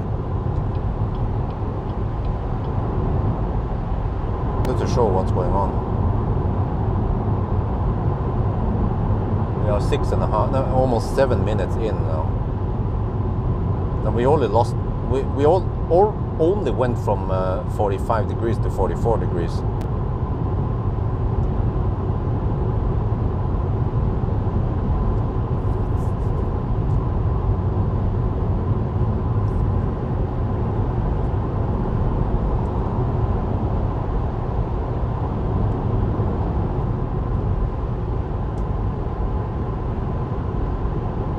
Oh, thank you. Okay.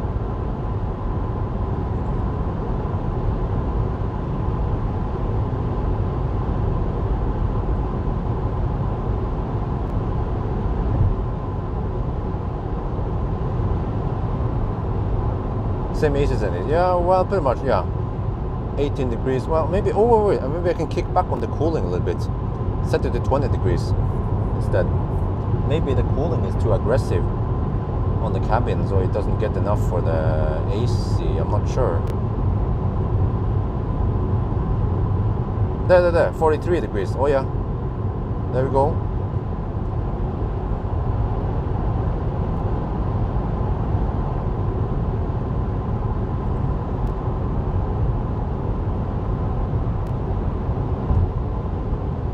Wait, what channel did the teardown, Cool Silver? Okay, 38 to 43 now. It was 40 to 45 when we left.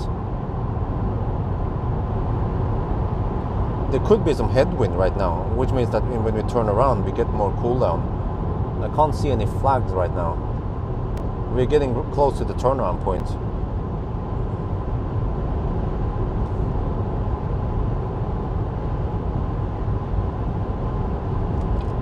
I'm not sure yet where the next stop is going to be. It could possibly be Grelland. I'm not sure about Foxerø. Probably Grelland, or maybe even Lier, or what was it again?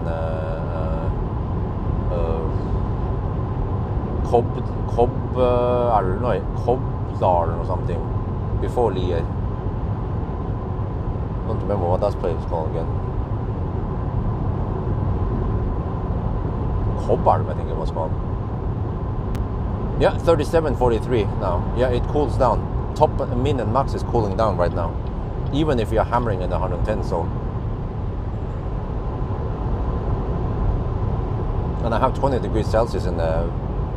Oh, maybe I shouldn't have two. Maybe the mistake is that I shouldn't go 18 degrees. I should go around 20 degrees in the cabin.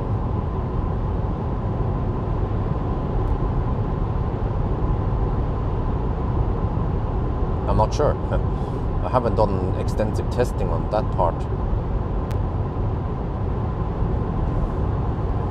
Oh, but now it starts fogging a little bit. Uh-oh.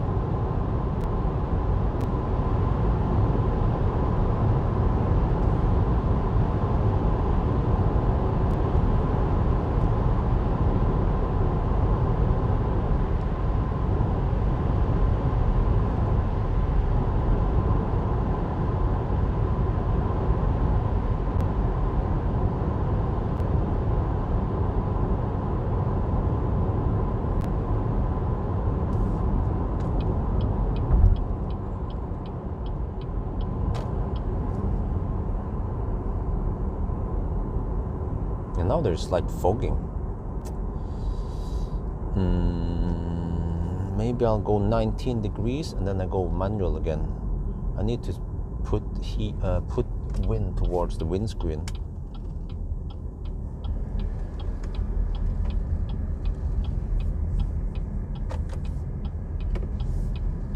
Oh, 37.42 degrees. Oh yeah.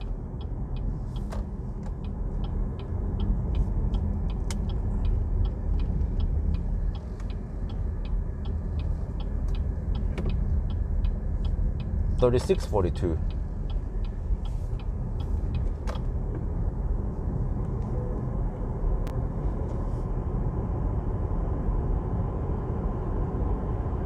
Okay, cruise control is pulling around 50 to 60 kilowatt only.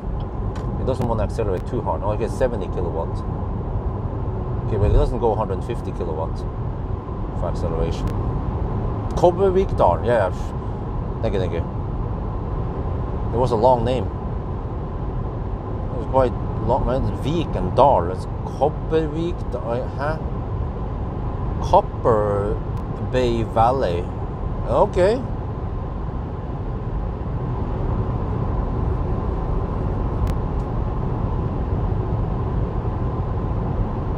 Oh, there's some fogging. Okay, 18 degrees. Seems like we might have to go 18 degrees, and then no recirculation. And then fan speed 4 to keep the windows clean.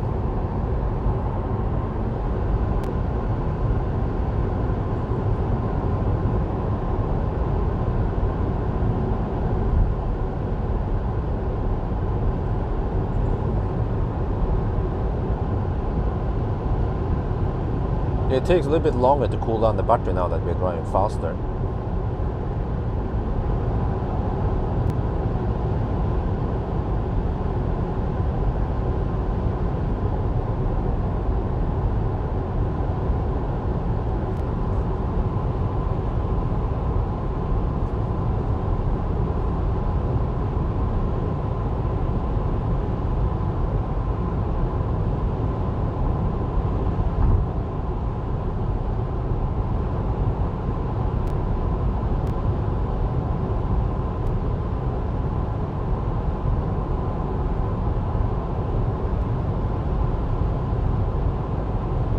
Okay, so okay, Grelland, let me see. Check. Okay, navigate to okay, Grelland. That's 72 kilometers away. Yeah, I think that's a good one.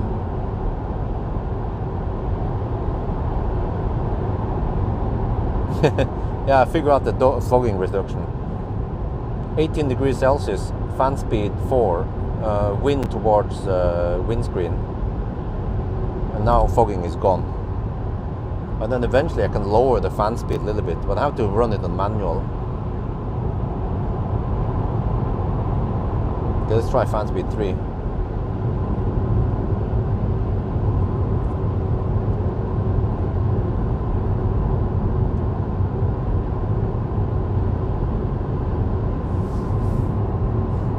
What? There is charger over there. What? I just noticed there are some chargers over there. I'm pretty sure that was what was that?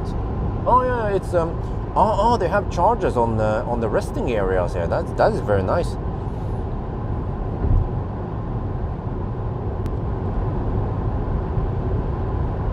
That actually makes sense. Right by the highway, restroom at the resting area and chargers. The only minus is that there should be some amenities there, food, something, vending machine or some shit. I have an idea, you know, to put up vending machines at some chargers that lacks amenities.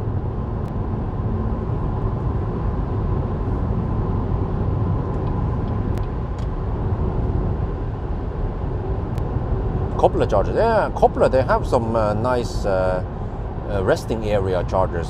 I like that idea. Because in a way, high power charging, you don't stay too long there anyway. So it would make sense. You just need to spend, let's say, 15-20 minutes, just stretch your legs. Like, in a way, if you have a modern EV that charges fast, you don't have to stay there too long. So a restroom break, to stretch your legs, maybe you smoke, or I don't know what the heck you do, but usually around 20 minutes of charging would be sufficient, which means that you don't, in general, have time to eat at that resting area. And maybe the rent, I bet the renting cost for that resting area is quite low compared to other places, like a gas station or near a shopping mall or some shit. So I like that idea. In general, I don't want to take too long detours to go charge. If it's more like a couple of minutes of detour, then for example, Holmestrand, you know, I don't want to go there, man.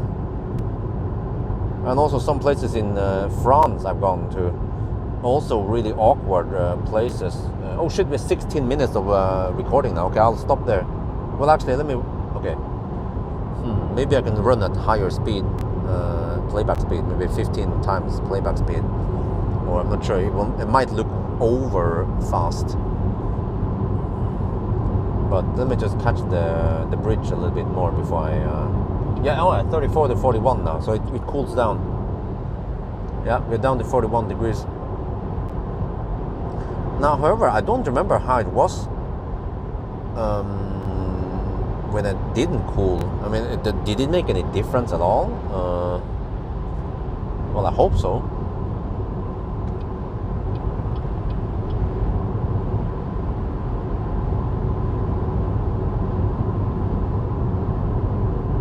Okay, I'll stop the recording here. Zoop. Zoop.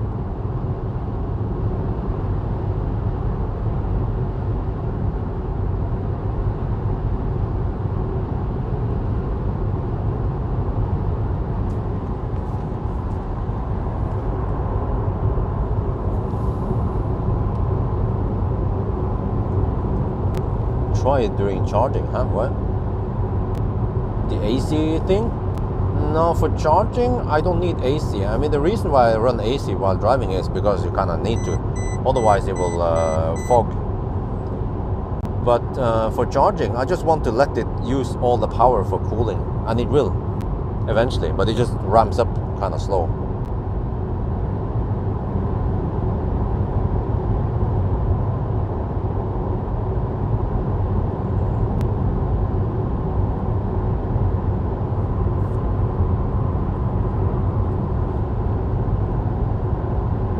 Okay, eventually I have to deal with the detour, but supposedly the detour wasn't that long, or I'm not sure.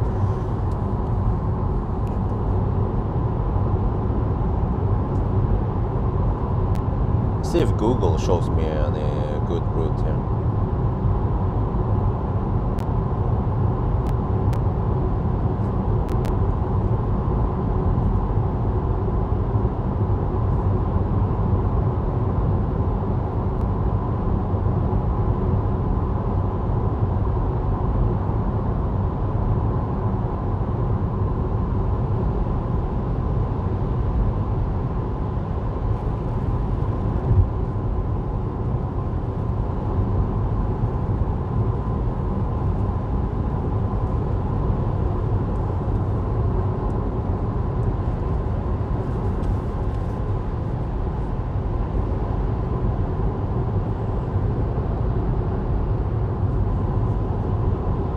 Now we're down to 33 to 41 degrees. But it's actually not cooling that fast on this run.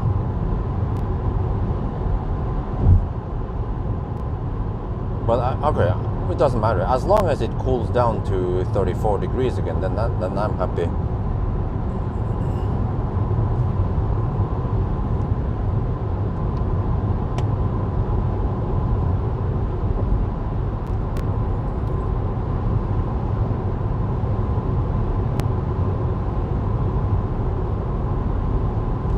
Oh, there's some transportation, some large stuff. Well, that guy slows down, but to calm down.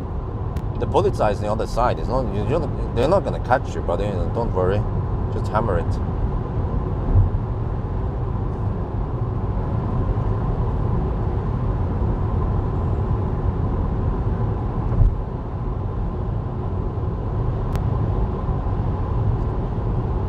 Oh, 33 to 40 degrees now. Okay. So yeah, the cooling is going slower, but it is cooling. Just like I tested it last night, it was cooling, but it just took some time because we were hammering it.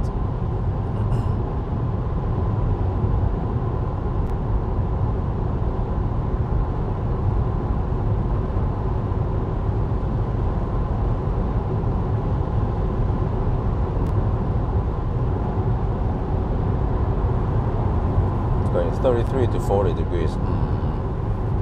Well, it must cool down more.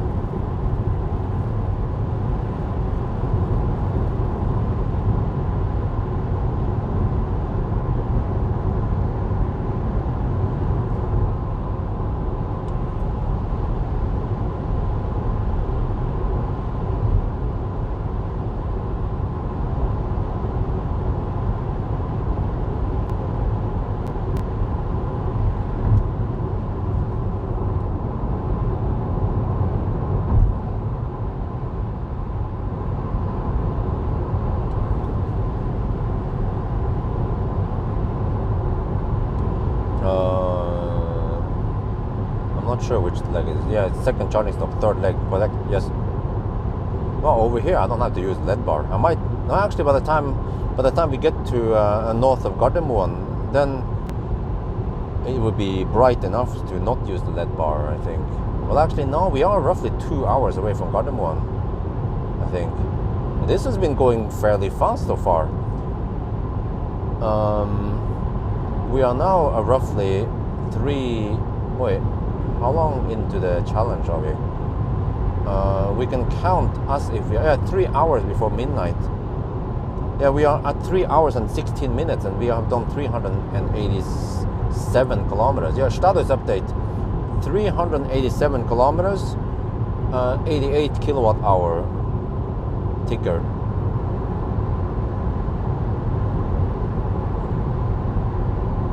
News format. I guess I could, but it would. I'm not sure how useful it would be to just read the news, because you can already do that. You already get that same info from other places. What could be useful is for me to comment about those news. You know, for example, what do we have recently? Yeah. For example, Highland. Okay, Highland is coming. Okay, yeah. Well, what do you think about Highland? Well, my concern is the stocks. So should you wait for Highland or not? Getting the current Model 3, it doesn't go that. I mean, you can't lose on that one. I mean, it's still a damn good car, right? Highland, yeah. I mean, what like groundbreaking stuff can you get there? I'm not counting on something extraordinary. You know, Octaval is going to be Octaval. It's not going to be the 9-valve, right? And maybe we could get a little bit better looks, but I don't know. It's a speculation, but yeah. So that could be something I could do. You know, I could comment on currently. Like someone mentioned that there was a fire in a ship. Okay, well, and then they blame electric cars. Oh, 32 to 38 degrees. Oh yeah.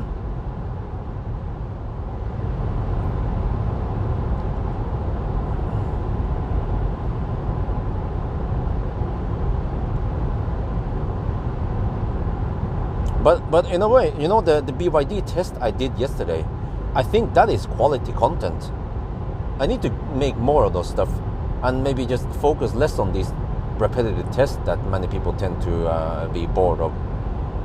But it depends. Yeah.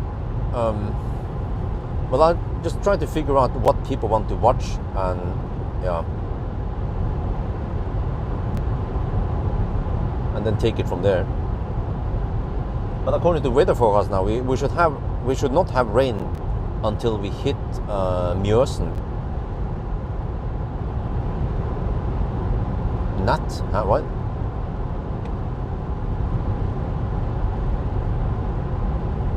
Okay, we have 37% now. Oh, 37 degrees. Oh yeah, 31 to 37 degrees Celsius. Wow. So it's cooling down. Okay, so once we hit 34 degrees, just like last time, then we might as well start heating up the cabin again, get the comfort back. But can you guys explain what the heck happened? When we were charging, we got lots of moisture in the car, and then the fans were running. What the heck is going on there? Wait. Condensation. Wait a minute. It's because something gets cold, and then it condensates, and then it pulls that condensation into the cabin. It's supposed to decondensate, but it's not. It's doing the opposite. Yeah, the AC unit is cool, and it's cooling down the battery, and then it condensates and pulls that shit into the cabin.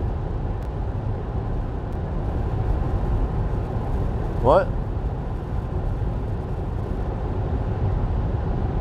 Yeah, what the heck is going on when we are locked and I'm away from the car? It seems like the car senses that the key fob is not inside the car, and it turns on the fan. Because when I'm sitting in the car, it's not running the fan. So I'm trying to figure out whether it's an advantage or disadvantage to let the fans run. What do you guys think?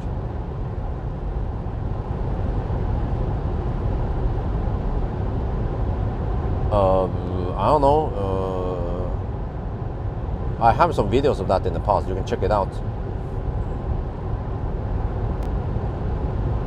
Oh, 31 to 36 degrees. Oh yeah. Almost there now. 34 degrees seems to be the magic number. I see, you know, I see some there are some yeah, there's some magic numbers here you need to know with this BYD. 34 degrees is the lowest max temp it will cool down to with AC. 39 degrees is the max temp it kicks in the active cooling, and 46 degrees is when it rapid gates, and 44 degrees is when it unrapid gates. The one temperature I don't know is the lowest temperature for not cold gating, but it could be as low as 20 degrees.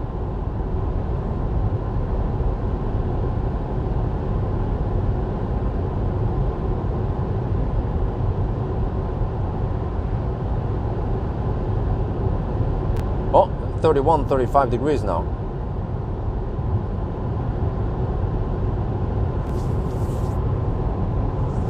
I can soon switch, yeah,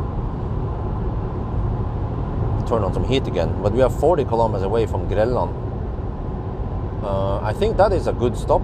If I don't stop at Grelland, then the next possible stop would be kWh. But then I might go semi-deep. So yeah, let's stop at Grelland. Maybe stop at semi-high state of charge, do a quick top-up, do a quick pit stop, and then stay in the low internal resistance band.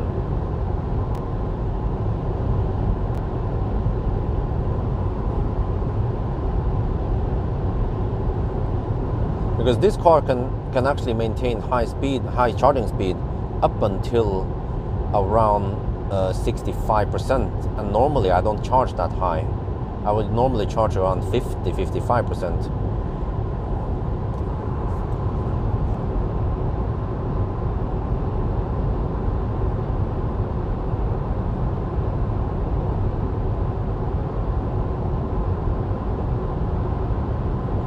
Oh, 30 to 35 degrees now. Oh yeah.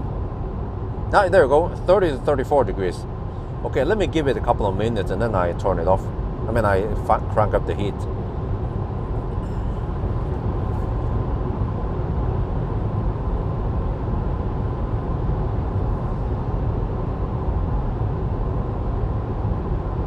Okay, want another status update? 403 kilometers, 92 kilowatt hour. And we have 5 minutes of deduction so far.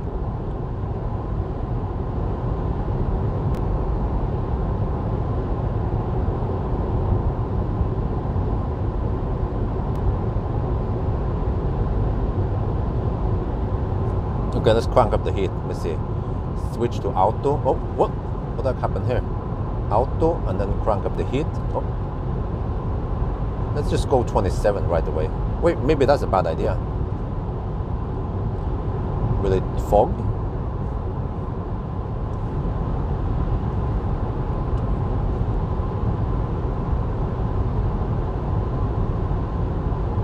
Oh yeah, LED bar for the win. Linear Laser Elite. No, it was called Laser Linear Elite. Yeah, I always mix those names. Laser Linear Elite 6, 2 of them.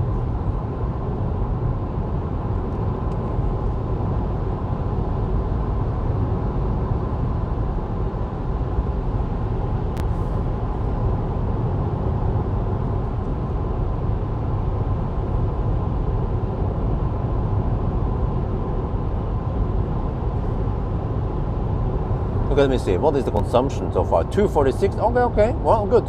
So we are hovering around 250, which is quite right on par with the previous challenge.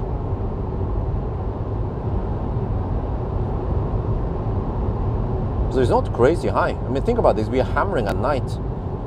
Thirsty cars will be close to 300 watt-hour per kilometer. So this is not too bad.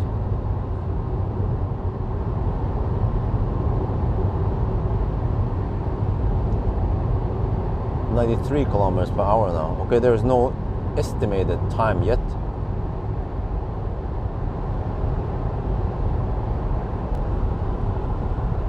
But I'm hoping to go 11.5 hours according to my calculations.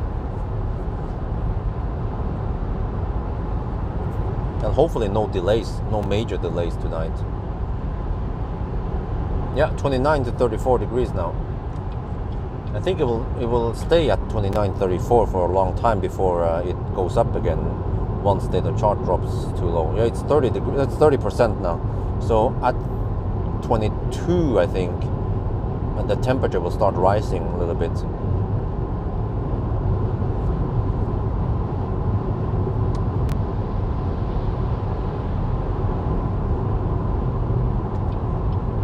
Okay, this is one. Wait, oh, not here.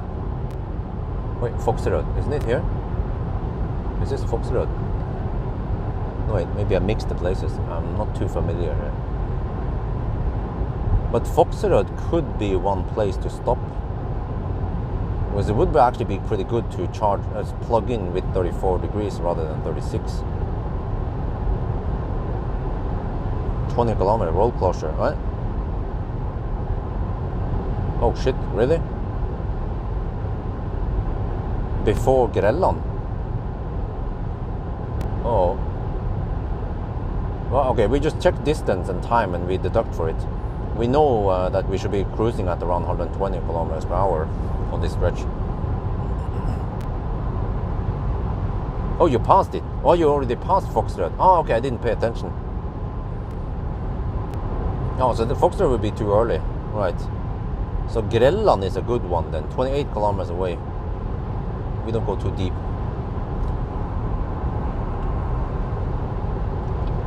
An eagle, friend.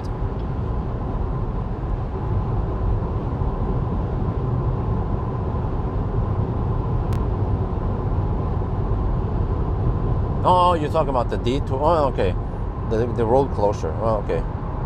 Well, we just have to deal with it once we get there. Oh, it's not. It's a fossil Golf. Illegal, of course, because we can't see the license plate.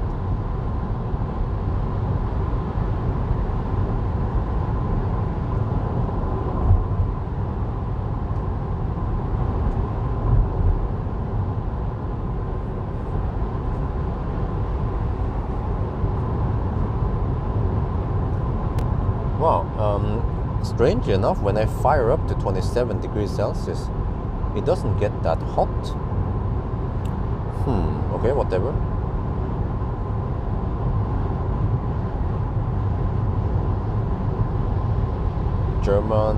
German, Norwegian. Well, I think holiday season is ending soon.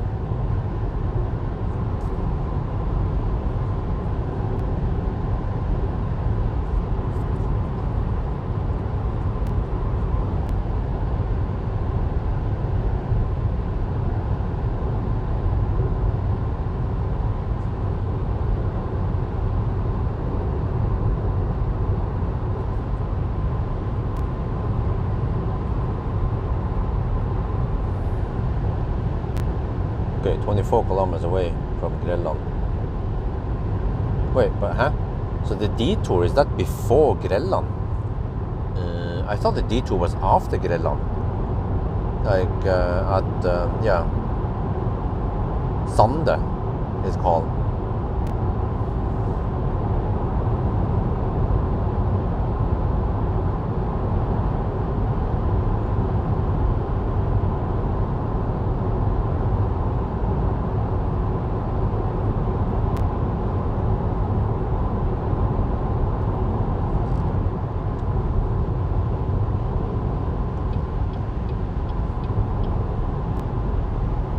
Degrees Celsius. Okay, not too cold.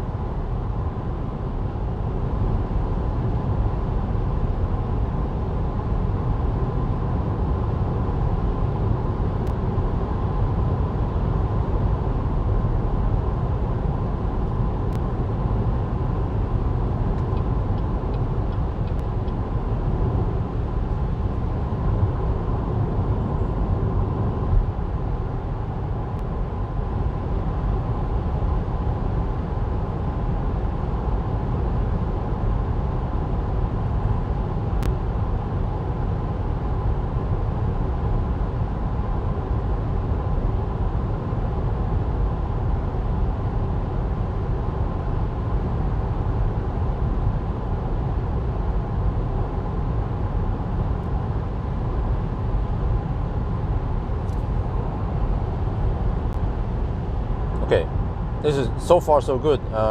The battery temperature is stable at 29 to 34, but something should happen soon. It's 25%. Yeah, we will see now. I think at 22 or 23%, the temperature will start rising. So if you want to ninja it, there, 35 degrees now. Okay, at 25%. If you want to ninja it, you have to not go below 25% then.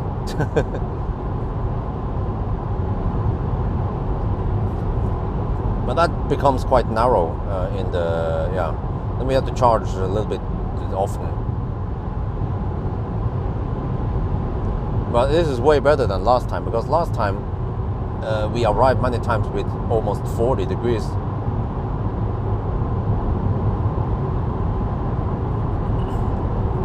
Because from what I remember, even when passing through Göteborg, the temperature was around 37, and then it went up to 39. So, yeah, it seems that the cooldown period is quite important. Because now it will slowly rise. But we are 18 kilometers away, so we will probably arrive with 36 degrees again, maybe 37 worst case.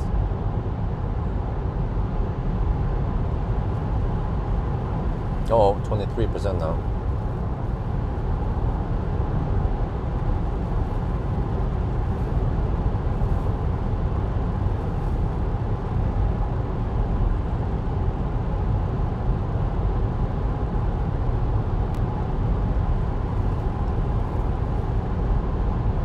Okay, we should get a status check right before we plug in. Oh, and I haven't cleaned the windscreen. Shit, maybe I should do that on the next one. Yeah. Let me go for Circle K chargers again, and then we clean the windscreen.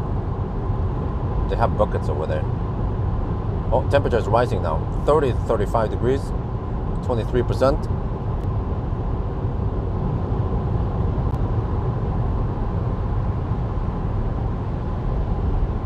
It's 14 degrees Celsius now.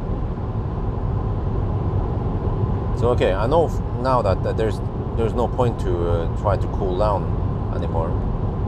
It will not cool.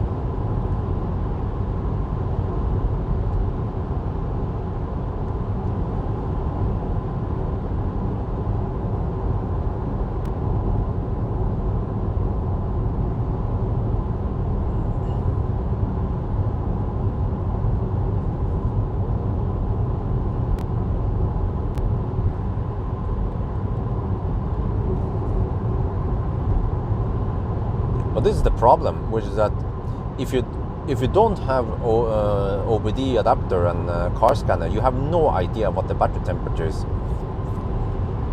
and you don't know. But okay, you can just go by guessing that you run the AC for around 15-20 minutes. Let's say 20 minutes to be sure. Yeah, run the AC for 20 minutes at low temp, and then you can switch over to whatever heat you want. And then in most cases you have cooled down the battery.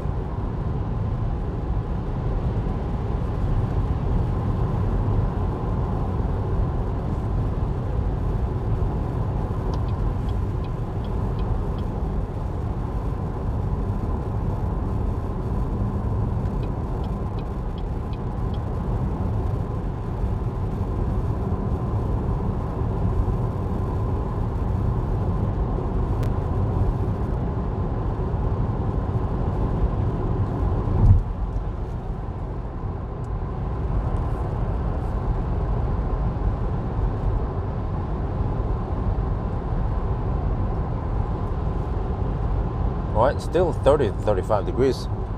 Fortunately, because we are now in the 100 zone.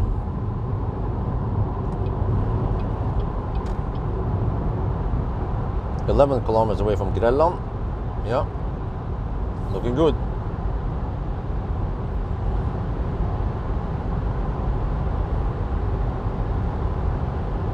So I just wonder, next time, does it pay off to camp in the rapid gate one? Maybe, okay, if we want to do it one cycle, rapid gate cycle, but then I feel like the boost cycle, the 80 kilowatt wave doesn't last very long.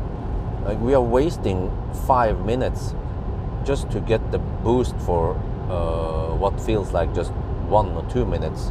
I think it's around 2 minutes, yeah. It's probably not worth it. But then on the other hand, okay, so totally maybe you're losing 2-3 minutes on that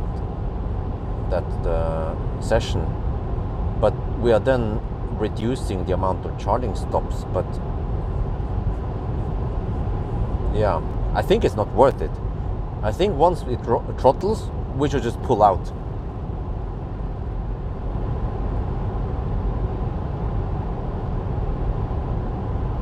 But then that means that we might pull out at 45%, which is not ideal again. Yeah, but especially if we already have maximum cooling, then maybe it pays off to do one rapid gate cycle. What do you guys think? Or just pull out?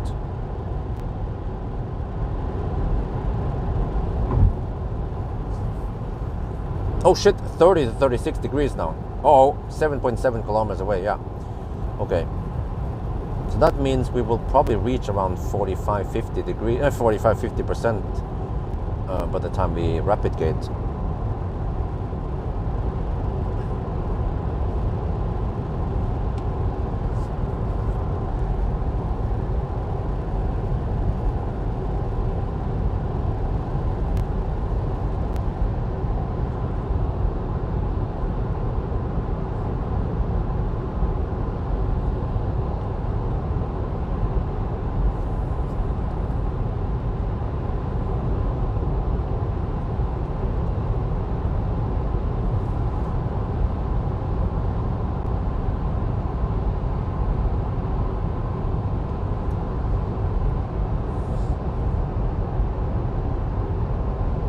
Well, in general, what I've seen in the previous 1,000 kilometer challenge is that if it's 18-20 degrees outside, then it can actually not get out of rapid gate.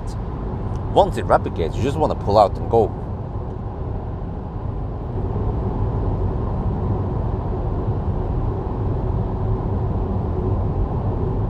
Well, I don't know about that. Well, we'll see. According to my calculation, which are usually very correct, we should be 45 minutes faster. That's pretty huge. I think last time I was digging around at the slow sessions for a lot. I was spending a lot of rapid gate time, which is not good, because you actually lose many minutes there. Plus, for some reason, I had lots of disconnects. I mean, bugged charging sessions, which I also lost time. I'm not sure why, but maybe the tritium chargers tend to bug. I'm not sure, but they also bugged on an ABB. But at least now I try some hyperchargers. But the next one here will be some Circle K tritium chargers. Okay, 30 to 36 degrees, 17%, 3 kilometers away. Okay.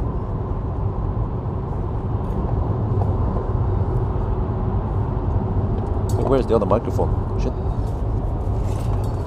Oh, I put it here.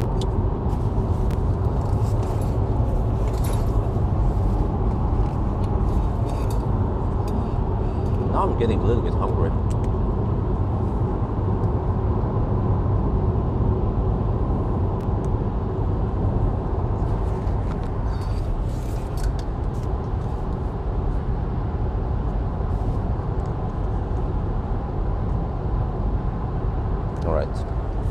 Microphone arm, 1.7 kilometers away. Okay, microphone off. Okay, now I will start cooling down, tap it down to 18 degrees already.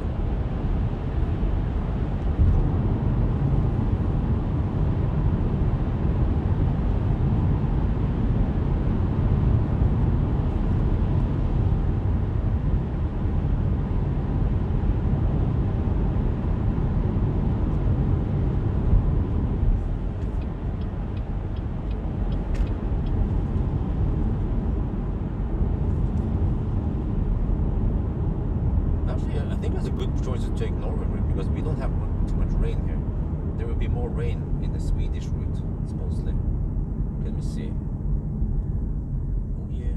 Okay, let me see. There are some cars there, but charge port is on the right side. It's the wrong side. Well, these are just 50 kilowatt chargers. Oh, those were kaput. Oh shit. Okay, we go for yeah. This is why it's so good to come here. If some of those are kaput, we just take mere charges instead. No problem. Oh shit. Maybe I should go on the other side there and avoid splitting. Yeah, let's do this instead.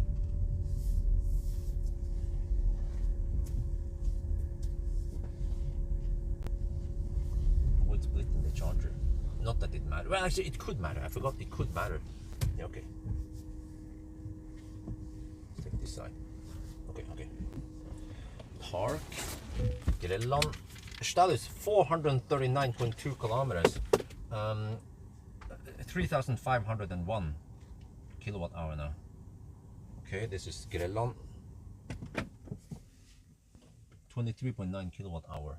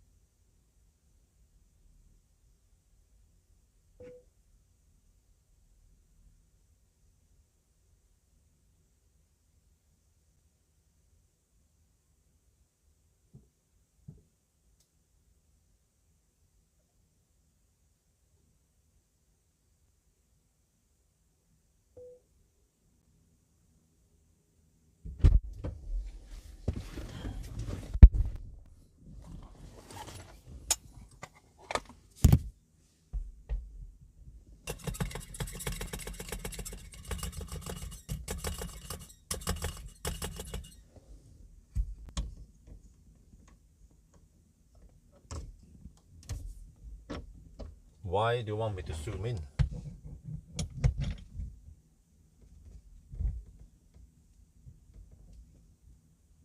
The problem is that I can't clean the windscreen. We're too far away. There, I'll just spray.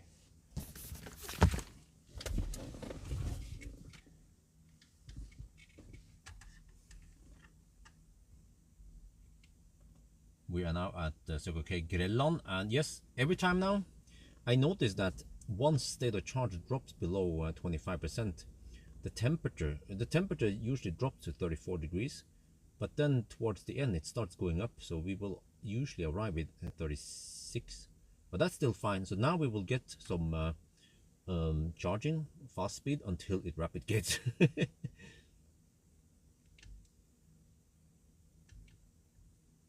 เรามาถึงเชลเกเรลอนนะครับแล้วก็ผมสังเกตนะว่าตอนแบตเตอรี่มันลดลงถึงประมาณ 25% นะมันจะเริ่มแบตเตอรี่มันจะเริ่มร้อนขึ้นนะครับมันจะเป็น 34 องศาตั้งนานแล้วน่าจะถึง 25% หลังจากนั้นอุณหภูมิมันจะค่อยๆเพิ่มขึ้นนะครับมันเป็นเกี่ยวกับว่า internal resistance มันต่ำสุดตอนแบตเตอรี่มันอยู่ระหว่าง 40 ถึง 70% ถ้าแบตเตอรี่ต่ำไปหรือว่าแบตเตอรี่สูงไป internal resistance มันสูงขึ้นนะครับโอเคตอนนี้เราก็จะได้84กิโลวัตต์สักพักหนึ่งจนถึงมัน overheat อีกทีหนึ่งนะครับ Nice scenery. I don't know what the heck. Okay, let's go.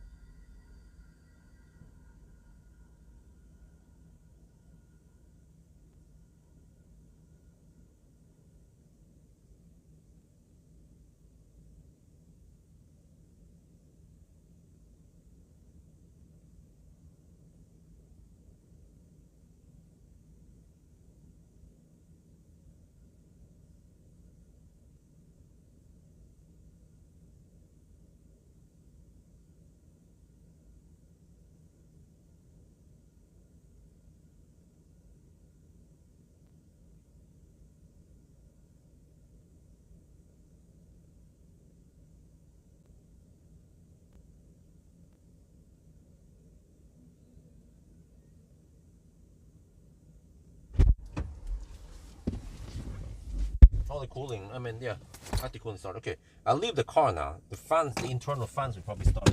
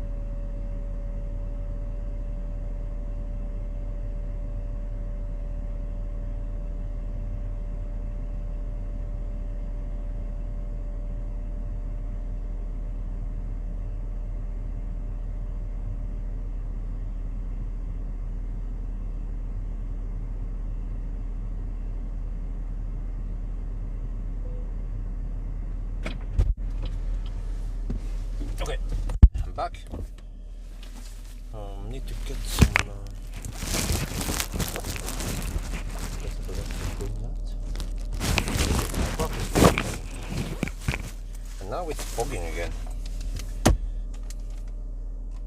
which is as expected. 43 degrees. Yeah, this is looking good. Okay, looking good. Looking good.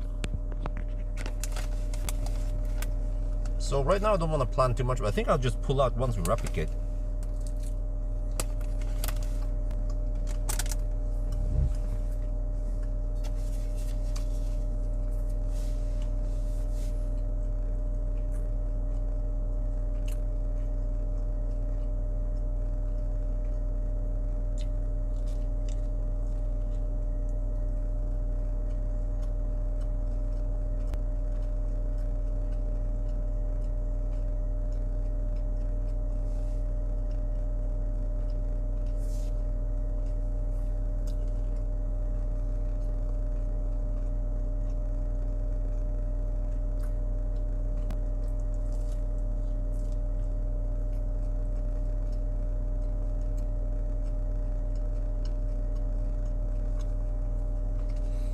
Oh, this one is just lost, man. It's supposed to maximum charge power.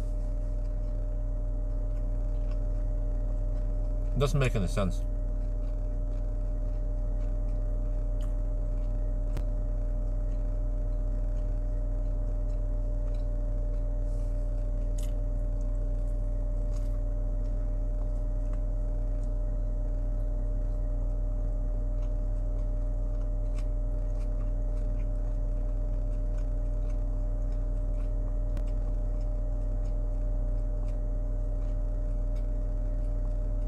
Well, the problem now is that if we leave at 45%, we should only use 20% of the battery. Maybe I should do one replicate cycle. It's not optimal, but yeah, it's gonna replicate now, but it's way too early to pull out now.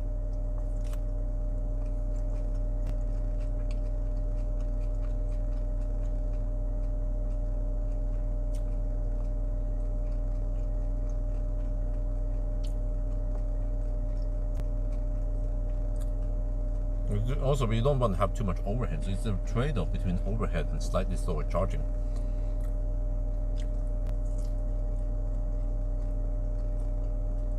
But this means that I won't be able to hit the 11.5 hour target. It might be closer to 12 hours, but we'll see, huh?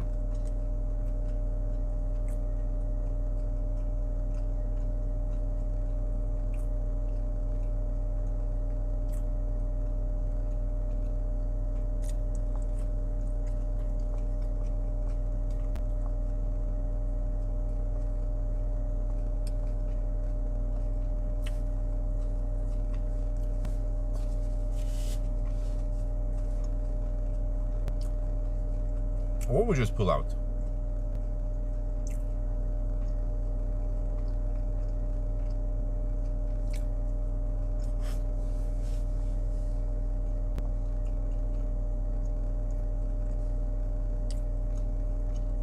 There.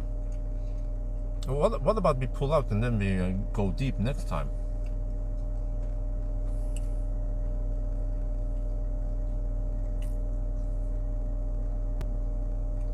We have 45%, so we can discharge it to, let's say, 10%, right? That is still okay.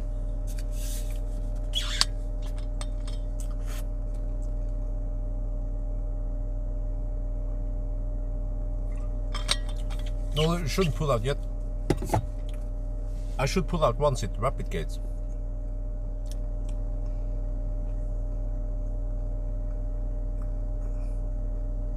Yeah, okay, let's go for it. Let's go there. There. It replicated. It dropped them in. This will be a slightly shorter leg then. Oh, yeah, okay. Let me get ready.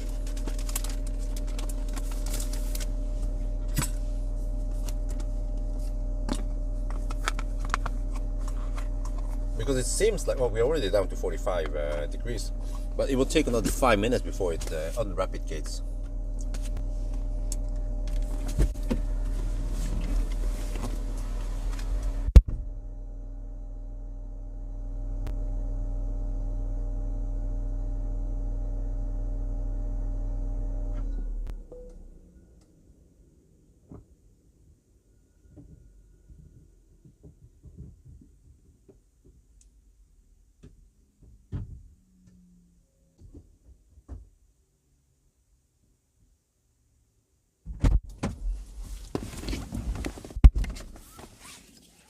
Okay, AC is already set.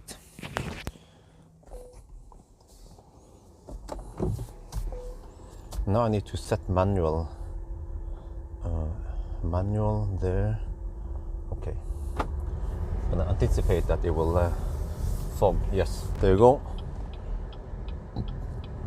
I didn't pay attention how long we charged here, but I think it wasn't too long this time. Maybe only 15 minutes. So this will be interesting. Now we go slightly shorter stints.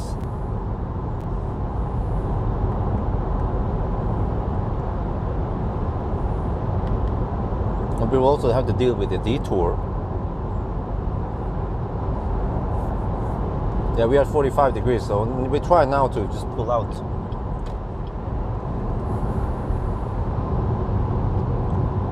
Okay, I'm not to try to clean the windscreen.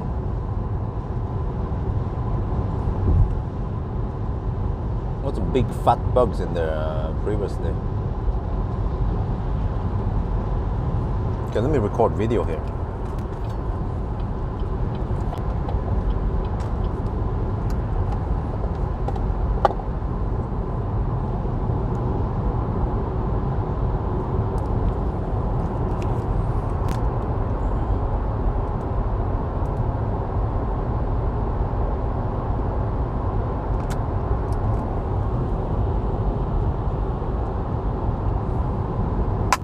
After Grelland. Alright, we just finished charging. I think that was around 15 minutes, maybe even faster. But this time, you see, as soon as we hit 46 degrees, I pull out at 45 degrees only. Sorry, 45%. So we will see, because I noticed last time that once we rapid gated, it took around 5 minutes before this temperature dropped to 44 degrees again. And I got the fast speed, the 80 kilowatt, only for probably around 2 minutes before it rapid gated again. So we will see if this one is better. By doing like this, we will have to charge a little bit more often. That's it. Now we are cooling down everything like last time. Yeah. Rinse and repeat.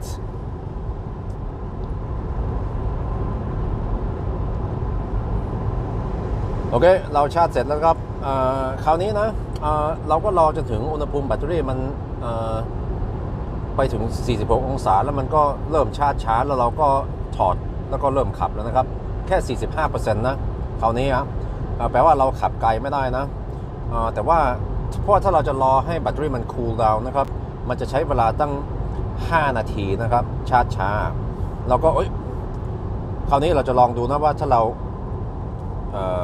เริ่มขับตอนนี้มันจะไม่ต้องเปลืองเวลาโอเคก็ไม่รู้นะตอนนี้เราต้องขับช้าอยู่ดีเพราะว่าเขากำลังซ่อมถนนแล้วมันจะมี1เลนแล้วก็ต้องออกจากถนนใหญ่ด้วย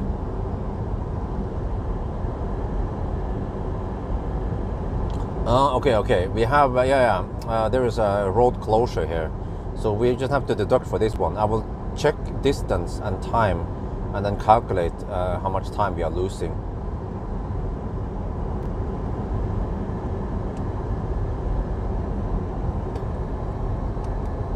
Okay, we can probably just count it from here. At 445 kilometers and time is 1 minute past 1. Okay, if someone can repeat that for me, please. 445 kilometers and 1 minute past 1.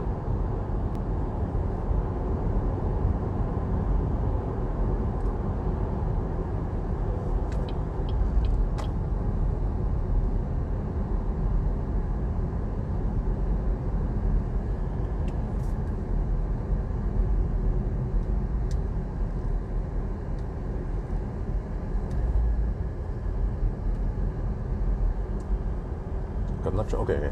Just follow this one. Oslo, alright.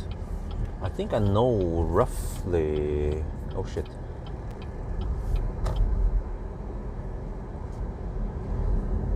Okay, 445 kilometers. Okay.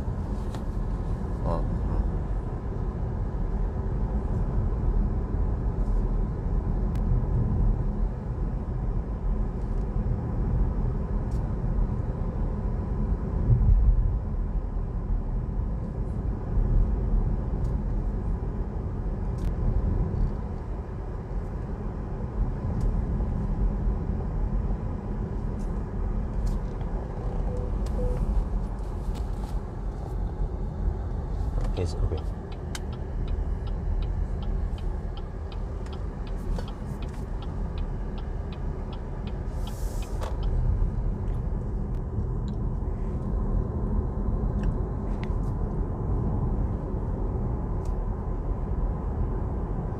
So we just count the 120 kilometers per hour normal speed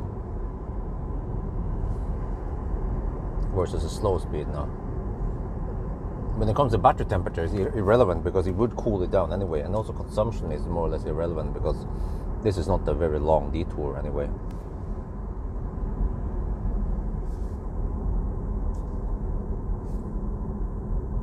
Wait, where are we supposed to go now? I think straight, right?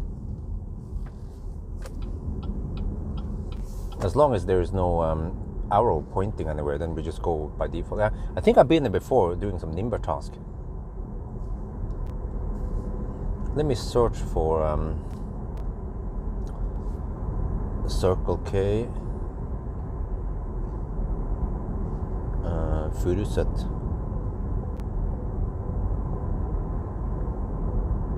There.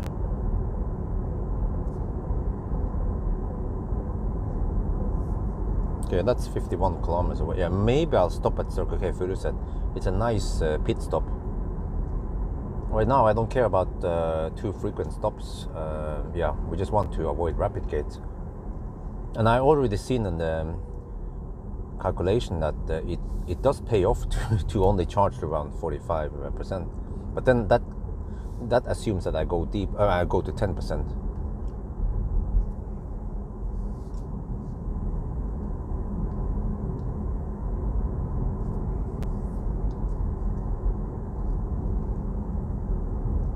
Okay, this time I didn't get too much moisture in here.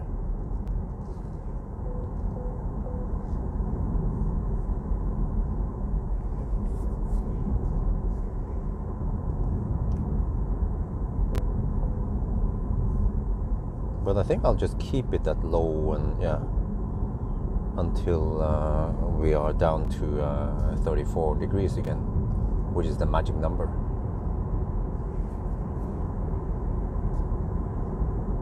Okay, just follow that mother trucker. Oh, we have to follow the old road for a little bit. Okay, it's actually a long detour.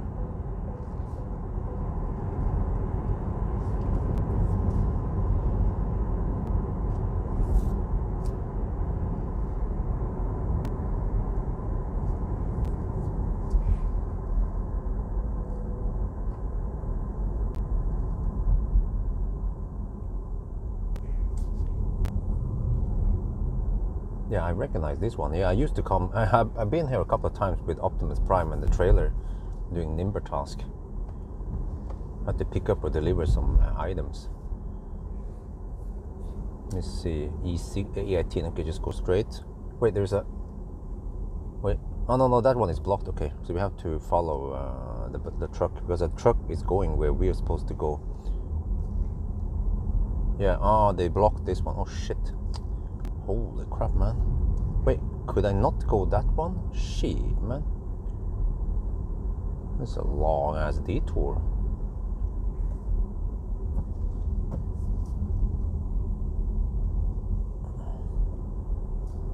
Okay, just follow the mother trucker. I wonder if there's a... No, there was a shortcut that the navigation wanted me to take, but it was marked as blocked. And then the signs were pointing towards here. But whatever, we just deduct for this detour. No big deal. No stress.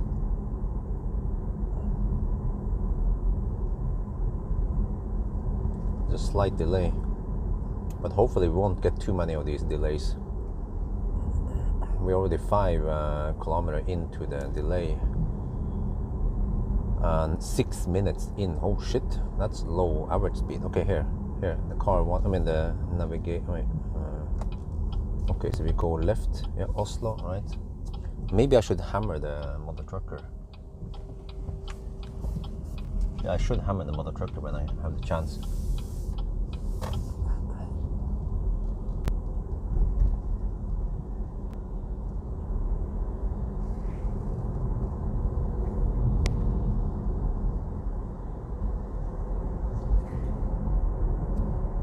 Yeah, I remember there was one lady over here.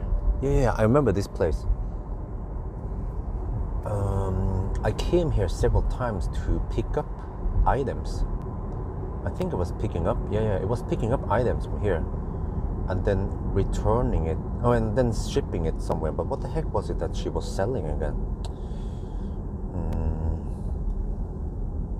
Don't remember. Furnitures?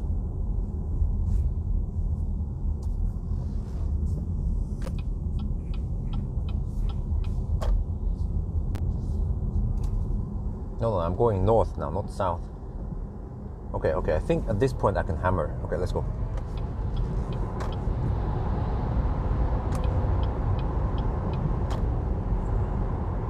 Because the truck is a bit slow in the roundabouts. That's where I lose a lot of time. So it's faster for me to just, go in front.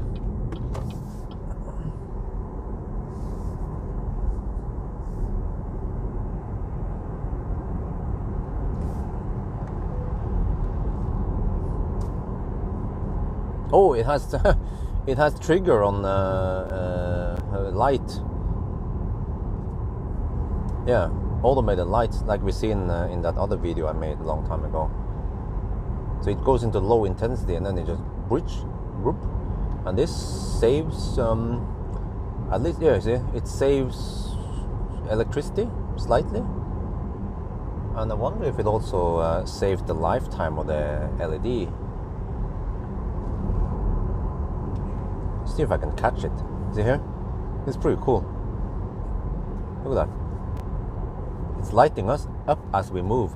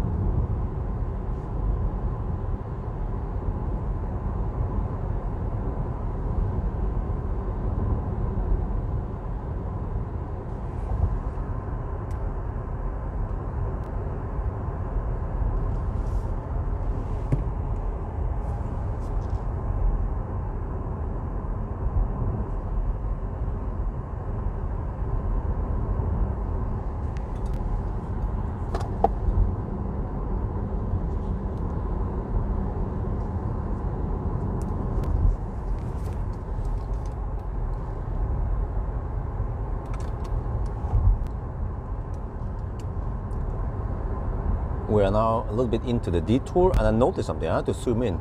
This has a cool lights where you see it dims or it lowers the intensity, but then there are sensors by the side of the on the lamps that triggers that. Oh, there's a car coming, and then it turns on full bright. I've seen this before. I made a video, and there was another stretch. That's pretty cool. I think that was the last part of it. Yeah. And now we come to the orange section here. So you save a little bit of energy there, and then you just have to run stuff on the sensors. Yeah, but it's probably a good trade-off still.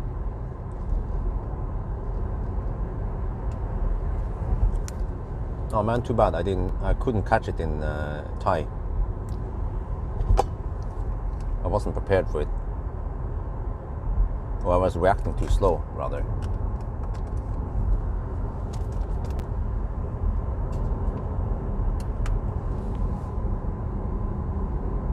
This is a pretty long ass detour, man. Holy crap.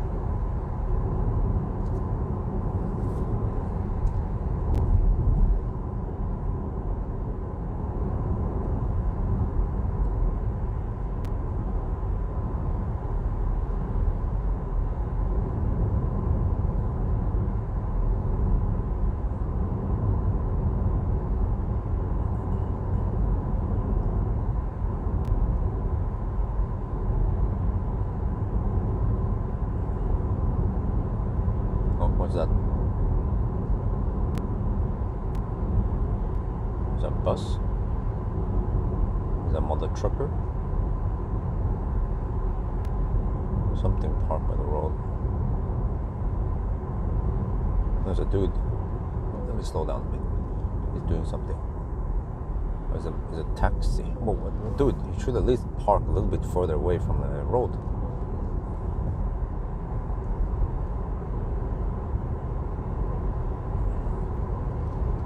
Okay, no big deal. It could be worse. I mean, just standing still, like at that Unfall, 20 minutes just standing still. That was worse. Or Laderstau. So as long as we're moving, then we're still covering some distance, and we calculated the delay. Okay, let me see now. Yeah, we're getting close to. Okay, yeah, we're almost back at E6 now. E18, right? Okay, so let me see. It was 445 kilometers and okay. We're now 13 minutes in the delay.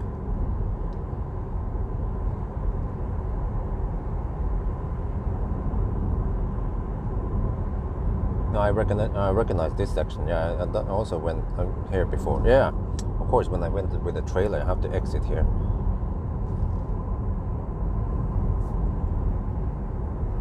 How do you mean? Okay, let me see. 14 minutes in the delay. Okay. And then distance, it was 445. Now it's 459. Damn. Let me check here. Yeah, 459. 445 to 459. 14 minutes.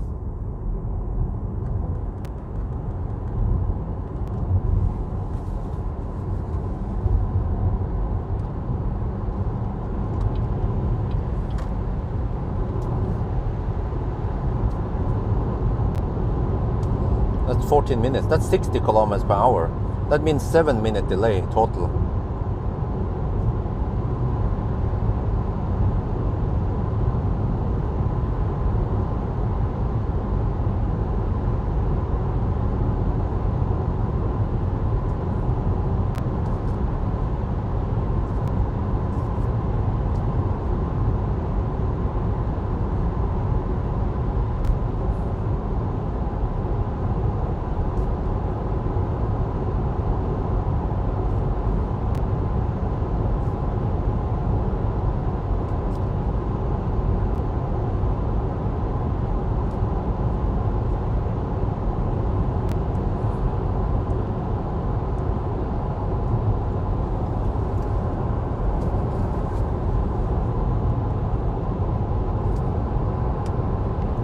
Okay, we are down to 31 to 36 degrees. Seems like we can drive quite far since we have to drive via Oslo.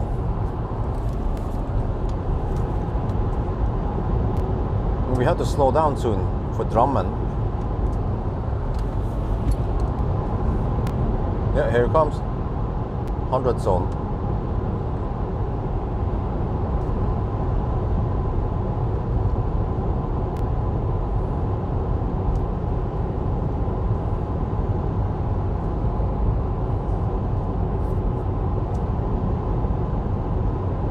Okay, so we now have 7 minutes plus 5. We have 12-minute deduction, or I can count 1 hour and 53 minutes before midnight. So wait, no, 2. Wait, how do I count again?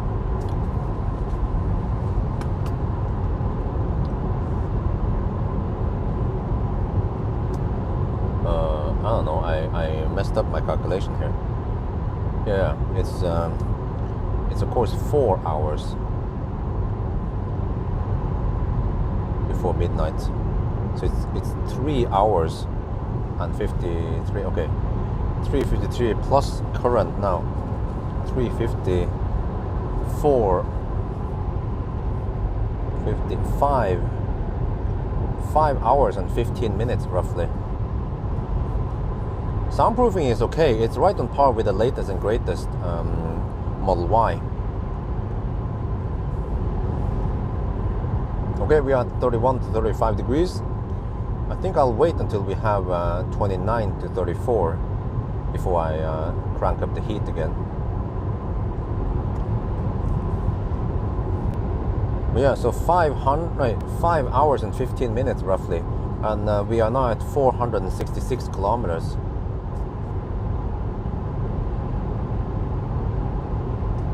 Which is correct at 472. That's an average of 90 kilometers per hour. Oh, okay, so far so good.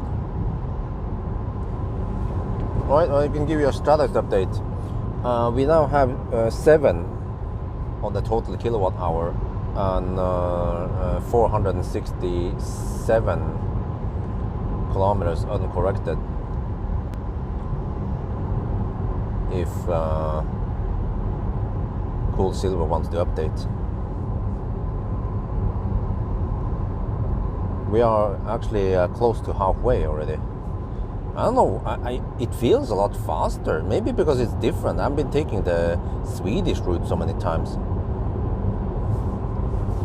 Maybe I should take the Norway route as with a trailer.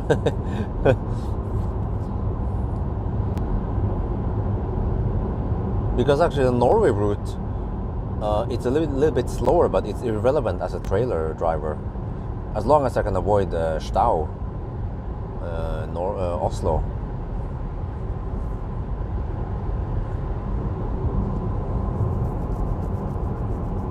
Because it becomes a little bit repetitive if I do the trailer route on the same one as the other one. What do you guys think? Trailer route in Norway instead.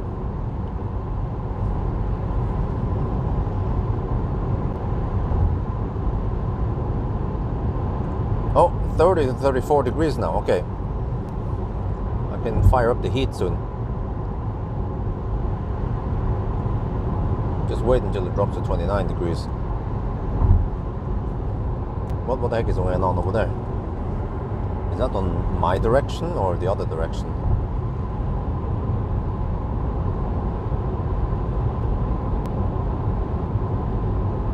Nope, not this one, good.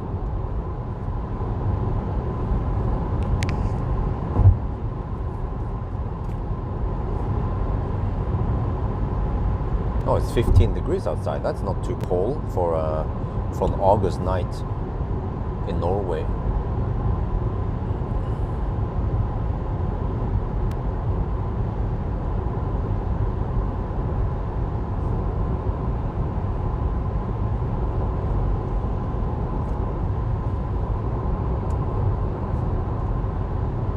Yeah, I mean, Norway is just packed with charging spots, charging possibilities.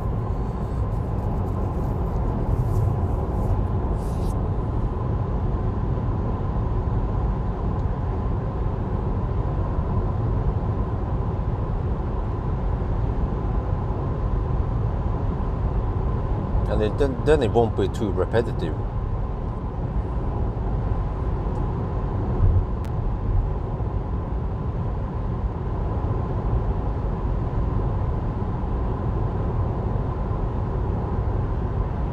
Okay, still stays at 30 and 34. Come on. Want to see 29 degrees before I fire up. Actually, maybe it doesn't matter. I can just fire up the heater now.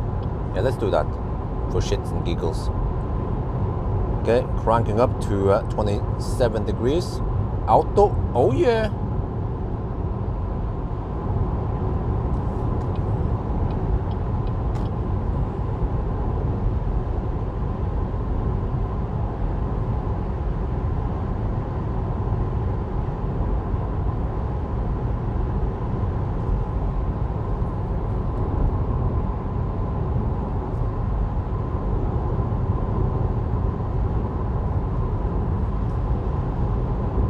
Oh, 30 to 33 a little bit. Now it went to, okay. Now we go up the hills.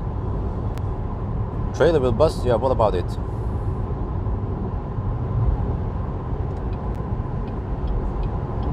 Okay, we passed by Oslo at night, that's good.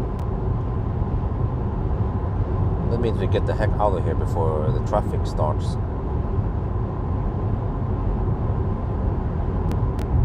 Then I have to do a little bit back and forth towards the end.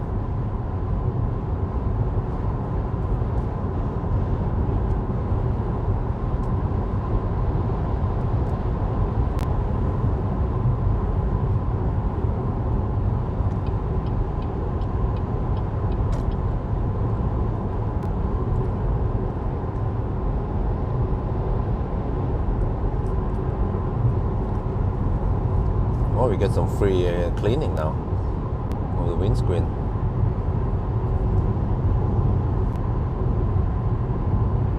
Interesting. The temperature doesn't go up that much when we are going up the hill.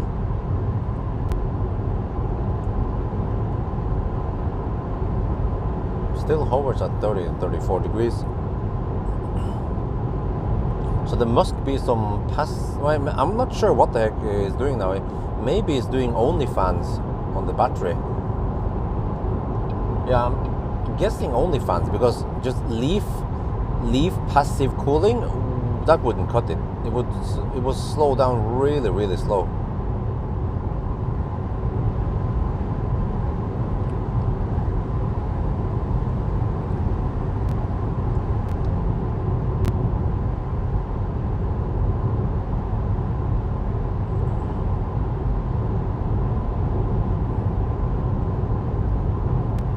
So yeah, I haven't decided yet where I'm supposed to stop.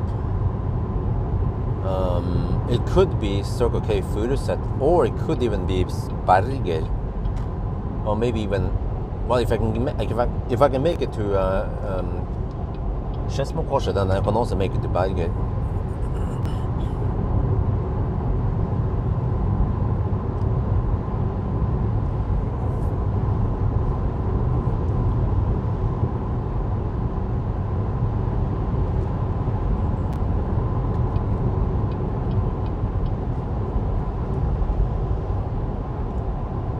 Well, I can tell you guys that the reason why I prefer Circle K chargers right now is because BYD, they provided a Circle K charging card. Well, it's a business card for charging and for washing and stuff, and even buying. I'm not sure about that, but I also have a Circle K card, but I don't use it that often. It depends.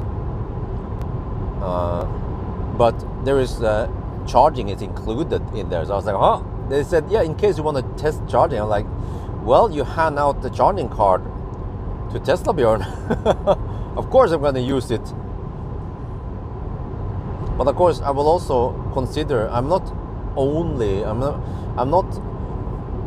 making it hard for myself to only go for Circle K, but if it's convenient, and many times it is, then we go for Circle K.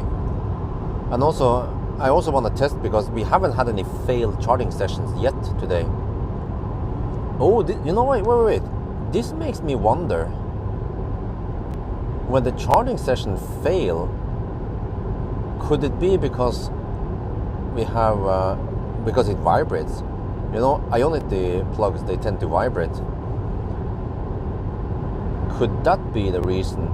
Okay, I think I'm gonna, okay. Because the other chargers we have been using, they don't have active, they don't have cable cooling, and maybe then, as a coincidence, we don't get the bug charging session on this car. But this is the only car I tried that bugs while charging. It's quite unique.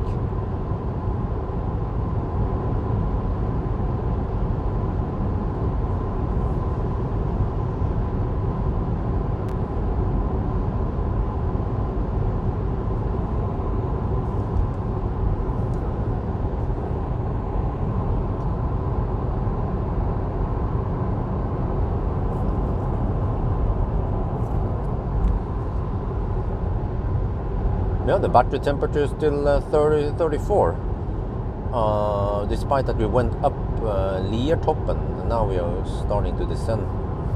Now we have a car without tail lights again. Does it take the hint that he's running around without tail lights? Turn on your tail lights, dude. Oh, he's pulling a car. Okay, sorry, I didn't know that. He was pulling a car, but then there was no tail light on the car. Wait, is that a requirement? No, wait, that's weird. He should have tail light on his trailer. Yeah, that is potentially dangerous. The trailer was completely black, dark. I mean, what the heck, man? So many Nissan in this country.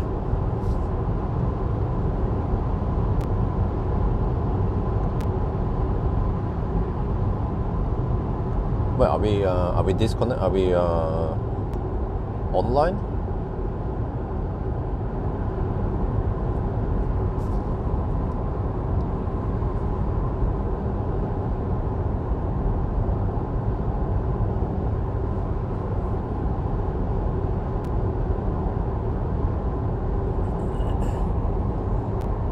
I felt bad when you came to US and dealt with people here. Yeah, US people, Americans, they don't know lane discipline. Oh, okay, just quiet. No.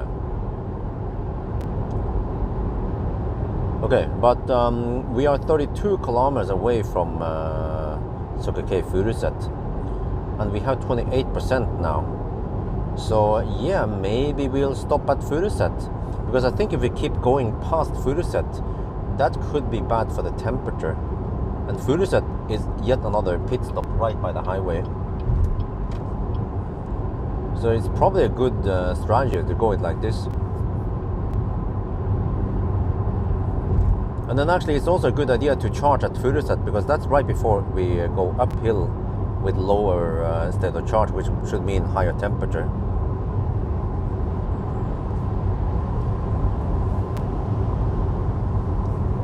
Oh, free washing. Free bug washing.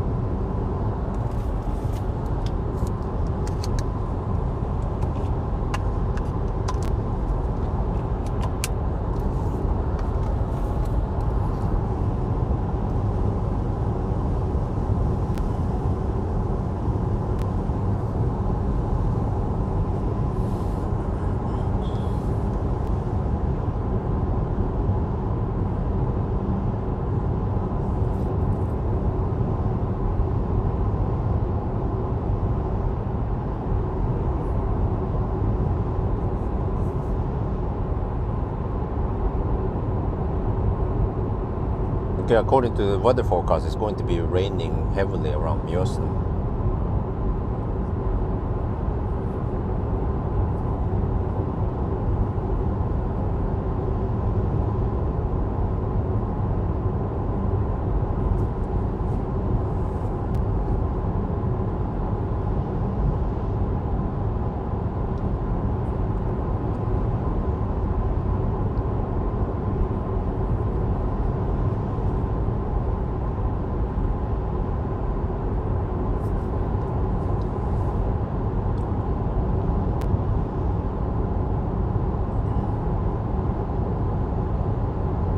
We should be almost at the halfway point now.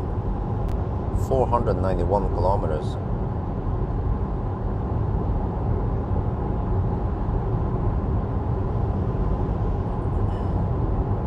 Let me check something here. Accumulated charge, okay. 3499. Huh? Do we regen?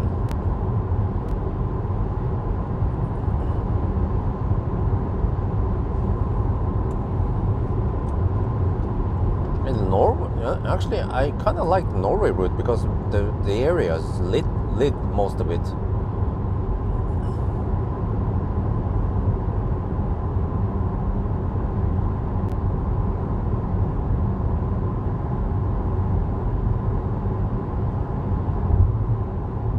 Oh, what is that?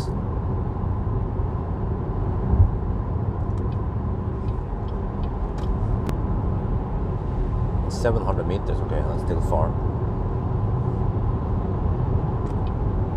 Oh.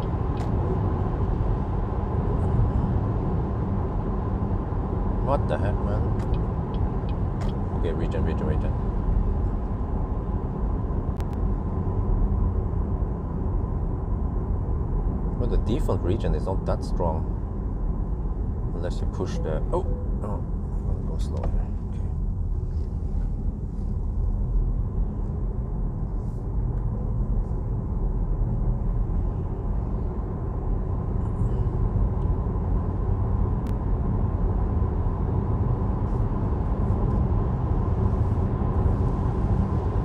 Well, Hans is back! And he means serious business.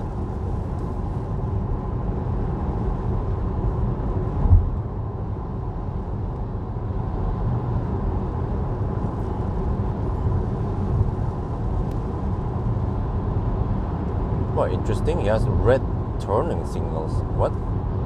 Huh? Since when did the fat e-trons get red turning signals? I thought it's supposed to be yellow. Oh, he coded the car. He also has yellow, orange marking lights. Yeah, that's weird. He must have coded his car with what was it called again? OBD11.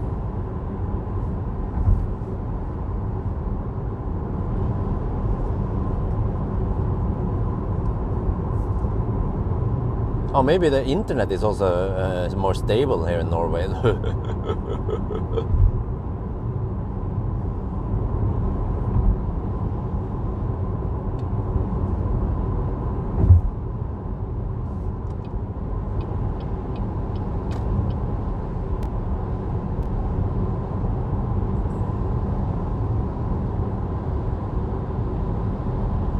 At least in the Norway route at night, you can actually see some shit. In Sweden, it's just dark. Everything is just dark. When I B-roll something, there's nothing there except for when I pass through Göteborg. Other than that, it's just dark. And also, even in the daytime, we just have some grass field and shit. But at least in Norway, there will be some mountains and some lakes and shit.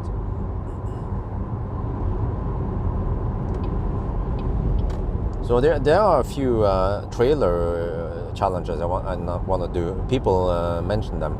At least I should do it with one of the eGMP cars. Maybe Ioniq 6. It's a hyped up car.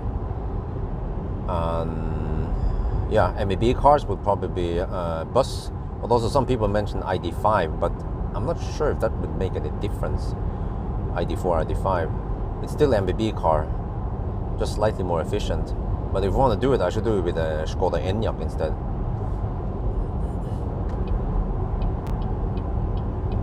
And then some people also mentioned Model Y. Okay, maybe I should do that one.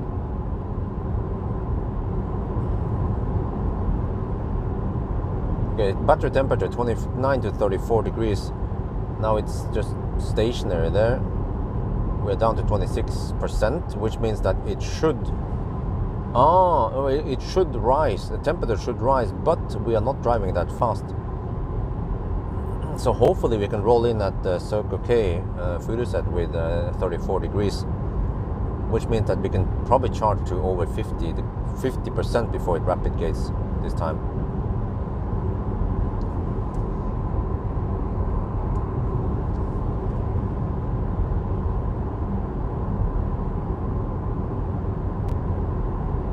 Yeah, plenty of chargers here. Yeah, Norway should also have lots of trailer-friendly stalls, depending on which car I drive. But against many cars, they can also use superchargers.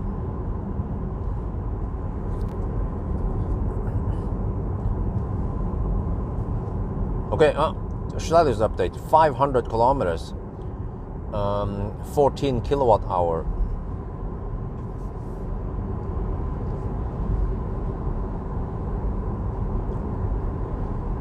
What is the time now, by the way? Let me see. We have to take 3 hours and 53 minutes. So that's basically 4 hours. Okay, 4 hours. 5. We are roughly at 5:30 now. Okay, 5:30 is the time.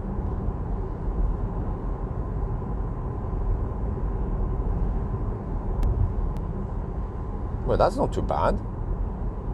Halfway mark and 5:30. Oh, I think that's a lot better than last time. Last time it was more like Was it more like 6 hours at the halfway? Don't remember. Oh shit, will there be a slowdown here? Well, I could take ring 3 route instead, but I think at night there shouldn't be any stau or any slowdown, because at Skøyen here it's going a little bit slow.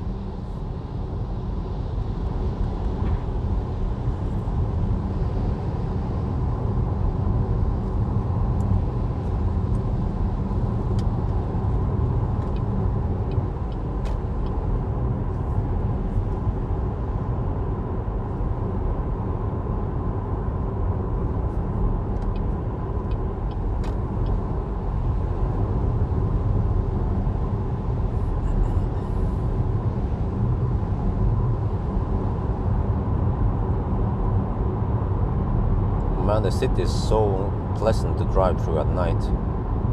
1:30 at night now. Just have to get the heck out of the city before around 4 in the morning.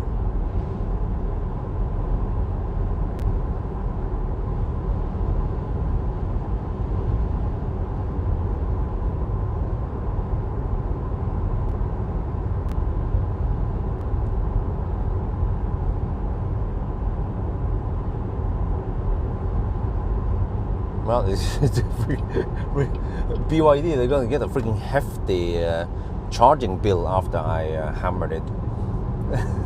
We're talking about maybe several €100.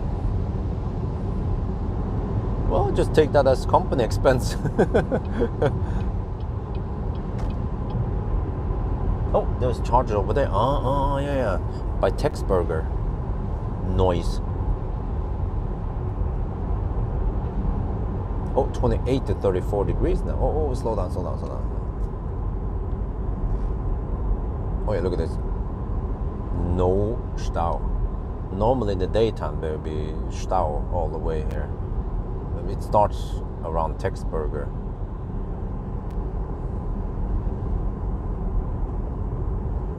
So this could work. Start around 8 in the evening on a weekday.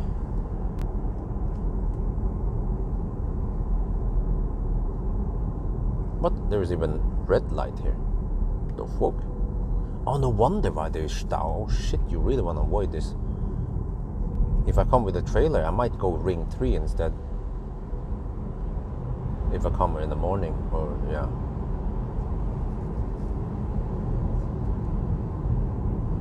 Wait, bygde E18. Oh shit. Now I'm a little bit confused.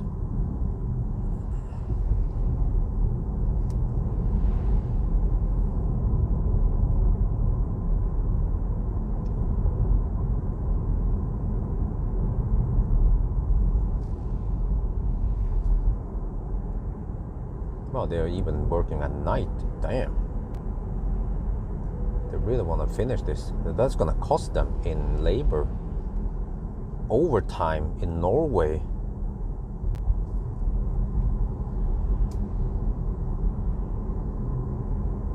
Yeah. The company's probably paying maybe over 1,000 NOK per hour on each worker at night. Or it's night labor, which is expensive. But it probably pays off because you don't want to have too long downtime on the road.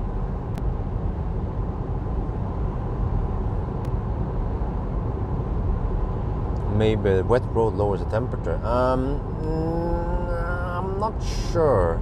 Wait, another one? Shit.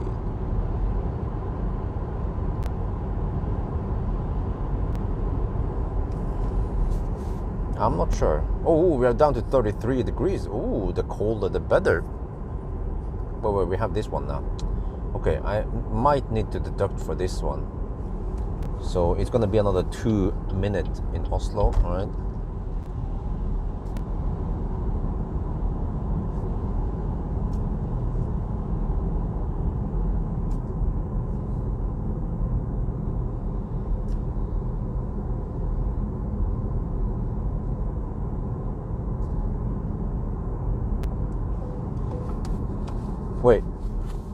Oh, there's one lane here. Okay. I was wondering. Okay. Did they close all lanes? No, there's one lane left. Well, that's fine.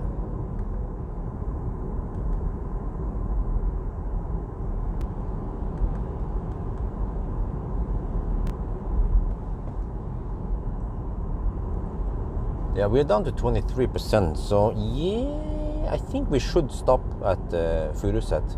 We should be there with around 20%. It sounds a bit crazy, but as long as I can charge from 20% to 65 even, and get the good speed, then that's good. Yeah.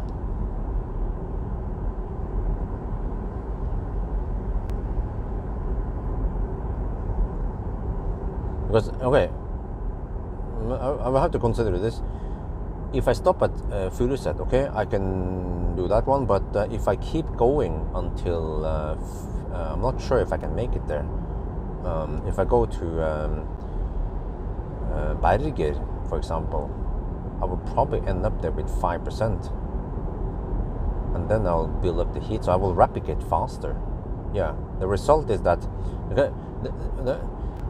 what it boils down to is how many percent can I add, you know, or how many percent can I get on 85 kilowatt. And my guess is that by plugging in at around 20%, you will get it for longer than if you go deep. But of course the advantage by going deep is that you can travel further and then reduce one more charging stop, or maybe yeah. Man, fucking smelly shit. What the heck? What? Okay, recirculate.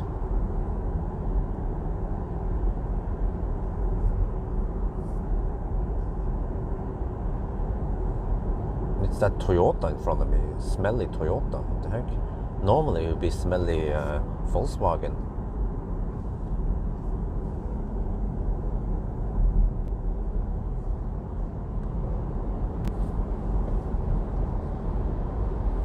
Wow, 33 degrees now. That's wonderful. The colder, the better. Only problem is that the ambient temperature is 16 degrees, so there's not too crazy heat rejection. Ideally, if we had, yeah, I think in the Sweden run we had 12 degrees at the lowest, which is better. So I noticed that it took Whippen 5 minutes for it to cool down. And then normally, and in Sweden run, it was around 3.5 minutes only. But then it was 12 degrees outside.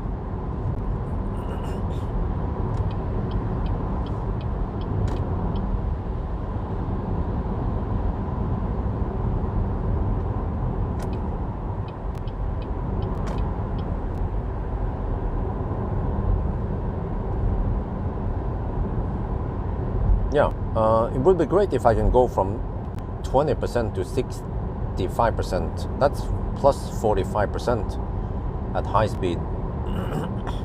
Last time now we went from, what was it again? I don't remember.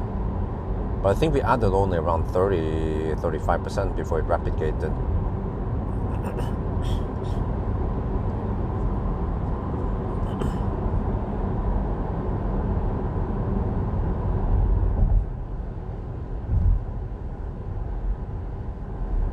Well, so far so good. We went over halfway now and we haven't had any major delays yet. Not sure how it is at Mjøsen. There has been a lot of tunnel works around Mjøsen lately. I noticed it when I did those range tests at night. Eventually I have to go back to doing range tests in the daytime. I have to go morning.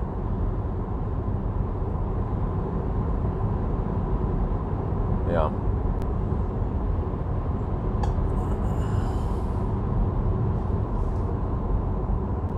$18 to $55. Oh, that's only.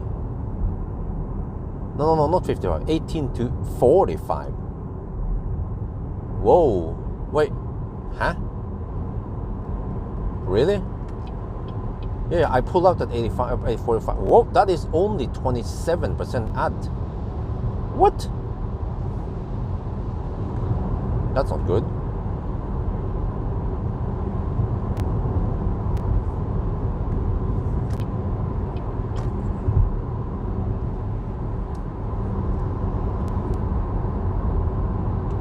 Yeah, well, we're still driving. As you can probably see.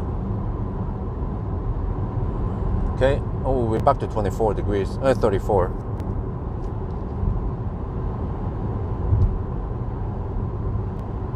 But at least it's not 36 now. Okay, yeah, maybe that's a good deal.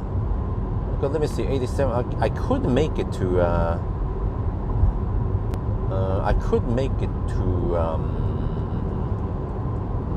Berger maybe, but I'm not sure.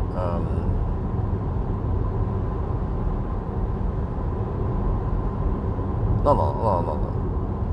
This is a little bit counter logic, because we have 21%. I'm like, my brain is thinking, go deep. Yeah. No. You don't want to go deep, and you want to pull out fast. It's counter logic, counterintuitive. Okay, let's see now. We're gonna try now. We charge here.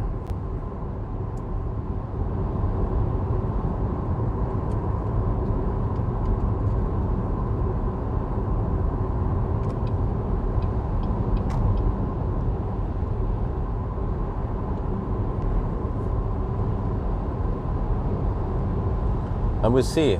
Yeah, we're gonna 20% now. Perfect. Let's see now how many percent we get before we rapid gate in comparison to the previous run.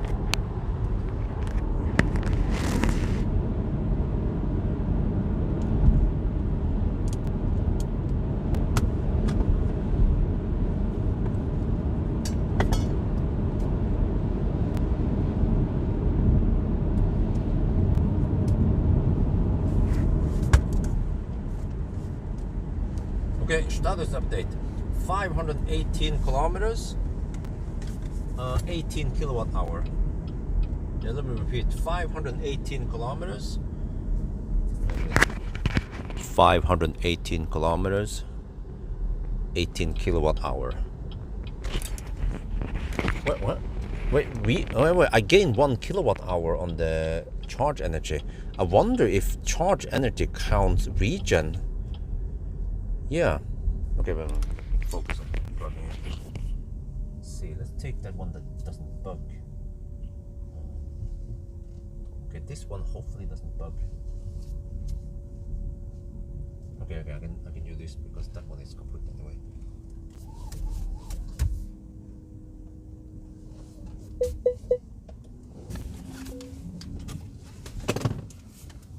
Okay, let me see. This is Furuset.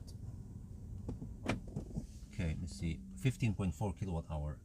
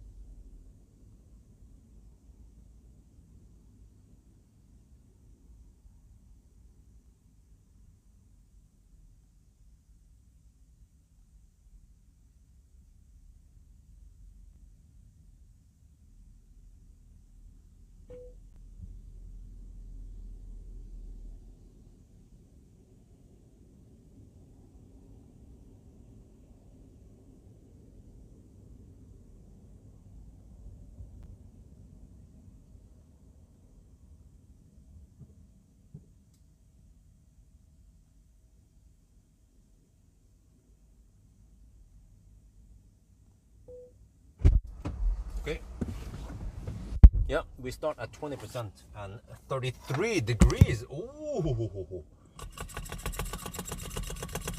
Pump the shop. Okay. Wow. Popcorn time.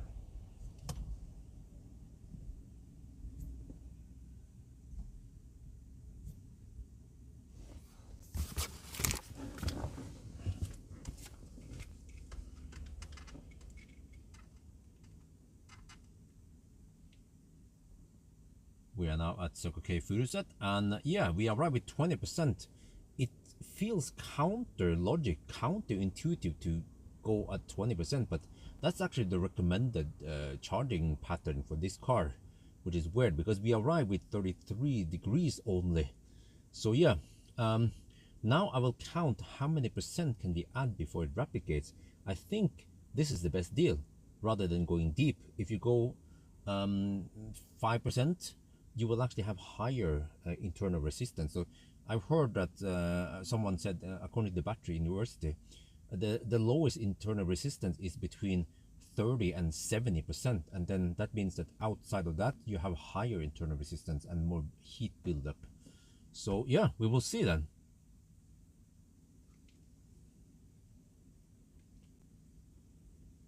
เรามาถึง Circle K Furuset นะครับแล้วก็เมื่อกี้นี่เรามี 20% นะแล้วก็33องศาดีมากเลยนะครับตอนนี้ผมอยากจะเช็คดูนะว่าเราจะได้กี่เปอร์เซ็นต์ตอนเรามี85กิโลวัตต์กว่ามันโอเวอร์ฮีทนะครับเพราะว่ามันอย่างนี้นะมันน่าจะดีสุดนะมันแปลกแต่ว่าเราจะต้องแบบชาร์จเราจะต้องขับไปถึงแค่ 20% แล้วก็ชาร์จแต่ว่ามันจะทำให้มันไม่โอเวอร์ฮีทนะกะว่ามันเป็นอย่างนี้นะครับ โอเค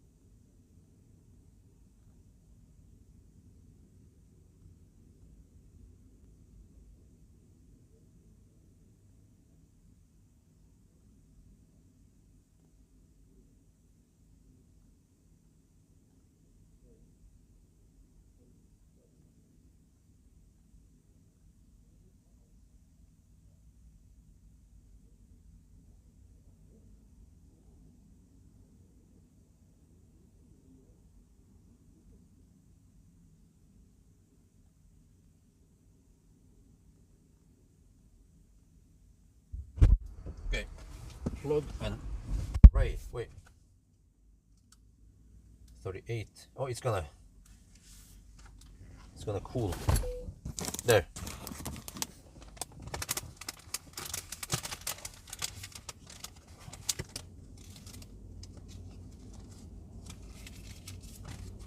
I want to eat first and then go to the restaurant because I want to wash my hands after this food.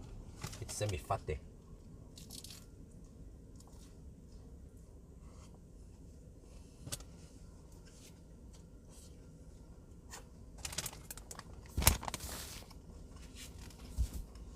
You know what?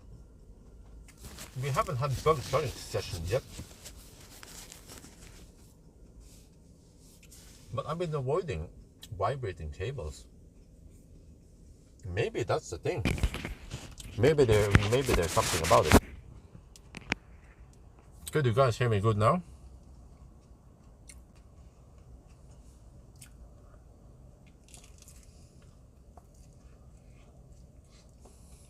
What? Huh?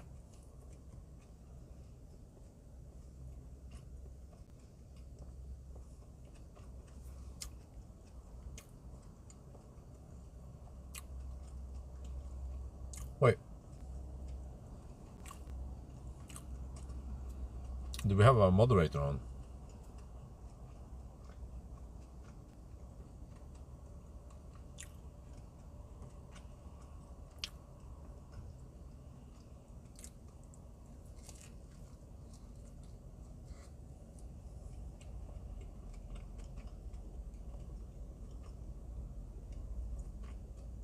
Oh. Cool, Simon, did you get the status update? I just went with some bread. Sandwiches, but one-sided sandwich. I used to see the kilowatt hour there.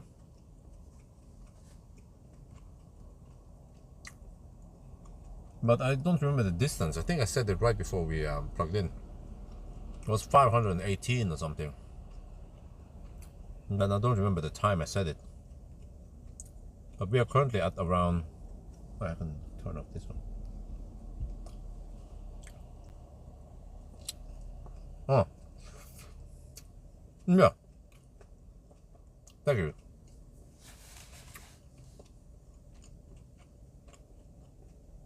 And we started charging 7 minutes ago, 7.5 minutes ago. Which means that I set the status around 8.5 minutes ago. Which means that I set it around... Okay, whatever.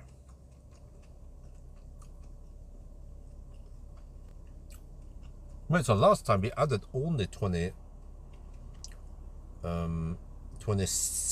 before it replicated. What about now?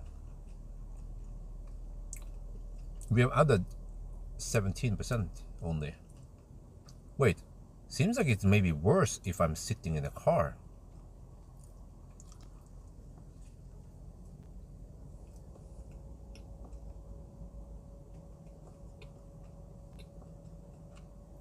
Or does it matter?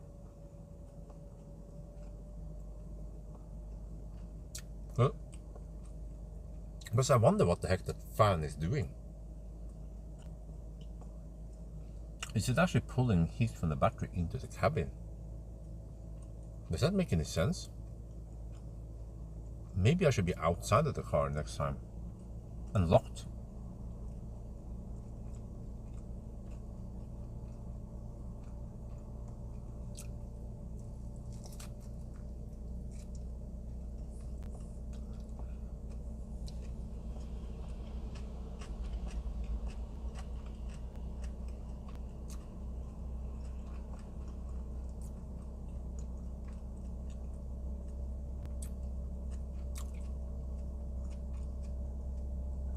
Okay, 20% added.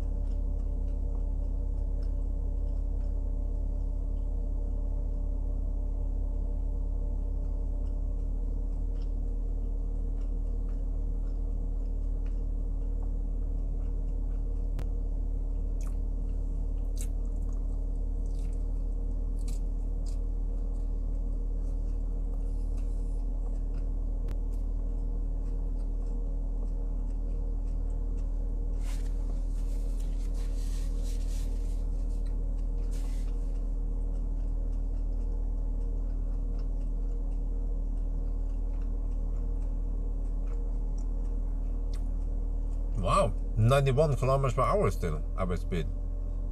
Nice.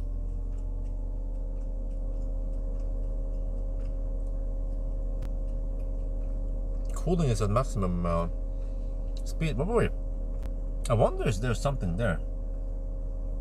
I'm not sure, but could it be that vibrating cable causes the charging session to bug more often?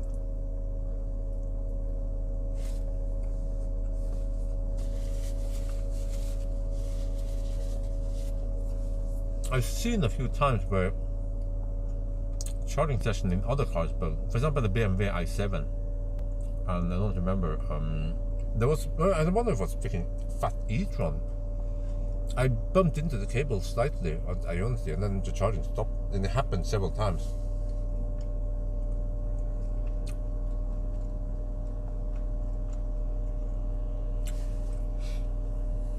Okay.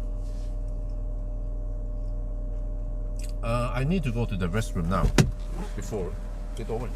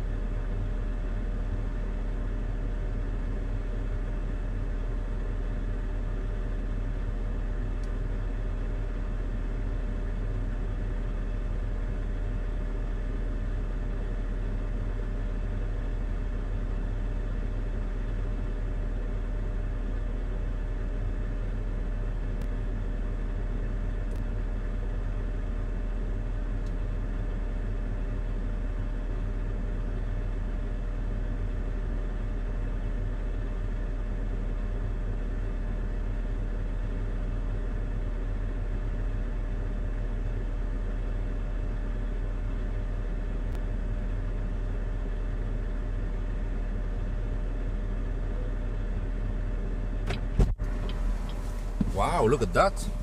Hey, did the fan stop now when I came back? We added 32% without rapid gating. Huh?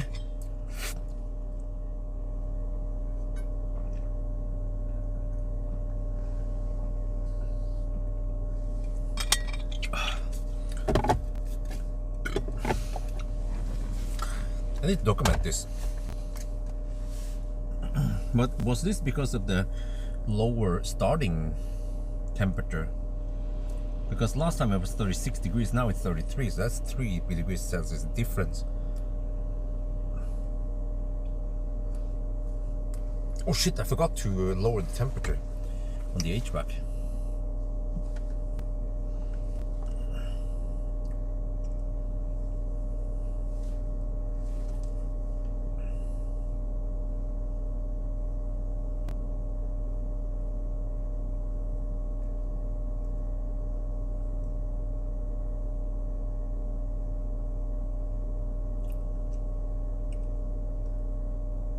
wow, we are 54%. We can go quite far now.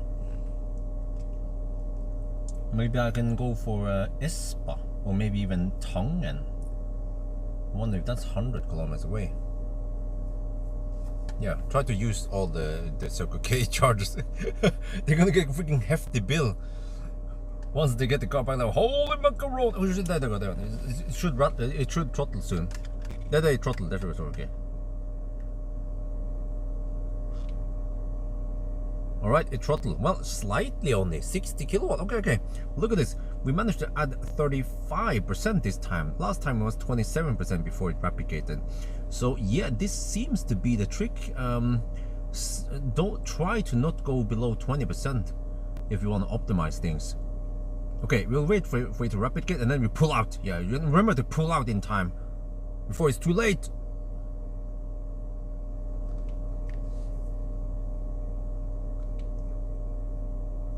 โอเคคราวนี้นะเราอัดตั้ง 35% นะครับก่อนมัน replicate นะครับคราวที่แล้วเราอัดแค่ 27% นะก็แปลว่าวิธีนะถ้าคุณไม่อยากจะ replicate มากไปคุณจะต้องพยายามอย่าให้แบตเตอรี่มันต่ำกว่า 20% ก่อนคุณเริ่มชาร์จนะครับแต่ตอนนี้47% ตอนนี้เราน่าจะ47 กิโลวัตต์ตอนนี้เราน่าจะไปแล้วนะครับ pull out no I started with 20%. Pull up before it's too late.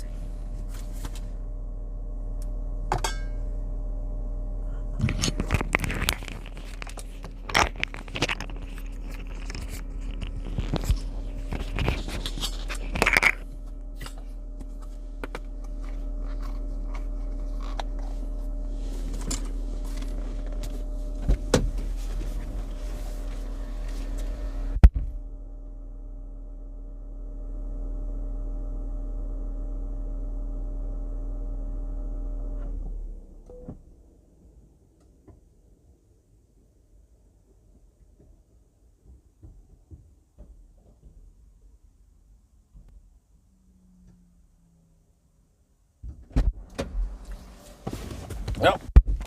17 minutes and 45 seconds.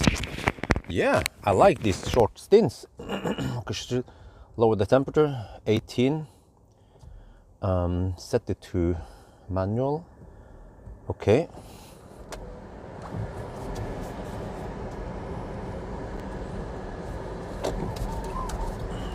Yeah, we have 57% now. Oh yeah, cool silver. We have 2 more minutes. Wait, did you get the 2 minute 2 minute deduction in Oslo thingy? Oh come on. Need to defrost this shit. Well, we're already down to 44 degrees Celsius in the battery. But we already left.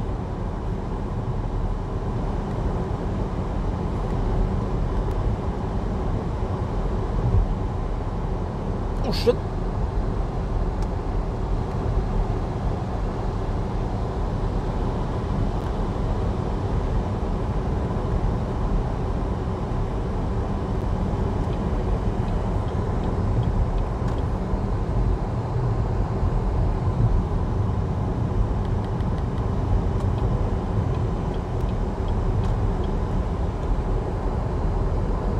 Yeah, 2 minutes of the delay.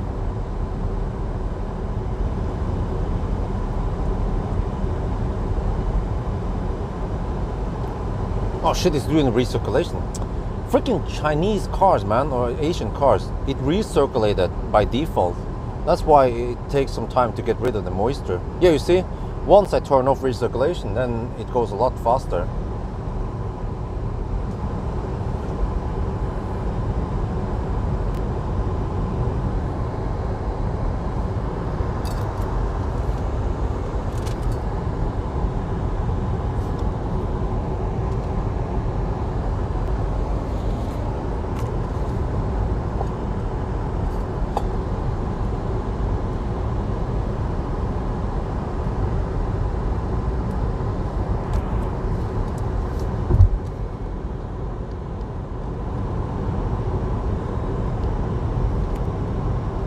Oh yeah, and just like every time, once we start driving, the windows will fog like crazy. But then I just use manual settings. This is the recommended settings I have. You use this one towards the windows, use full automatic, AC, and also turn off recirculation. The car will by default turn on recirculation because it's a freaking Asian car, and yeah, in Thailand or China, you want the ABC always be recirculating.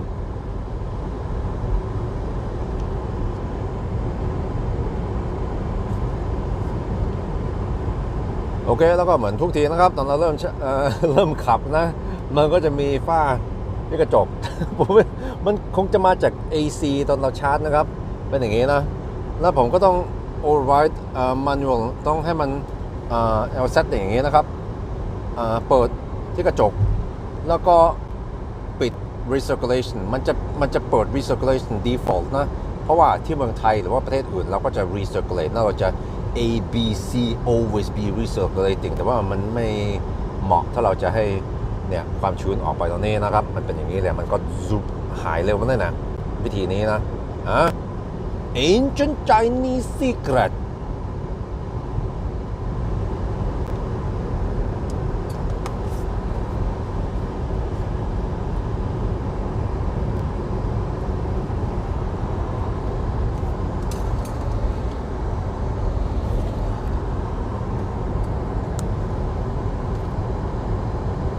No, it's getting cold in here. Shit. See if I can tap down a little bit here on the AC. That would be great. Yeah. We should have plenty of time to cool down anyway. I need to buy more drinks on the next stop. I finally finished my... I went for a battery. I mean, I knew I had to get something. I mean, I had okay sleep, but I just have to make sure that I can push through the challenge now. But actually at this point I can take a nap, but I should set my clock and the nap shouldn't last more than an hour because I have stuff to do in the morning hours also.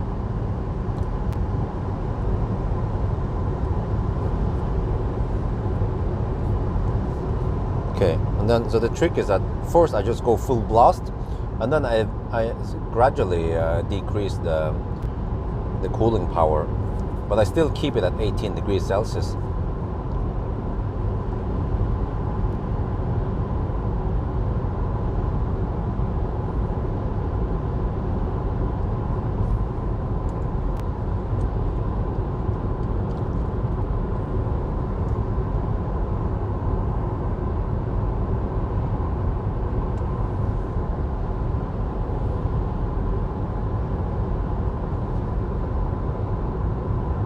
I think it's time for some music.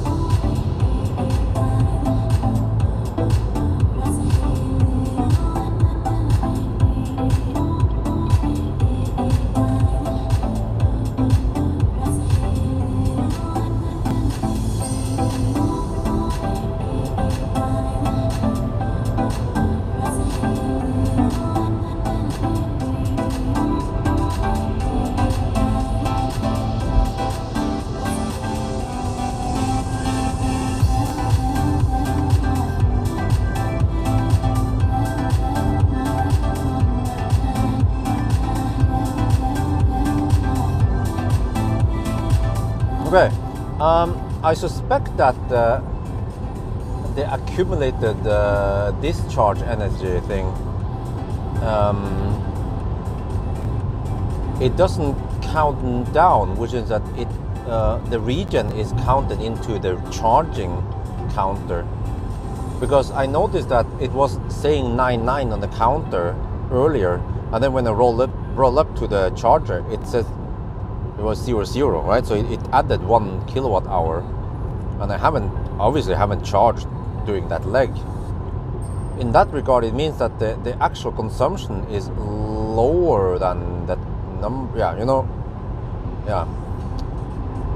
But then I need to keep track of freaking every time I before and after. Well, I mean, I have recorded every time I start charging. Well, actually, no, not immediately. That's the problem.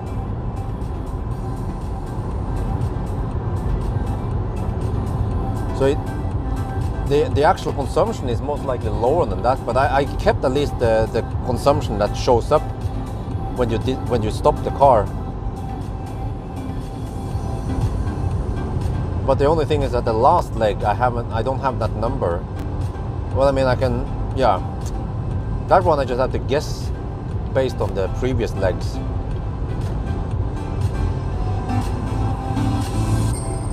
Well, unfortunately there is no pause button there, so I just have to turn down the music.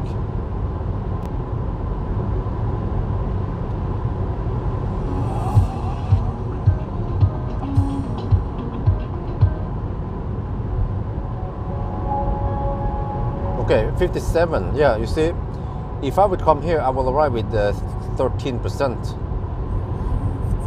But I mean, I charged you 57. We were still getting good speed, so we still don't utilize. We don't go too high before it would throttle by state of charge anyway. So yeah, I think I will try to arrive with 20%. It's counter logic. Arrive with 20%, then charge to as high as you can before it throttles. Rapid gate.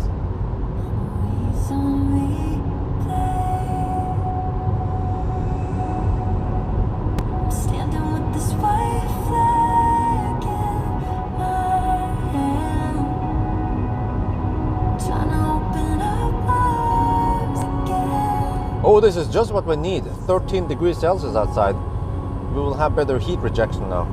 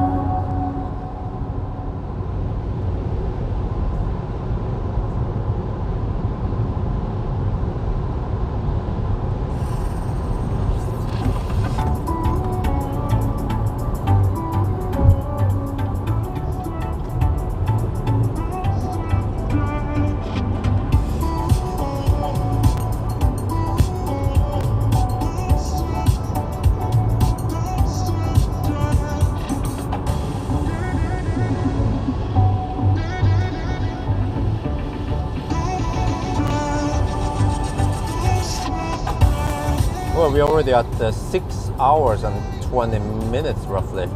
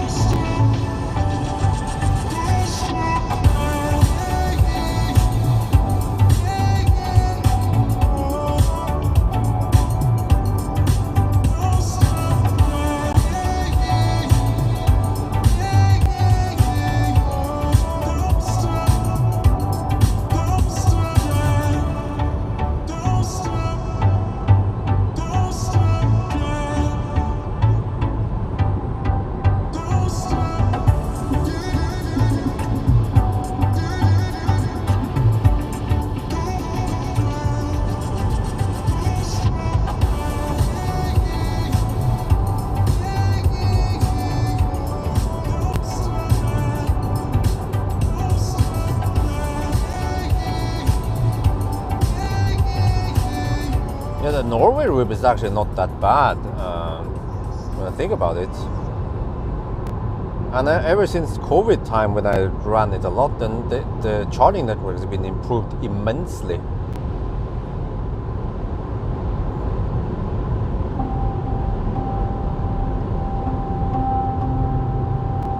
Oh, it's time for Taylor Swift copy.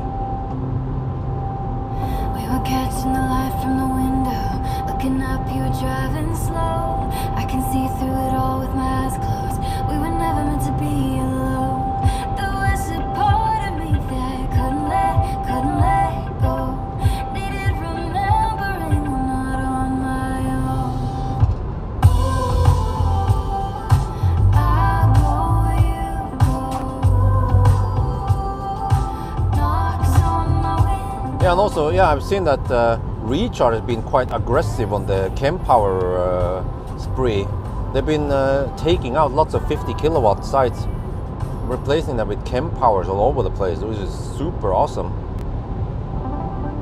Light a fire deep inside my mirror, I'm filling up rooms in your head, flying through it all like an arrow, I'm feeling like myself again. There was a part of you that couldn't let go. Needed remembering we're not on our own. I go, you go. Knocks Yeah, I mean, technically it was 2020 was the one. 2020 and 21 was the years we felt the COVID. 19, it was by the end of 19 it started. So they should have called it COVID-20 instead.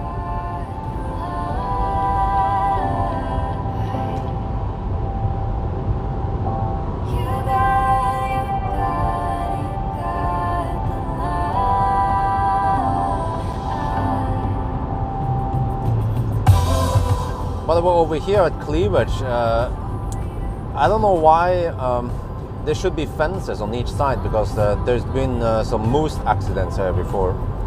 There's freaking 110, so there are no fences on each side. It's madness.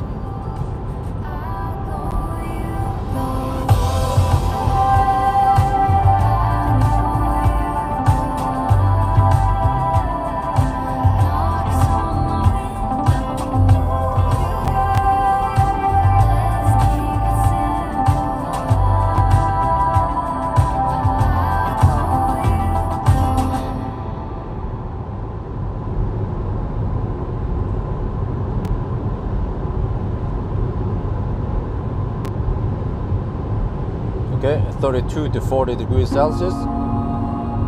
Oh, that's 8 degrees Celsius delta.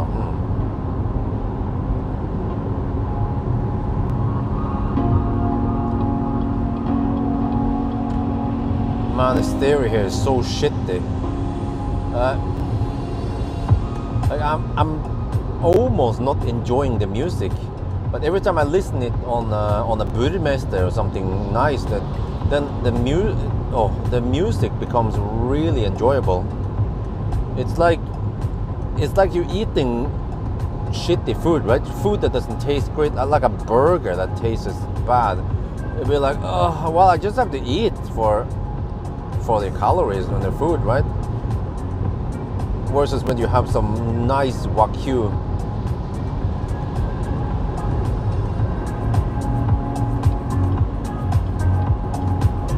Or a nice burger.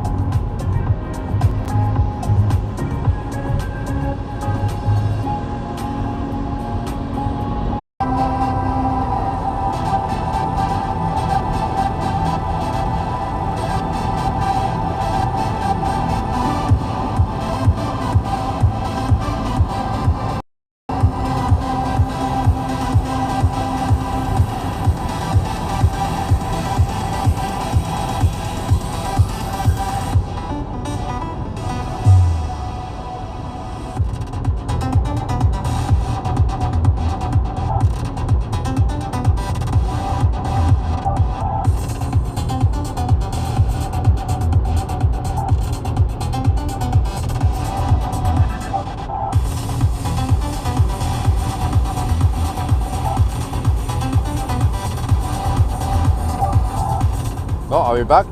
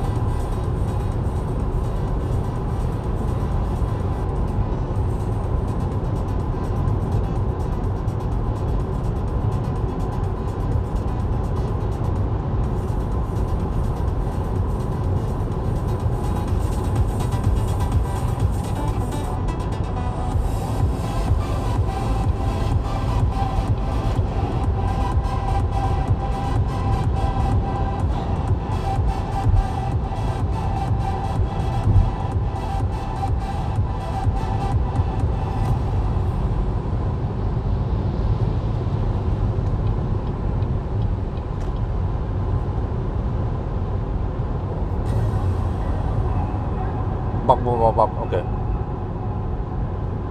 Well, 30 to 38 degrees Celsius now. It's cooling down as usual.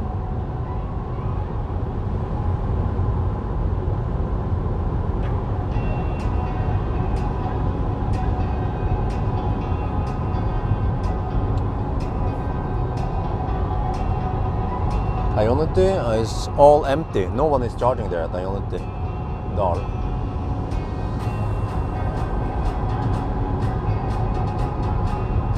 Yeah, I have a theory that the vibrating cable at Ionity causes the charging session to bug often.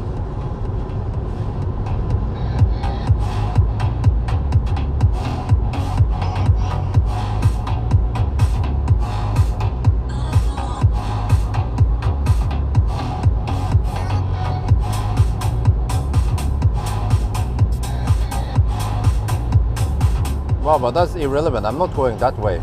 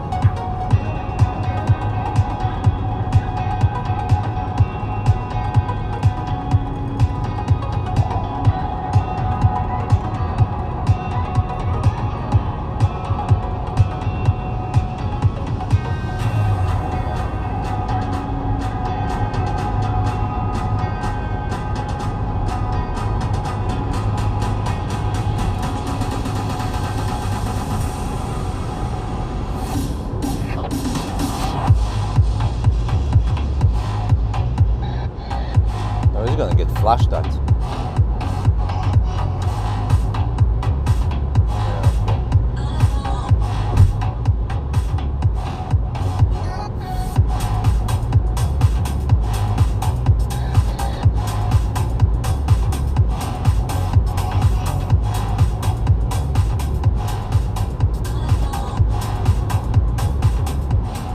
Now, so it's a little bit irrelevant to type out all that stuff, Jan Erik, since it's not relevant for me. I was actually spending some time reading it. I was like, huh? What? And then I just realized that, okay, it's pointless. I will be turning around at Rudshøgda anyway.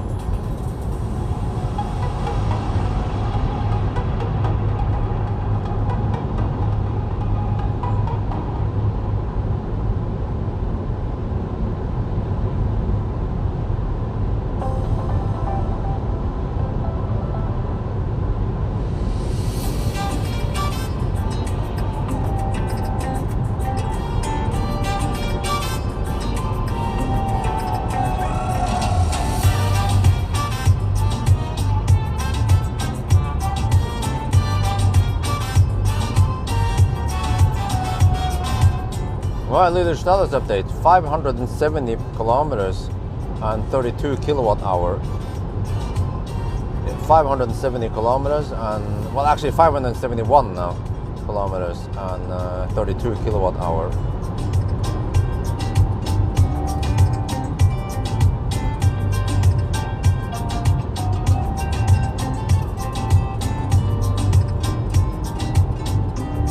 Oh, we're down to 29 to 36 degrees.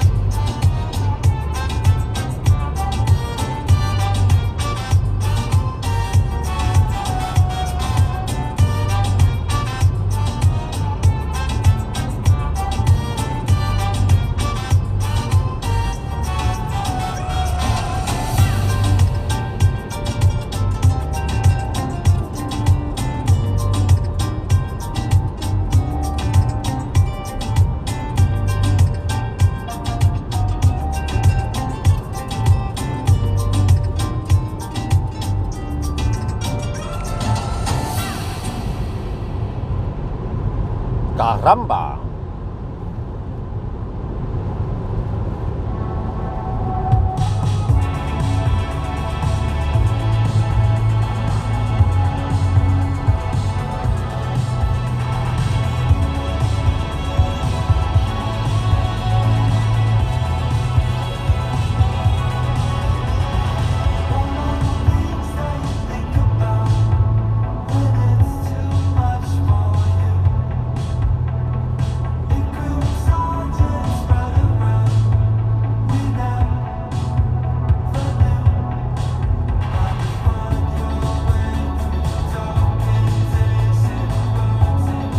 Alright, almost there, 29 to 35 degrees.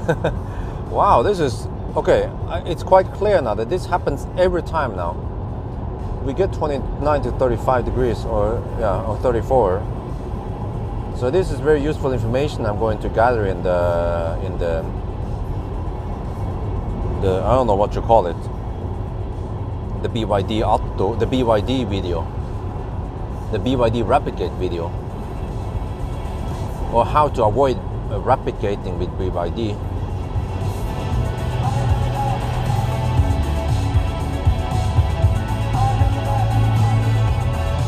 Because I could have sworn that yesterday, I mean, or 2 days ago, when I did the other challenge, I was consistently getting, like, I don't remember, but I mentioned in the live stream, like, you know, yeah, 34 degrees now, okay, 28 to 34, all right, crank up the heat. I was getting close to 40 degrees every time I arrived.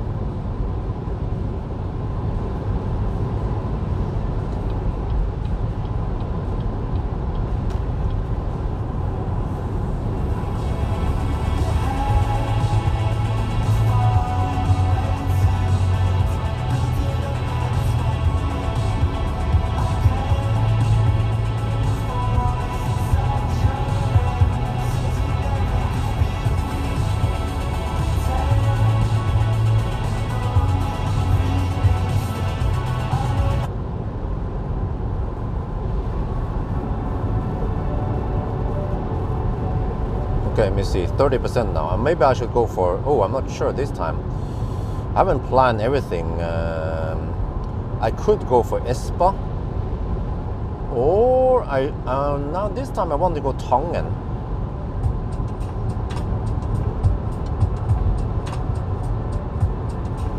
Let's see.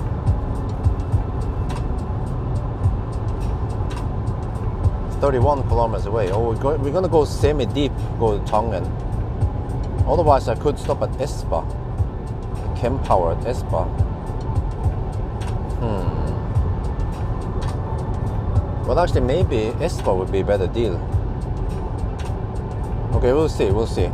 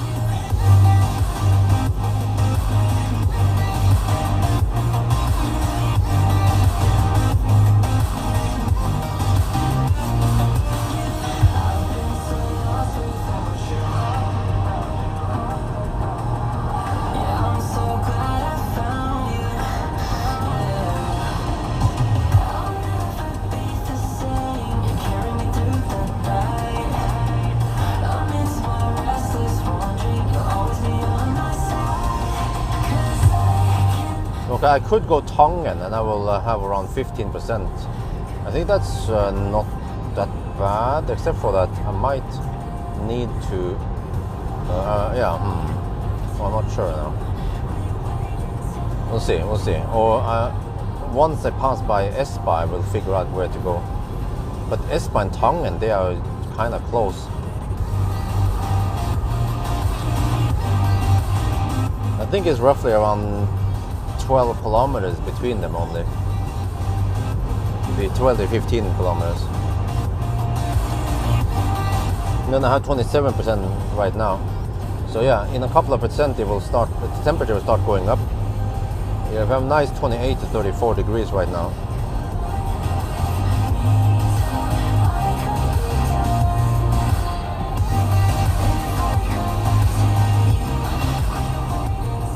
Oh, I should do a little sync here. Yeah, let's do that.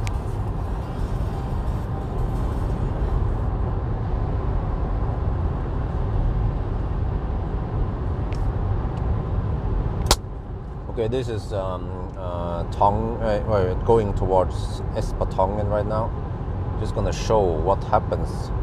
I will use this one in the how to avoid rapid gate video.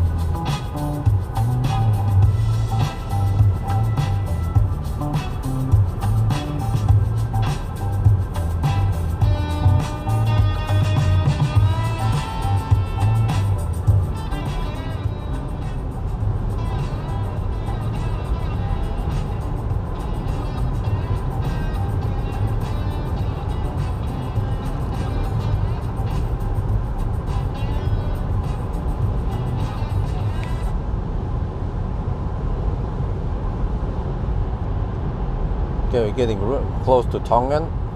We will stop at that one. Still 35 degrees Celsius, okay. It might pop to 36 right before we arrive at Tongan. We are down to 19%. Go a little bit deep-ish this time. Yeah, not much activity right now. We're just hammering through the night. Oh shit, here's the rain as forecasted. It's been a little bit wet around Tongan when I plug in.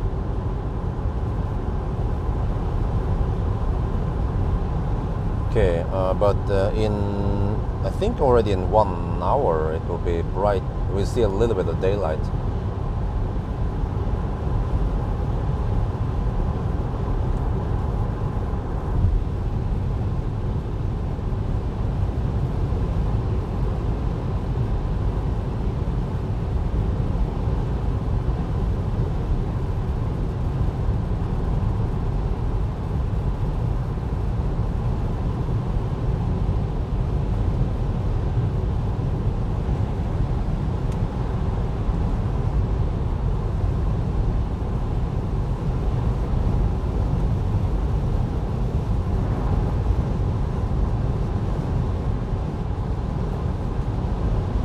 Oh yeah, 36 degrees now.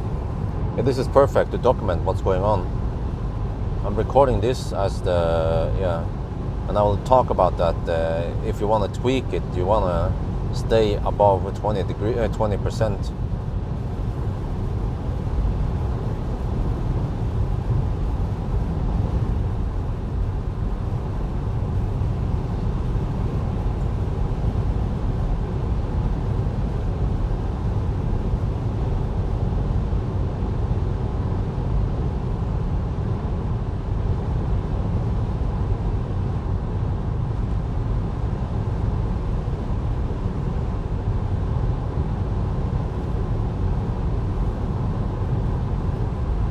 Okay, 17%, 36 degrees. Okay, we might replicate at 45% again then. Yeah, all right. So maybe on hindsight, I should bail out around 20%. I could have stopped at S-bar. That would be at 21%, and I will have 35 degrees. Okay, we are at 608 kilometers now, and yeah, I can give you the stats right before we exit.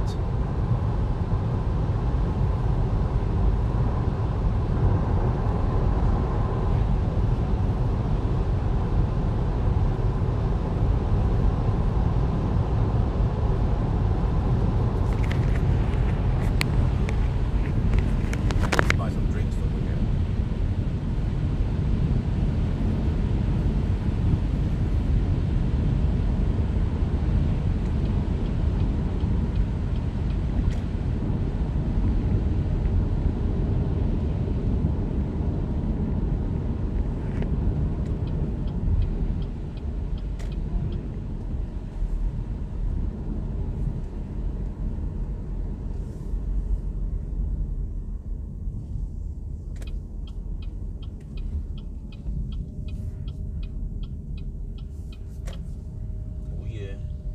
Hypercharge. Hyper.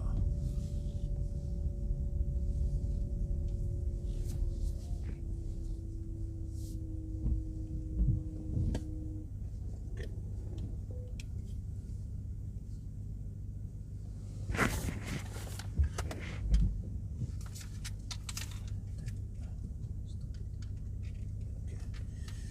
All right. We arrive at 16%, 36 degrees. Tongan, 23.3. Let's see, we start with 25. Okay.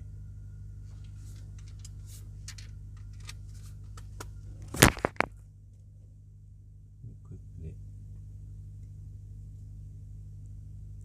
upload this one. Oh shit, we aren't.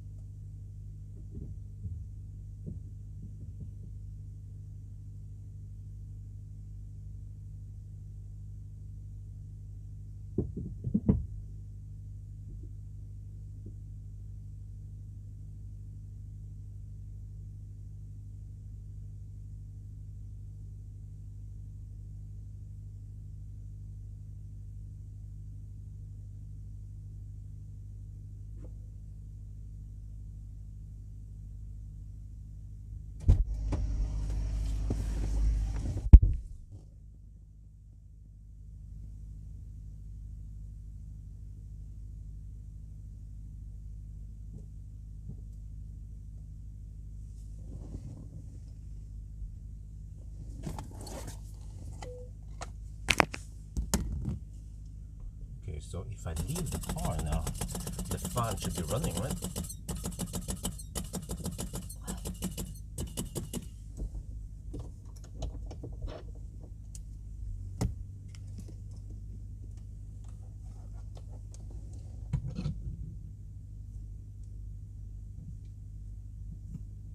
So I'll leave the car then.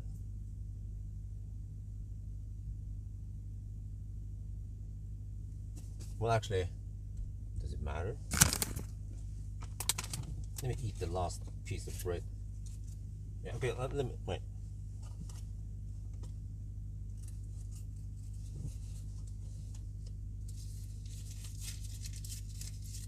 Okay, I'll go and buy some food, and then I'll be back. No drinks.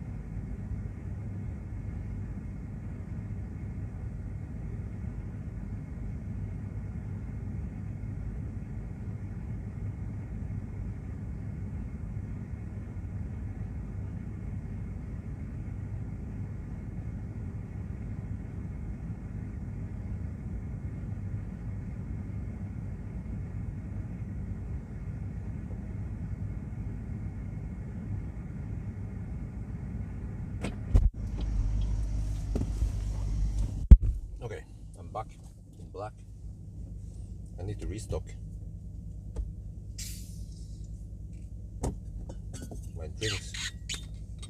Went for fruits this time, but it's gonna rapid gate soon, as expected. And then we pull out, right? Let's see, from here to Rudshøgda. But this is pretty good because we haven't had any failed charging yet. We've actually been actively avoiding Ionity because they have vibrating cables. I have a theory that the vibrating cables causes the charging session to fail.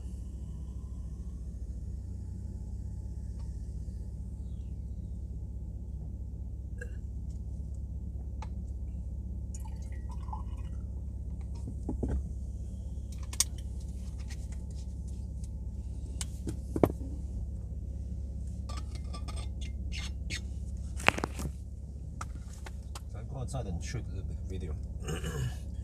There is a mad fogging in here.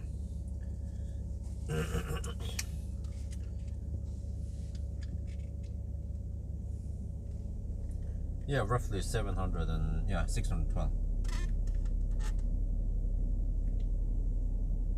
Right, we are now charging at kWh Innlandsporten, and yeah, we've been charging for a while, but I noticed something.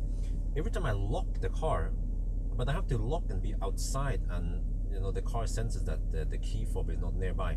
Then the people in the live stream tell me that the fans are running. The fans go wild, and then we get fogging. But then if I'm sitting in the car, then it doesn't happen. The fans doesn't run. So all right, but I'm gonna show you something here. So.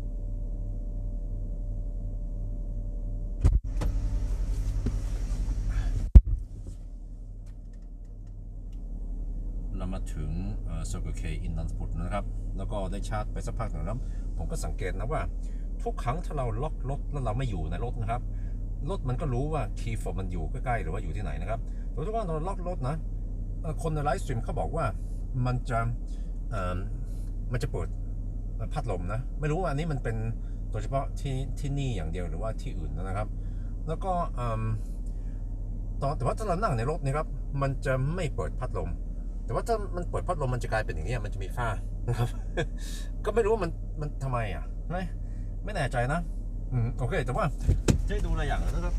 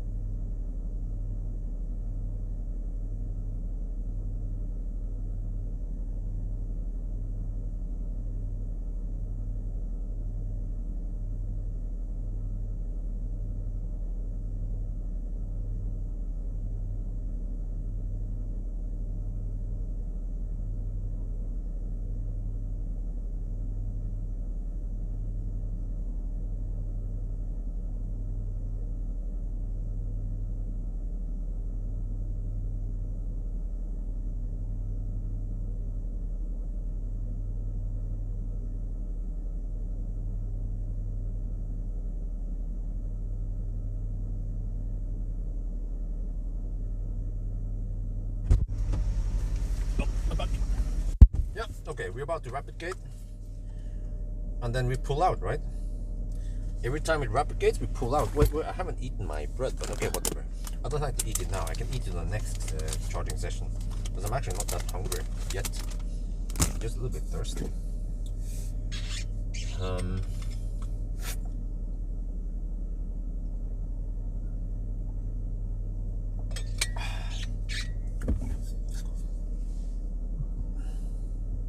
Okay, I'm not sure where we're gonna go now and charge, but the charging session dictates us.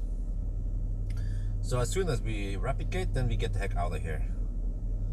And I'm not sure where the next one will be. We go to Rudshøgda. I'm actually not even sure how far it is there. I think around 50 kilometers there. And then we turn around, and then we might stop at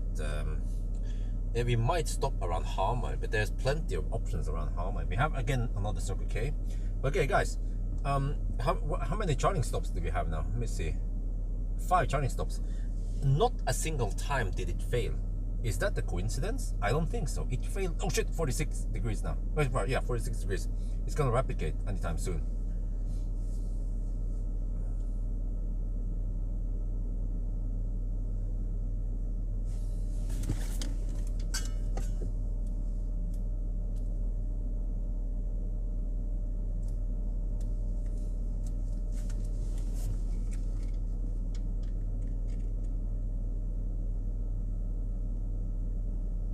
Oh, 46 degrees Celsius. It's gonna rapid gate. Pull out, pull out.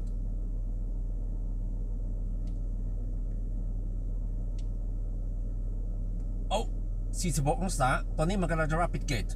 Pull out, pull out. What, 70 kilowatt? I'll take, oh, 47. Okay, 47. It hit it hard. Okay, let's go, let's go. Shit. At least this keeps me awake. Just have to endure it a couple of more hours now.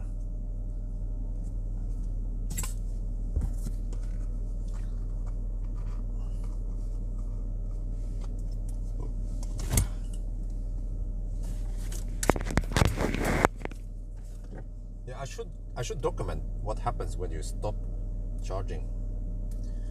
You need to pull the camera out and do this stuff. Okay.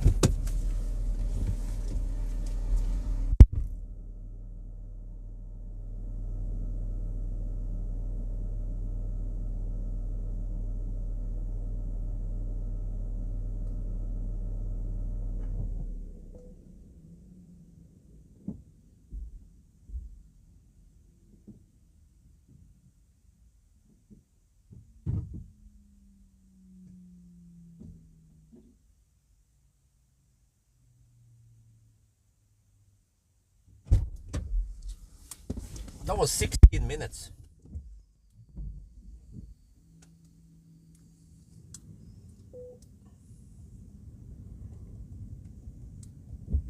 $18 degrees. I'm not an auto. Not recirculate. Freaking, oh man.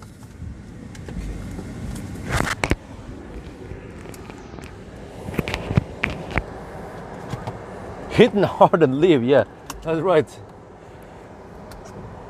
Do it fast and then leave. Pull out.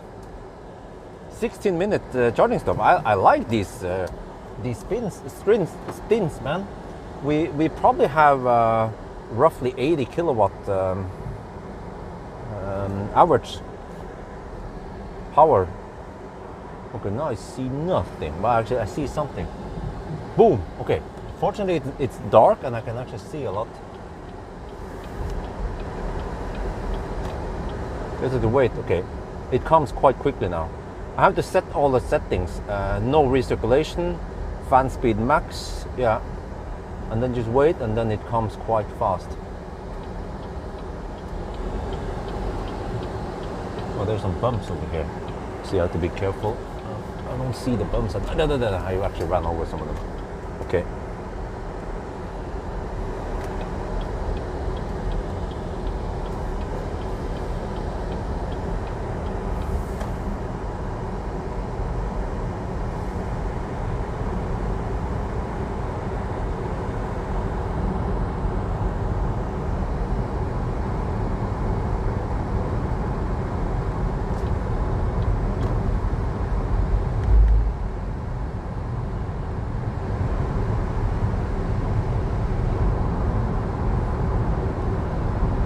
wow, 16-minute charging stop. And then I saw that we pulled. Wait, how much was it again? I think it was a little bit over 20 kilowatt hour. 21 maybe. So that should be roughly 80 something kilowatt. But I saw we were taking 84, 85 quite flat, wasn't it? So this is actually pretty good. The only problem is that we have so many charging stops, but I think this is the best deal. Rather than having to wrong buttons. Okay. Rather than slow poking at 50 kilowatt, that was a lot of waste of time. Think about this. I was camping on 50 kilowatt a lot last time, and that's almost half the speed I could have gotten. So if I camp at 50 kilowatt for, let's say, 10 minutes on some of those sessions, and then I had several sessions, that's like 40 minutes or maybe more of slow poking. And then fortunately most of the stops, they don't have that long detour.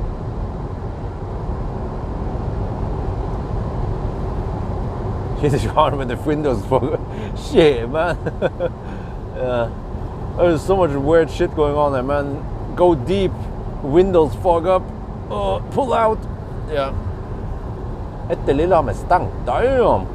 E6 is closed north of Lillehammer because of flooding. Okay, 37 to 44 degrees. So basically what we are doing now is that we are riding on we are utilizing the cool down. Yeah, or we are actually utilizing that we have active cooling when we are driving.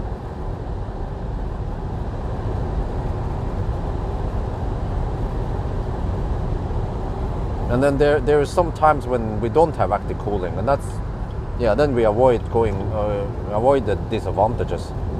We just, yeah.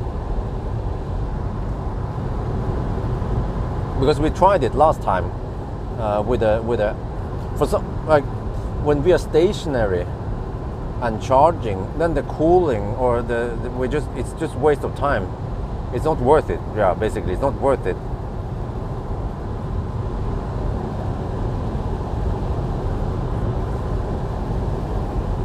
Okay, I feel like I can tap down on the fan speed now.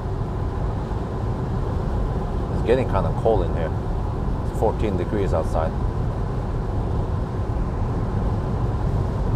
And here's the forecasted rain.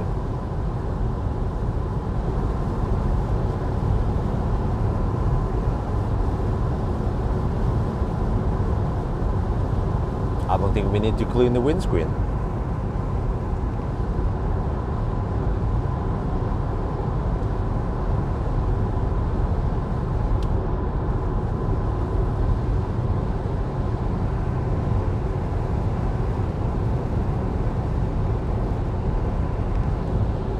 Okay, let me check something here. Yeah, cool, silver. We can note this thing here. Accumulated charge energy right now is 3541. We will see if there will be some downhills. I will see if the charge energy goes up or not. Because if it goes up, we have to expect that every lap we get a couple of kilowatt hour gain. So it could be as much as I don't know, 5-10 kilowatt hour. So which means that the actual energy we spend, or the actual consumption is a little bit less than the counter. Yeah, so we see 41 is a number when we left now. We haven't gone any major downhills yet, but there will be some soon. Huh?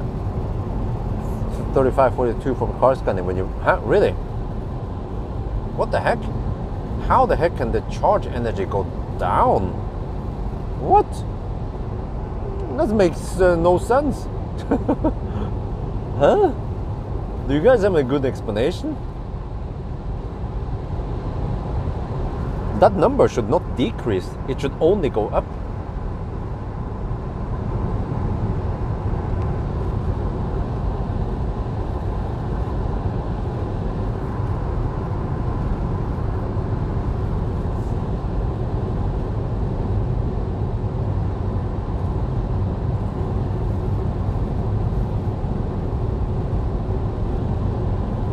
Oh, you were looking at the discharge. Okay. Wait, what about the? Hey, wait, huh? Wait, did you look at the discharge or the charge?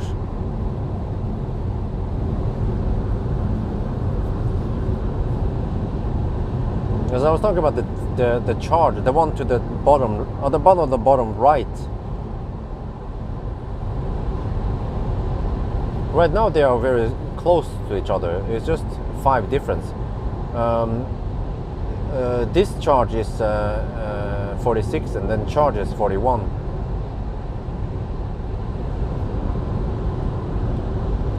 But we'll see now in the downhill here if it goes up or not. Then we can see again at Rudshøgda.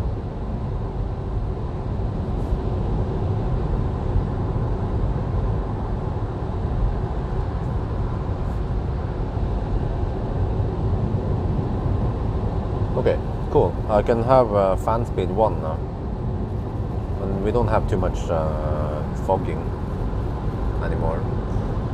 Temperature is 35 to 41 degrees. Wait, so this time, how was it again? I came with 17%, wasn't it? Or 16? I don't remember. And then it replicated at 50 something.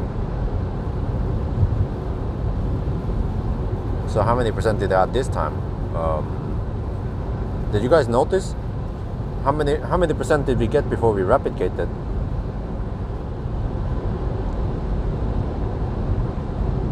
I didn't pay attention to all the numbers.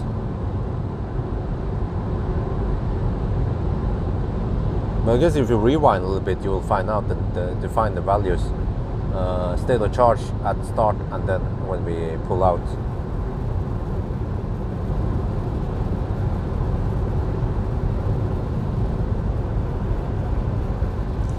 What? Accumulated charge. Oh, okay. Accumulated charge will go up as we charge the car.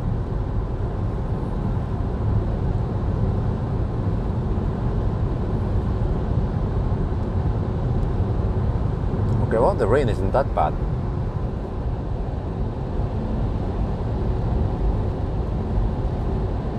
Oh, it's 13 degrees outside.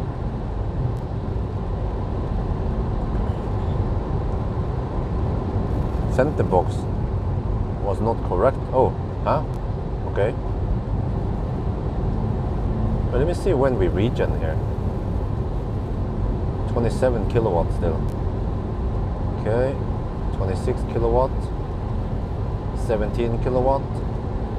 Wow, huh? We are even spending power going down the hill. 10 kilowatt. Wait, dude, turn off the high beam. 7 kilowatt, 9 kilowatt. Wow. I don't know why we are not regenning down the hill here, but apparently we need power to maintain the speed.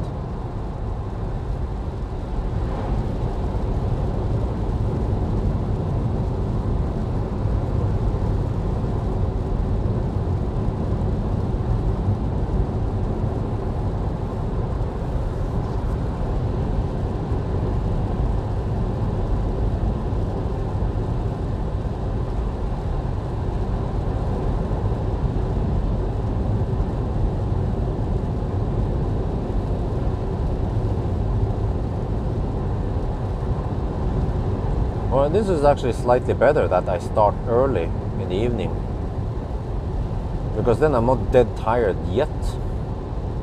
Because normally I'll be dead tired around Helsingborg, but maybe it's because I had freaking 1 can of battery. Yeah, that could also be a possibility why. So just have to be careful. Well, once I'm hopefully the timing is right and I can pass out for an hour. Well, actually, I'm not sure if I have any time. But I have to quickly go over to Drammen and return the car and swap over to the Maxus if everything is ready for me.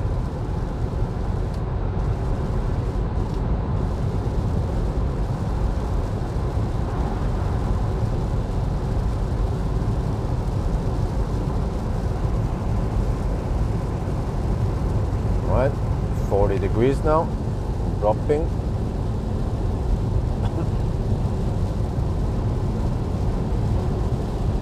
Okay, so right now I'm not sure where I'm gonna stop. I could maybe even stop at Tesla Supercharger V2 Brumunddal. We'll see.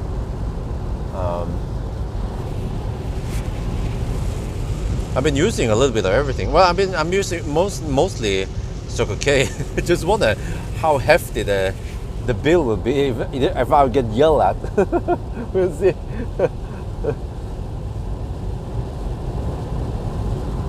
But every time we charge now, let's say we only pump in around 200 kilowatt hour. We use 200 kilowatt hour. Well, that's actually around 1,500 NOK. Well, that's pocket money for BYD in Norway.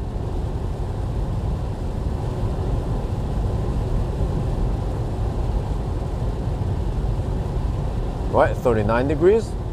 Cools down quickly now. I feel like it's cooling down quickly. We have 14 degrees outside.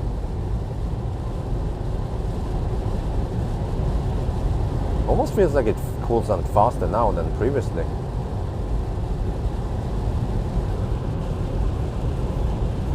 Probably because it's 14 and not 18 degrees outside.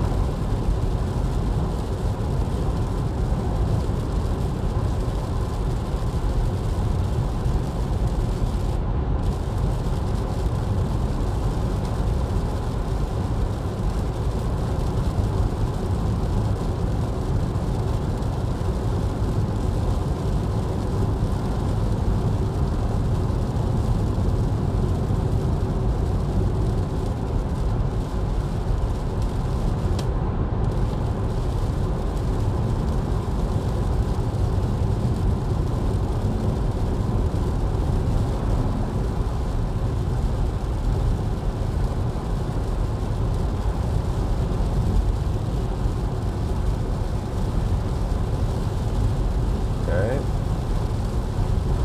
39 degrees. So I have to drive a little bit off center as I don't run into the water puddles. But I can do this at night since there's no traffic.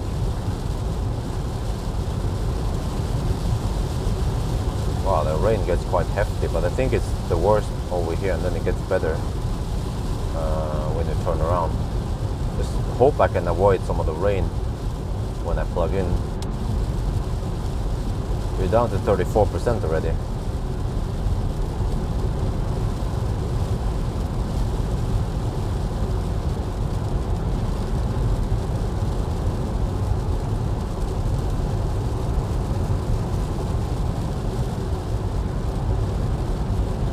Okay, for 1,000 kilometer challenge, previous run, I will calculate the actual consumption somehow. Yeah, I'm looking at I think we can trust the numbers we see briefly when we stop the car. I wonder if that one is including regen, or regen is deducted,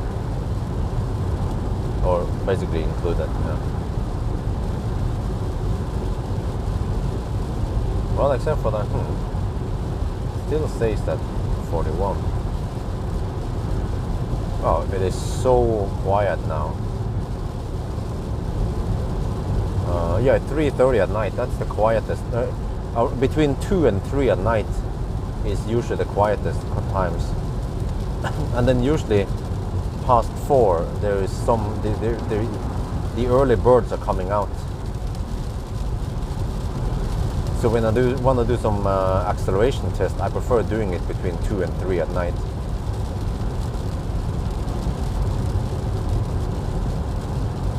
Now I feel like maybe the battery is starting to wear off slightly. Just have to hold on a couple of more hours before we are done here. Well, let me see. Okay, I have 3 hours and 51 minutes before midnight. Plus this one.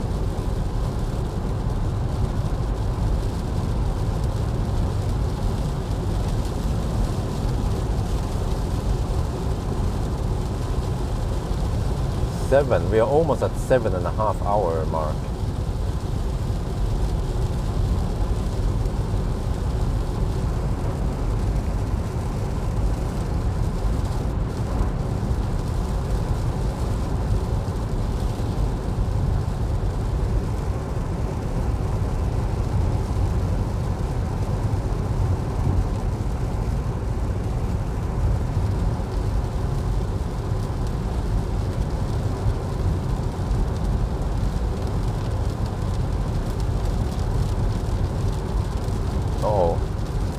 I suspect that I might have to stop at Brumunddal.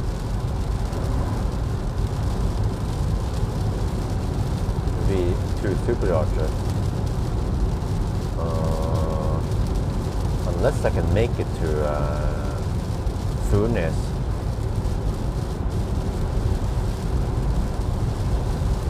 Hamar. Oh shit.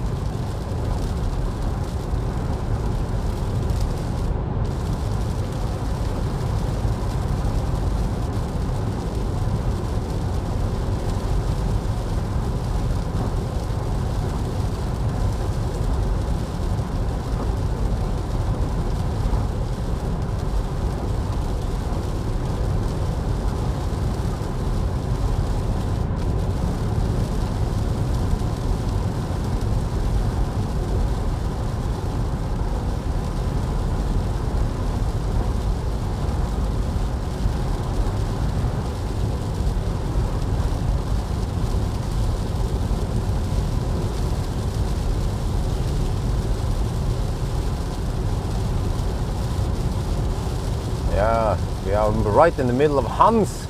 We are deep into Hans. Shit.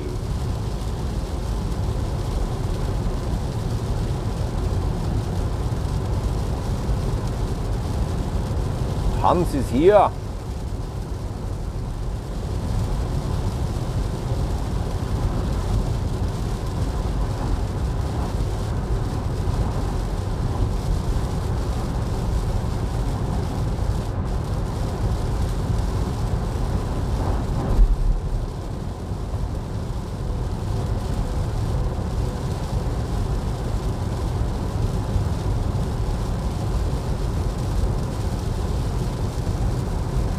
How was the EQS? Huh? What? In what regard? Did you not watch the video yet? That one probably gives you all the answers. But if you're more specific, I can give you the answer. What do you want to know? The space, the comfort, the interior, the efficiency, the charging speed, the looks, the headlights, the suspension, the seats, the features, the screens, the wood, the leather.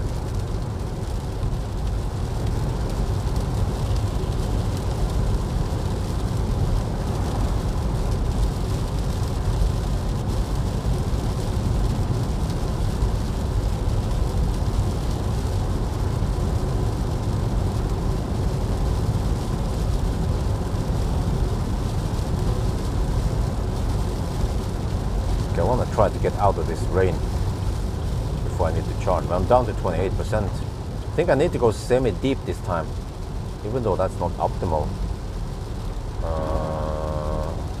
Yeah, I'm thinking Brumunddal. Wait, if I go a little bit deep, maybe if I go 10% deep, I can go to Furnes, Circle K Furnes. or even Burger King. Yeah.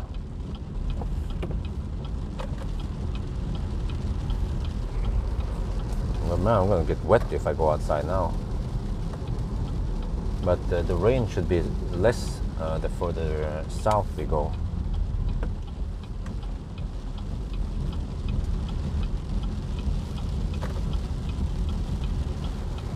And then eventually we have to go back and forth. I might make Minnesund the station.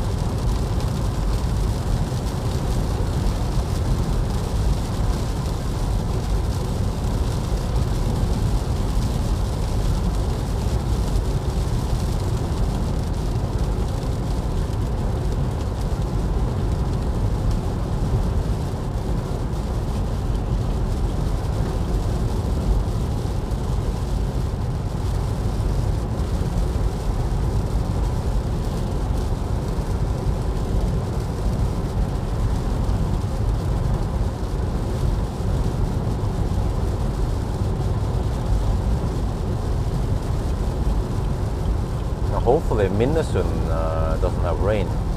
Or maybe it's moving. According to the weather map, it's supposed to be the heaviest rain around here, and then just light rain or no rain around Minnesund. Minnesund to Tongen maybe. Actually no, it might be starting also in the south, near Tongen. Yeah. Or 26%, alright. No, okay, hopefully I don't have to stop at Brumunddal. I can keep going further north to check here.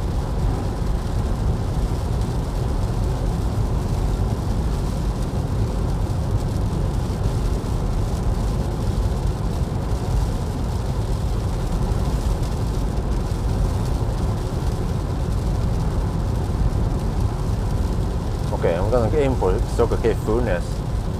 Check here, 18 kilometers away. Yeah, that's possible. Yeah, we might arrive with 15% there.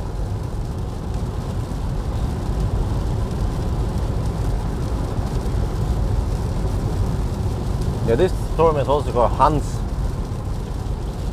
Well, is it? Does it have different names? Because I was referring to Hans in the video, but if it has a different name in other countries, they'll be confused.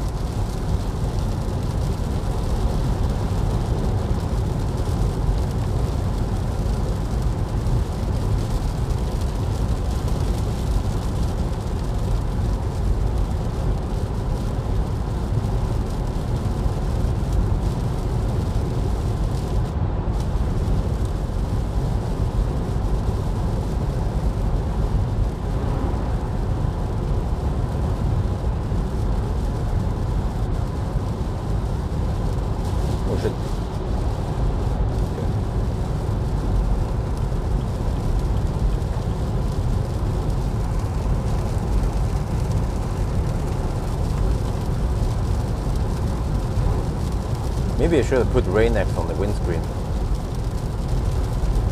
Oh, whatever.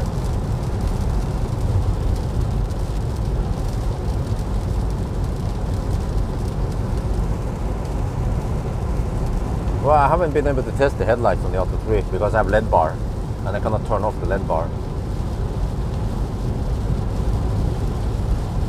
But from what I remember in Thailand, they were just average. But then I think I had tint on the front windscreen in Thailand.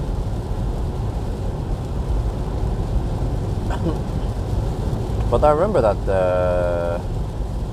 Good Cat and MG4 had better headlights than the Atto.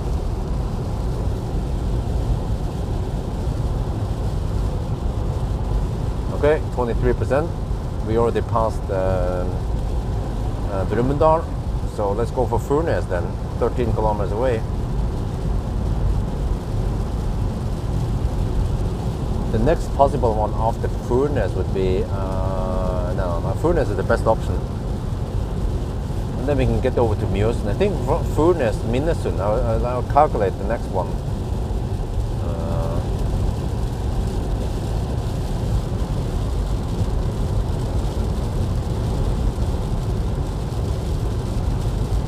But once we get to Minnesund, we can go back and forth.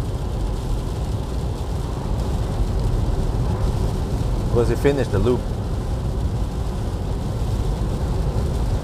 Or the northmost point was Rudshøgda. Now we are at 666 soon.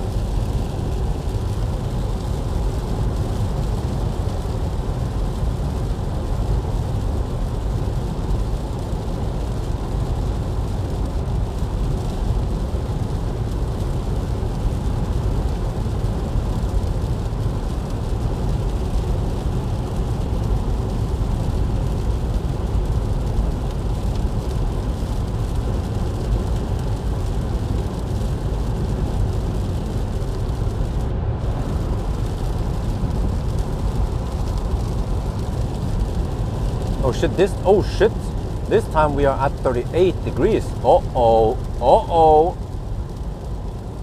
because of the rain. Okay, this is not ideal.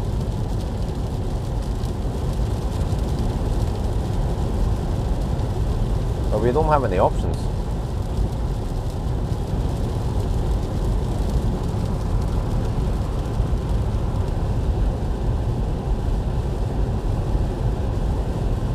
Cool down at least a little bit.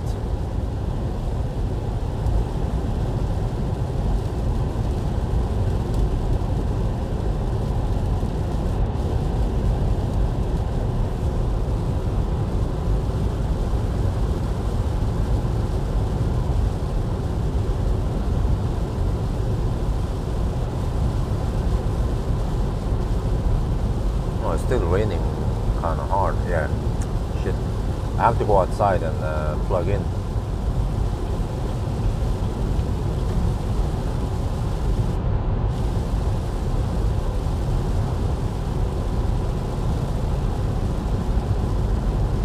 Nydal. Wait, isn't it this one? It is this one. Shit, I almost missed it. Yeah. It's actually called Nydal, not Furnes. What the heck? That's another place. Good thing I was paying attention here. What the heck did the navigation want me to go to anyway? I didn't look at them. Yeah, it didn't. Okay, whatever. We are here now. Okay, actually, it's not raining that hard. It was just when we were driving. Okay, let me see. We used this one. Okay. All right. ABB charger.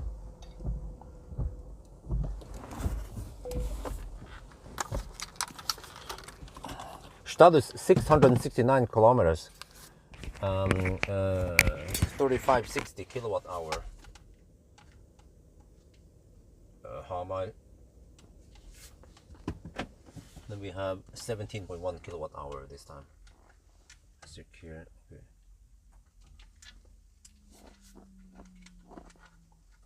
Quickly plug in.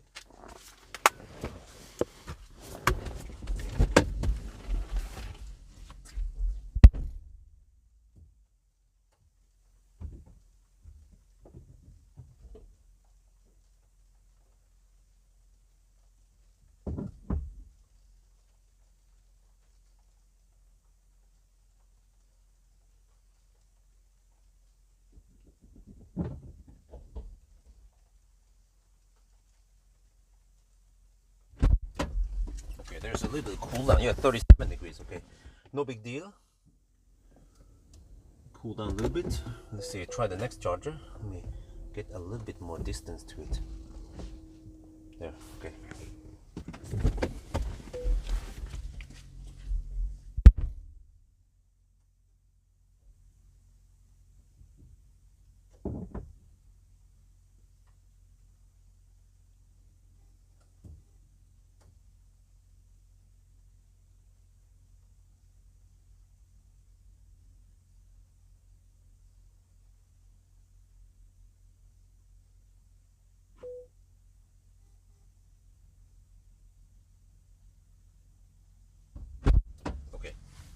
seems to work.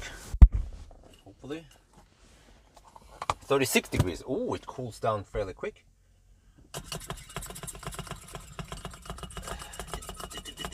89 kilometers per hour. That's pretty good average speed for now.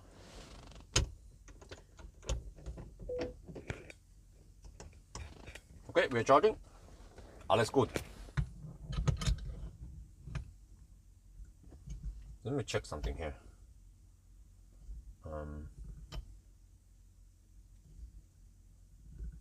Oh, why is it charging so slow? There must be something wrong with this charger. Yeah, shit. We have to move charger quickly.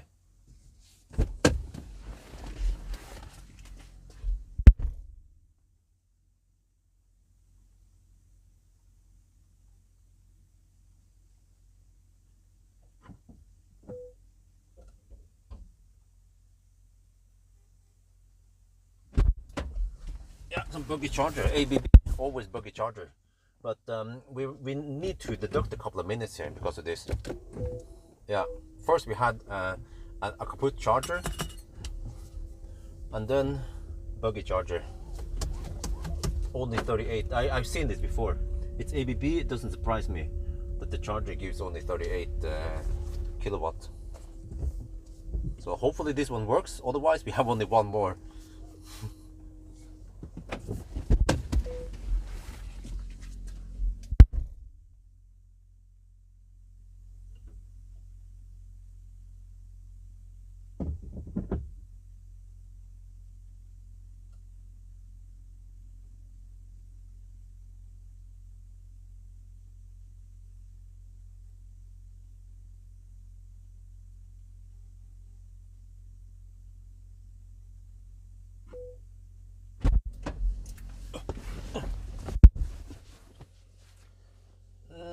I don't think it's that much. More like 2 minutes because I noticed it quite quickly.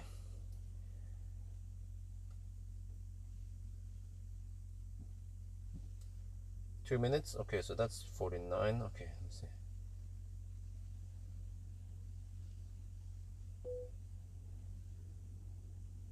Yeah. Okay, there you go.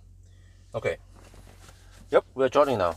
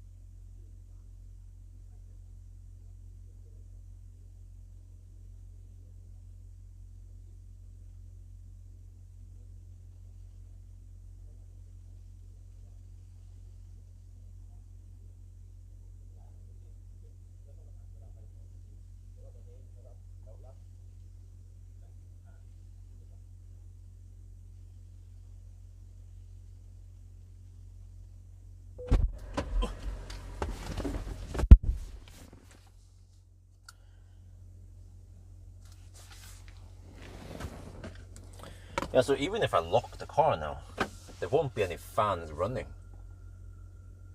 Right now the intelligent temperature control system is working. Okay, let's hope it doesn't bug on me. Wish I could run the seat heater. It's getting a little bit cold.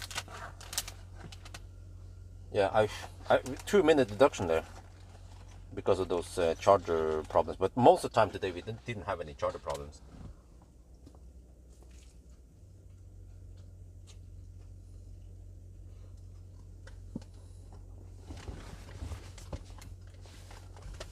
But hopefully we will have pretty good cooling now, good heat rejection.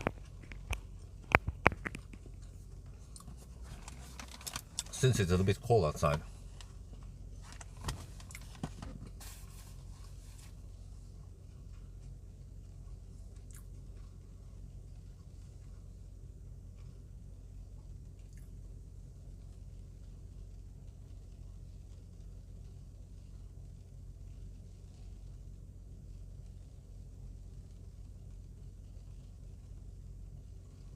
Let me check now. Sokofei Minnesund is 58 kilometers away. Okay. What we're gonna do now is that we will just drive past Minnesund and then U-turn and then end up at Minnesund, and that will be the charging point because there are lots of chargers there. And we have a hypercharger at Minnesund. I actually like the hypercharger a lot because they are less buggy.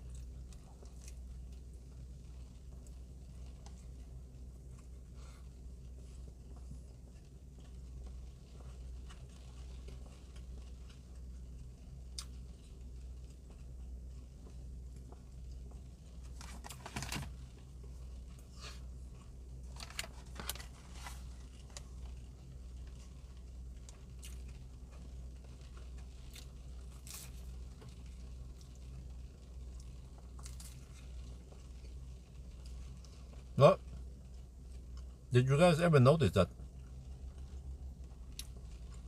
DED is the beginning of deduction?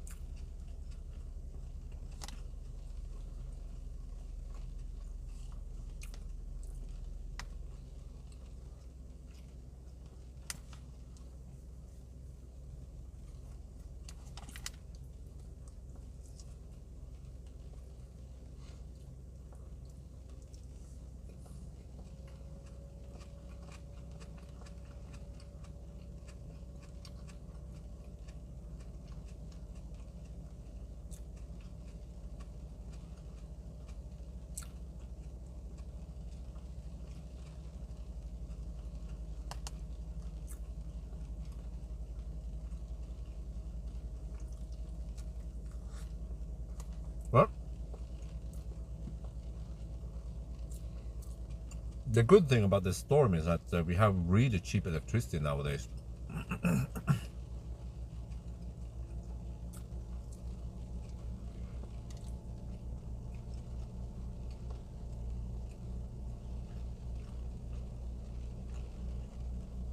Wait, so if it's cold outside now, I think it was 14 degrees Celsius. I wonder if it pays off to wait for a wave, a replicate wave.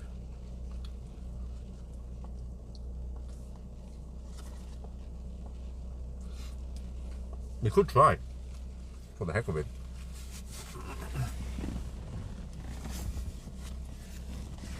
And we can try to time it, how long it takes for it to recover, just out of curiosity.